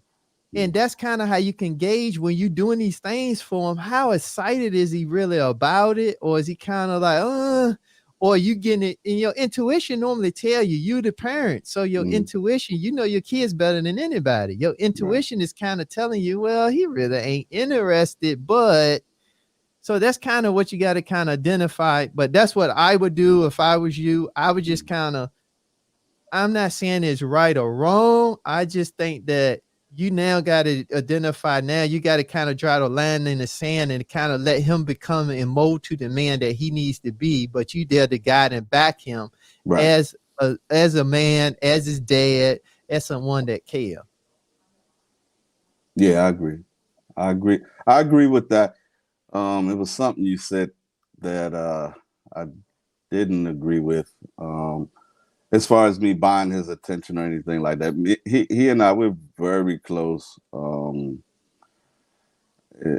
I wouldn't say it's that. It's more wanting to propel him forward, I guess. You know, right? And you might have touched on that maybe slightly differently, but you know, like I do. He watched me grind, right? All of my children, because I raised them. So they, you know, I tucked them in at night, and then I'd be up all night studying, you know, till the sun came up, and then go work a full-time job, you know. So they all saw it. He's the one that actually gets it, and I think he has that in him as well, right? So like I'm not worried about him at all getting it on his own. I'm just trying to, I guess, help propel. I have the resources, I have the means, you know, and I respect and love him enough and trust him enough that I'm willing to invest in him, right? So I guess, you know, me doing the home thing, that was something that he wanted, and that was the only thing he would allow me to invest in, you know. So yeah, I mean, yeah. It's kind of interesting because coming from Tim's perspective, like not having children, what you're saying is totally true. Because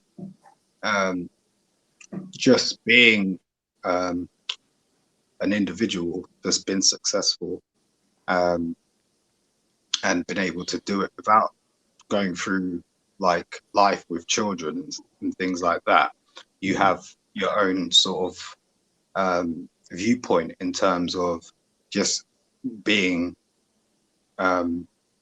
successful without having children by your side, or having to go through those relationships and all the other stuff which takes up, ultimately there's an emotional cost to all of that, so that cost hasn't been bared. So whereas Big Bad, I understand that totally, because I have children and I've been a single parent, and I can understand the emotional cost. So there's a way up. What I found as a parent is you can sometimes draw too into your own thoughts about how someone is supposed to become, although they're their own person, and that's not like a viewpoint that will be taken upon like in terms of everyone's going to agree with it. But the fact of the matter is they are going to become who they become. You've become who you've become. You've done very well for yourself. You have to have trust in the fact that they're going to become very good people based on whatever you've been able to sort of push to them and allow them to become. Just you might need to just take a setback and watch them grow from that. We are all doing the best we can as parents, and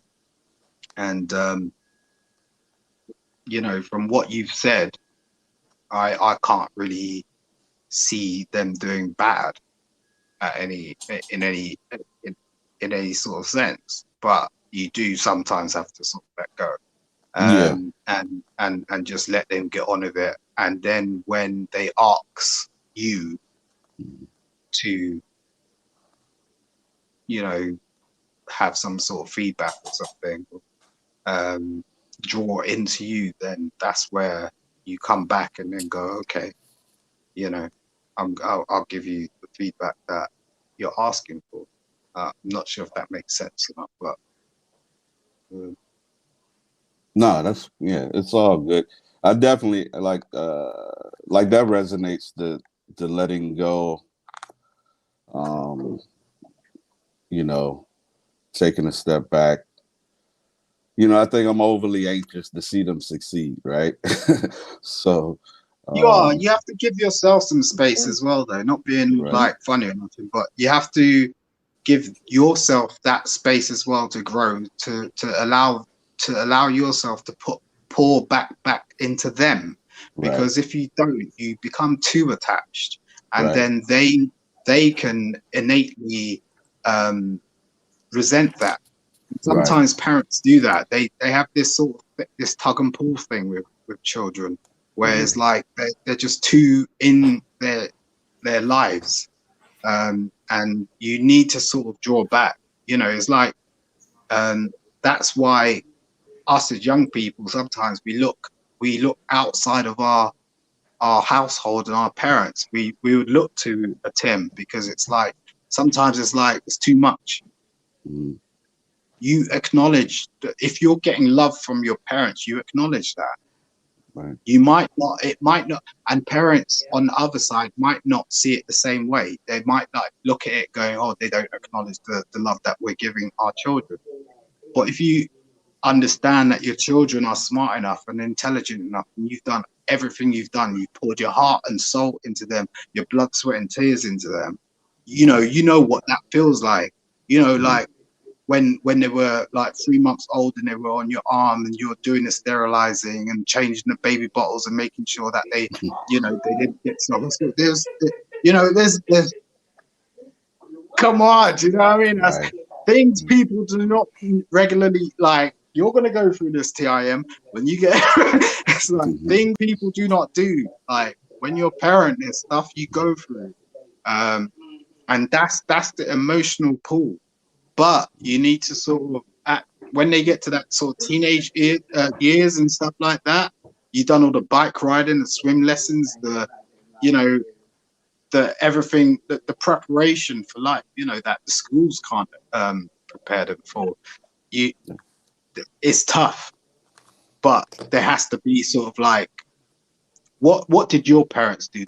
That's what I look to, because my parents had a point where it's like at 16 you're out. Like the school didn't need to tell me that. It's like I had to start thinking, I need to get a flat. I need to get my own house. What's going to happen? Am I going to need a wife? Am I going to need kids? How's my life going to start panning out? And we only have one life, you know. So it's become a bit more cute now, because like I'm like 40 odd, so I'm like I might have 20 odd years left. So I'm like, I love my kids to death, and there's nothing I won't do for my kids. But you know, it's like you also have to pour into your own life to bring into your own kids. And you could be the best by sort of like listening to people like Tim and stuff. If that's not where you're at, that's where you want to be. Not everyone. It's not for everybody. Right. But and also Miss B Finesse. Don't get me wrong. I'm letting you guys have the floor now. I mean, I want to add to what he's saying. There's a miss. I really see that there's, you know, that there needs to be like more women out there. You know, that it's just having the conversation, and we could pour that into our kids, right? You know, and the youth and the young people that are around us. I think that's really, really important before it's too late, because we get conflated with stuff, and the old speak, and we need to sort of treat it as such. It's the old speak. We're in 2021. Let's get on with it. Yeah. Like, there's been a lot of changes in the last couple of years, and it's all hit us by shock. And for me personally, you know, I have total gratitude for like people that are willing to step up and just have a conversation about where we're at as a Black community, because it's really sort of like, it can be taken out of context in every shape and form. But every time I speak to somebody, I never forget, like 2 years before, I did not have any of this context. Like, it was just my work life and what I was getting on with. And the fact that we can do this is a privilege. And it you know, for me and, you know, my family, and, you know, it's a stepping stone. And that's how it is, from my perspective. So I have total respect for everybody on this platform. Thank you. I really appreciate it. I'm gonna get out of here. I'm talking too much. No, you're not. You're not. I mean, that's what the platform is for. Like, if you guys listen to me any tad bit, I talk a lot too. I think it's imperative to be able to say your thought, fully get it out, not let that thought be conflated, not let it be misconstrued, be able to have a dialogue, ergo a discord. And I think it's okay, because I think, like I said, it's easier for me, number one, because I'm an educator by profession. I've been doing it over 10 years.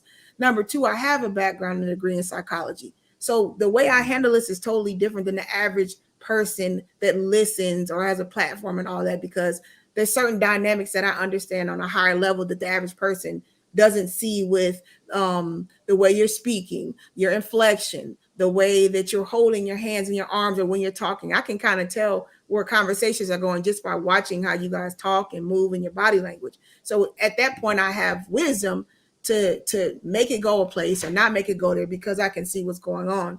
To add to what all the gentlemen are saying on the panel, Big Bad Bull, I think the biggest thing is that we love our children so much, and we're going to naturally do that regardless of what people say. But I feel as an educator and dealing with parents, like I said, over 10 years, and being that mediator between the parent and the child, because as you guys both eloquently said, Big Bad Bull and Simon Hectic, there's sometimes this disconnect with a child. Once they hit that age of, my granny calls it, they're smelling themselves, and they start to learn and formulate who they are. For some reason, they kind of break away from the parent. And it doesn't mean that you didn't have a great relationship with them, or it doesn't mean anything of that sort. It's just they're growing into their individuality.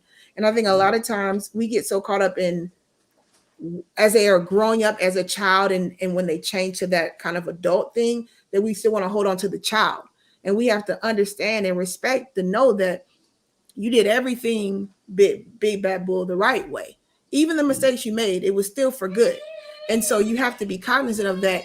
If you know that you gave him everything you could and you poured everything into him, you got to give him an opportunity to express it and show in the down times that he can take what my dad showed me and I can come up some type of way.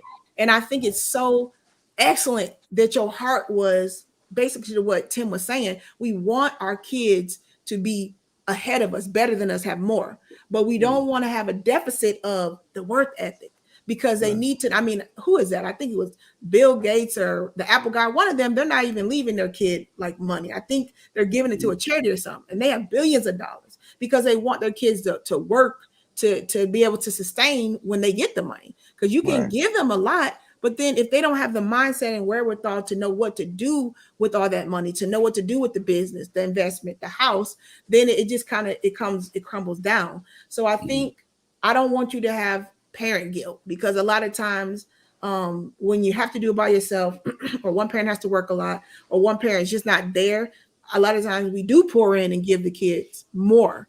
And then look at all of us, how we were raised. We didn't have that much, but we were so appreciative of what we did have. It's like it made us strive for more. And I think we, in a certain sense, we got to kind of go back to that a little bit. We always want to have the nest egg for our kids when they get a certain age. Yes, we're going to invest and have that.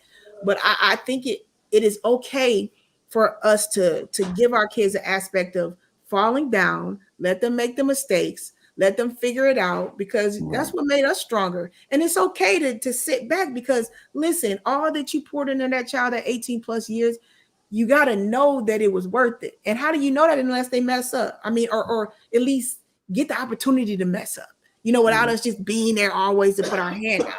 Now, and we know as parents, when they need us, they need us. So we know when to step in for that. But I think that's how I learned. I didn't learn until like I really went out on my own, or I really did it on my own. And my mom and dad gave me the grace to say, they knew that they were like, okay, you shouldn't do it, but they let me. So then I could have a understanding of, okay, I don't need to do that way, because I actually got to be an adult and go try it, and then say, you know what, I don't need to do that way, or I don't want to mess that up, so I got to make a different way for it. So I think what you're doing, most parents do, but I don't want you to be, like I said, have parent guilt because of whatever things you might have thought he was missing. You want to make that up and making sure he doesn't have to need, but to a certain default, we do need that as human beings. We have to have something to make us want to keep working, keep fighting, keep pushing. And so that's all I want to impart on that, because like I said, you did everything you were supposed to do. But I think the fact that you asked the question, I think you already knew an answer. You just kind of wanted to hear different views and sides. But I think in your heart, you kind of know, like, well, I mean, speak on that. You tell me, baby, but I don't want to put no words in your mouth. Did you already feel a sense that maybe you shouldn't have, or are you really just not really aware? It's a combination of all of that, I guess. No right? worries. No worries. And so going forward, Big Bad Bull, what predicament do you think you're in, or how do you think you need to go forward if you're saying like he doesn't really want the house and he wants to do maybe more of his business? What are you looking at now going forward from this decision or this choice you made? How do you think you can get him where he wants to be, or what do you feel about that? I think I just need to step back, the house he wanted, right? So he got that. And I think, it's a good long-term investment. I don't think that was can't go wrong with that. I may be reluctant to do more in the future, because I have 2 other children. So I whatever I do for one, I want to be able to not necessarily do for the other 2 at the same time, but when they get to a particular level where I feel that they're ready, I want to be able to help them in a similar way, if that makes sense. So I can't spread myself too thin, helping one too much, right? Yeah. I mean, I think you're doing the right thing. I mean, you know what you're doing, right? We're all in a kind of way like first generational new parents. Right. The guidance is not there. There's no book. I remember going to my first parent class. There's no book. So, you know, we can, like, although we could learn from our elders, it was just a completely different time. Right. So And that, we're like, that's setting the standard. right.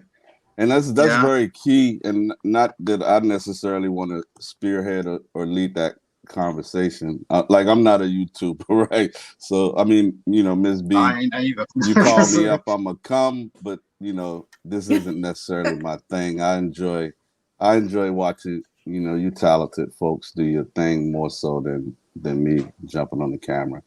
But I just wanted to show you some love and respect, and I appreciate that. you know, Very, very valid conversation. Very, very valid points, and yeah. especially with all I the social appreciate the media question, because what it allows is Big Bad Bull, it allows other people that may have similar situations that may not have came up or cammed Right. up to Right. be able to get the question answered from Right. different perspectives, so then they can formulate a strategy or a way forward for them as well.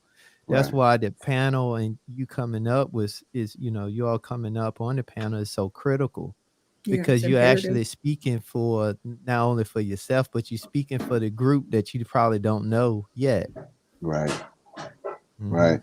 You know, something that this guy. the other gentleman from the UK was possibly going to touch on, and like I said, I don't want to necessarily spearhead into that conversation, but You could do, you know, no, please do. No, please do. but as a culture, you know, we're so behind. Yes. Like, we're just so behind, and we're trying to figure things out and catch up.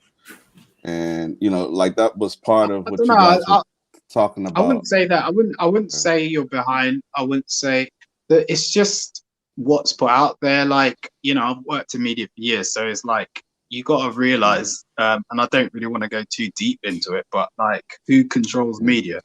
And the fact is that we have these platforms, so we have to just continue having these conversations, and this is our media, and that's how you've got to see it. You can't really see it like, you know, what's going on, what's going over here. If you wanna find out what's going over here, ask me. I'm here.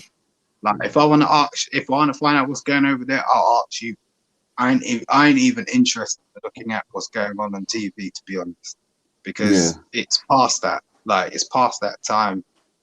We know what's going on TV, like, but in the boardrooms and in the media studios and all that sort of stuff, who's representing us in terms of percent?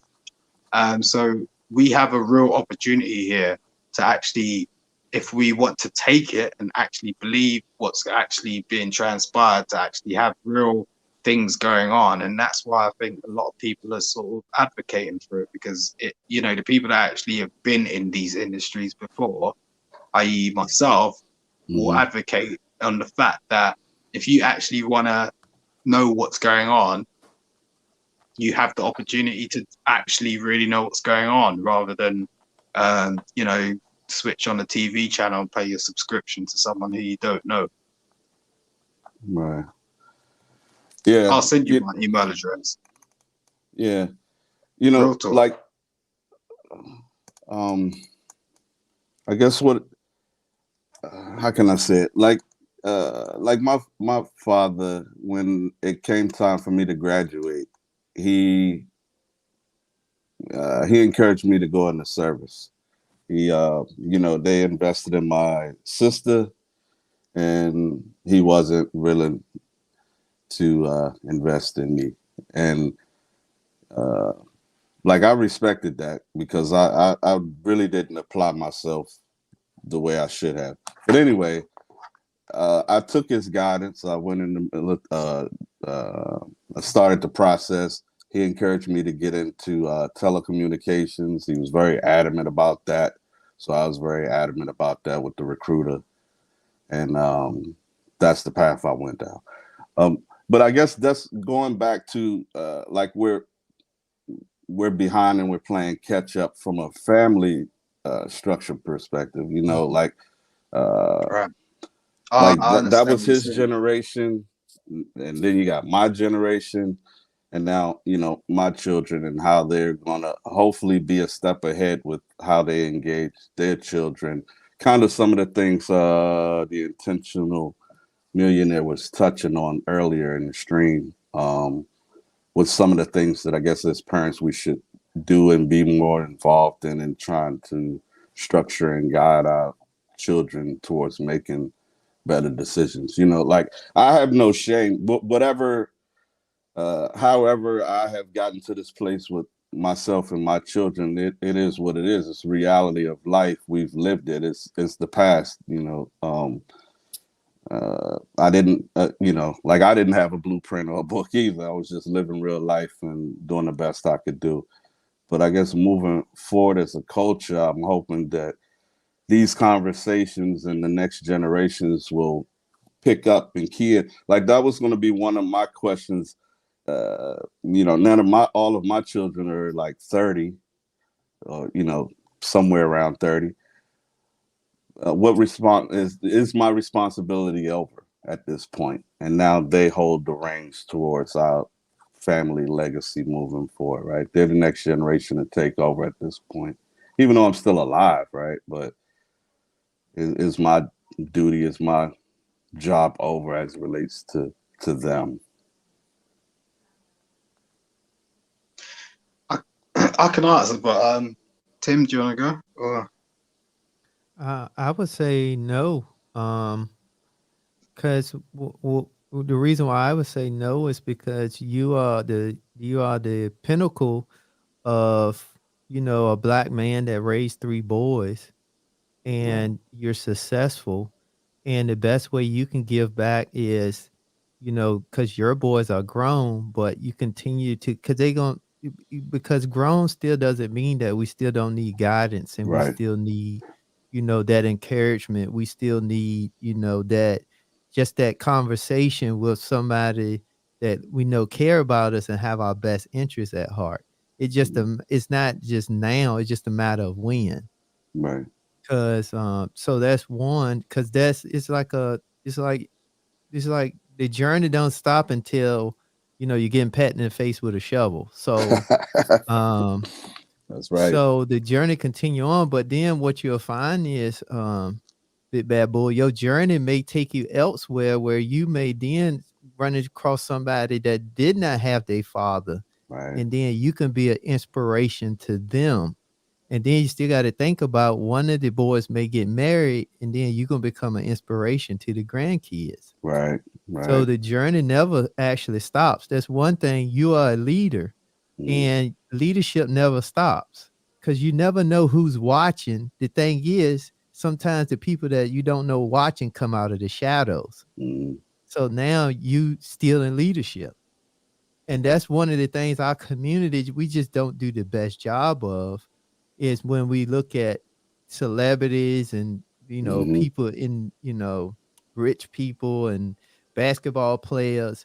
It's because they think just because they have money, then they could just do whatever, one, but Right. also they don't take the time to really understand that they are in a position of leadership and they have influence. So everything that they do, they have to know that they got to do it at the highest level, the best intent, and to provide the guidance for somebody else that you may not be directly connected to. And that's kind of one of the things how I live my life, because I live my life like as a fundamental, and I'm bringing me in to kind of bring it back to you, because I live one of the things that I did not mention, but one of the things that has always been I like to say, my reflection is I always try to live my life, and it hasn't been 100% perfect because I'm not perfect, but I try to live my life with whatever I'm doing. Do I want it on the front page of the newspaper? And why is that important? Because I don't know who's ever watching, because I found there's so many people that was watching me and tell me about stuff that they saw me do and heard me say that I don't even remember, Right. which is crazy, you know? So now a chance kind of coming over to you, you done so many great things. Your sons didn't watch you do certain things. That's why now it's going to come back around that you're going to start seeing some of the things, and you're going to start getting appreciation for a lot of the things, and it's going to be verbal and nonverbal. But Right. on the same token, you're going to have somebody else that did not have their father, and you're going to be an example for them, because what I found is not having kids, but watching my brother that had 5 girls, 4 baby mamas, Mm. is I was able to realize that it's so many people watching us that we don't know is watching, because he didn't know I was watching him. Mm. Because I learned so much from him. That's why I didn't have kids until, I want to be married, is because I was able to watch him and learn what to do and what not to do. And then somebody's going to be watching you to learn what to do, because you got a lot of great things going on. And that's the thing we all got to be mindful of. Somebody's always watching. We just don't know who. Right. So your journey is always, I always say the journey don't stop until, you're getting patted in the face with a shovel. So it's just always good to just kind of just be hang loose, be yourself, have fun, and just help who you can help. Right. Mm-hmm. Right. Yeah, I concur. That's brilliant. That's brilliant. Because that's the thing. It's like you don't really sort of. It's like you're going through what you're going through right now, and like you're seeing it from your sort of maybe. I'm not saying, but it may be sort of like a tunnel vision sort of perspective. But you're leaning into so many different areas of life, and you're appealing to other people in the world. That's what I mean, from your story, from what you told me, I learned a lot. So he's disappeared. But it's really interesting in terms of different people's perspectives, and what their lived life stories are. And sometimes you just don't know. You just don't know. But at the same time, there are some people where it's just like, you should write a book. That's Tim from my perspective. But I really appreciate y'all. I really been I'm thinking on going to that. bounce off. And Miss B Finesse, thank you for the experience. You're welcome. I appreciate Appreciate you you, man. every time you come, Simon. Thanks for Hector. coming up. Every time. So what we're gonna do, Intentional Millionaire, because I got some a couple things that I have already priors that I have to take care of, and I know you have some things you have to run and do. So we're gonna give you the floor, and you know how I do at the very end. We do a call to action. This is great. We're almost tipping on 5 hours here. So I want to give a shout out to you. Shout out to everybody that has sponsored and donated to the live stream. Thank you for the buy me a coffees and the cash apps, you guys. I really appreciate that. That helps with production and adding to how we can level up on this channel. Thank you for the 50 likes, guys. Make sure, guys, if you thought this was important and pertinent, there was a lot of you that came throughout the stream. Make sure you guys are sharing this information, because this is how we get the wealth of information out, and it's just not us learning and getting all this food. We need to share it, guys. We need to get this out. We need to let other people know that there is a platform for men and women to come and be safe and feel that they can, just like a big bad bull. He's been in chats. He's always in chats, but he felt comfortable enough to come up on this panel with another group of men to discuss their understandings and to get on the same page. And they came to an awesome resolution with all them talking. No fighting, no bickering, none of this. So we know this is plausible and possible. You just have to create platforms for it to happen. So once again, I want to give a shout out to you, Intentional Millionaire. And I'm going to give you the stage and the platform to say your call to action, what you want the people to get from your conversation, what you want them to learn from you and your growth. And you will have the stage, sir. So the call of action is, I say, for the young people, the young individuals, sit down, write out exactly what do you want, then sit down, identify a list of people that can help you get there, and a list of the people that you kind of communicate with the most. And if they can't help you get there, then you need to reduce, and you need to reduce your conversations and time with those individuals and start getting around people that can help you move closer to the goals on your list. In the process, you got to put your head down, stop doing fun stuff, create a reward punishment system where you sit down, you only reward yourself if you hit your goals, make short-term goals and long-term goals and get after it and get to work.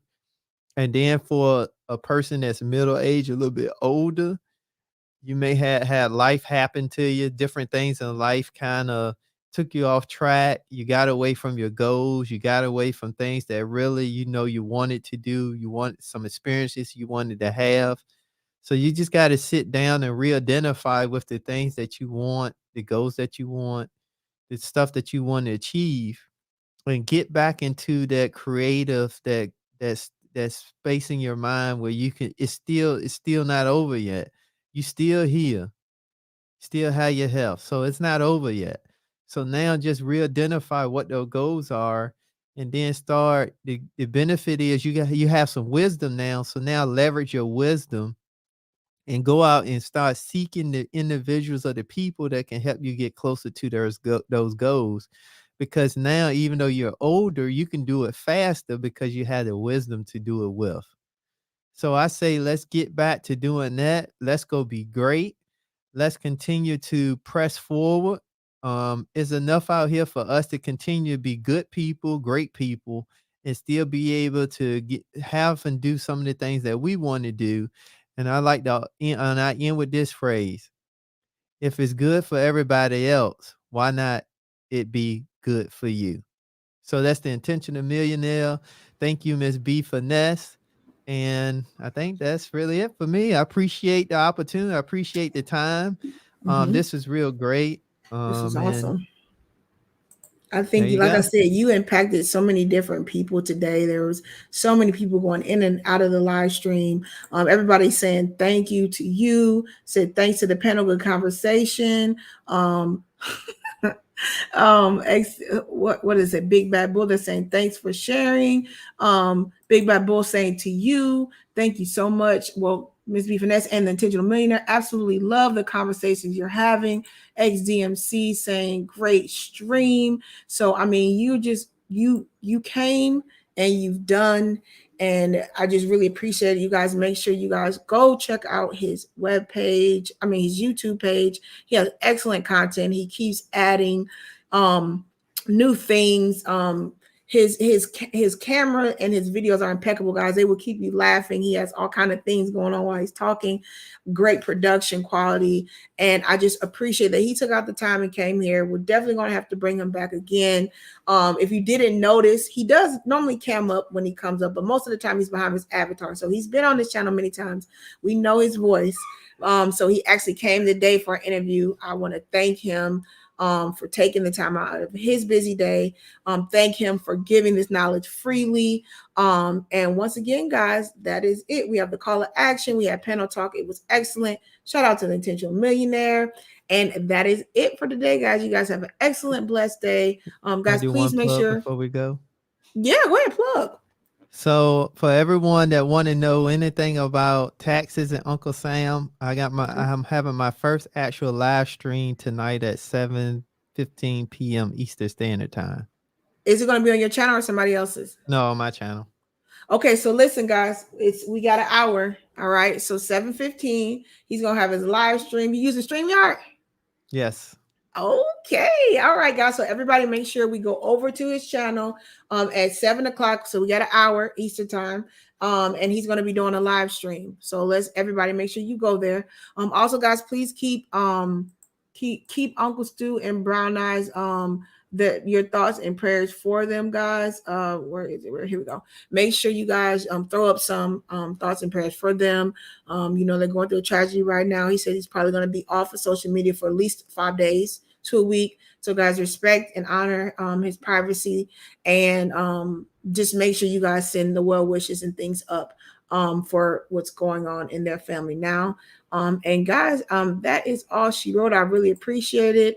Shout out to Intentional Millionaire. Once again, make sure we go to his channel in the next hour. He's going to be live at 7:15 Eastern today. And this was awesome. So once again, guys, you guys have a great day. Thank you for the panel talk. Thank you for all the support and sponsorships.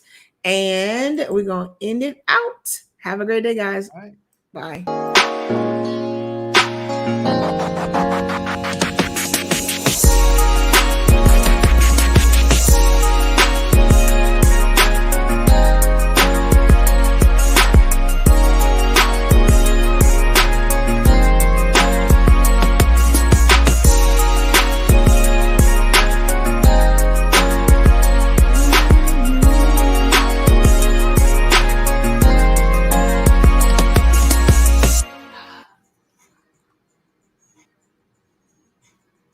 All right, guys.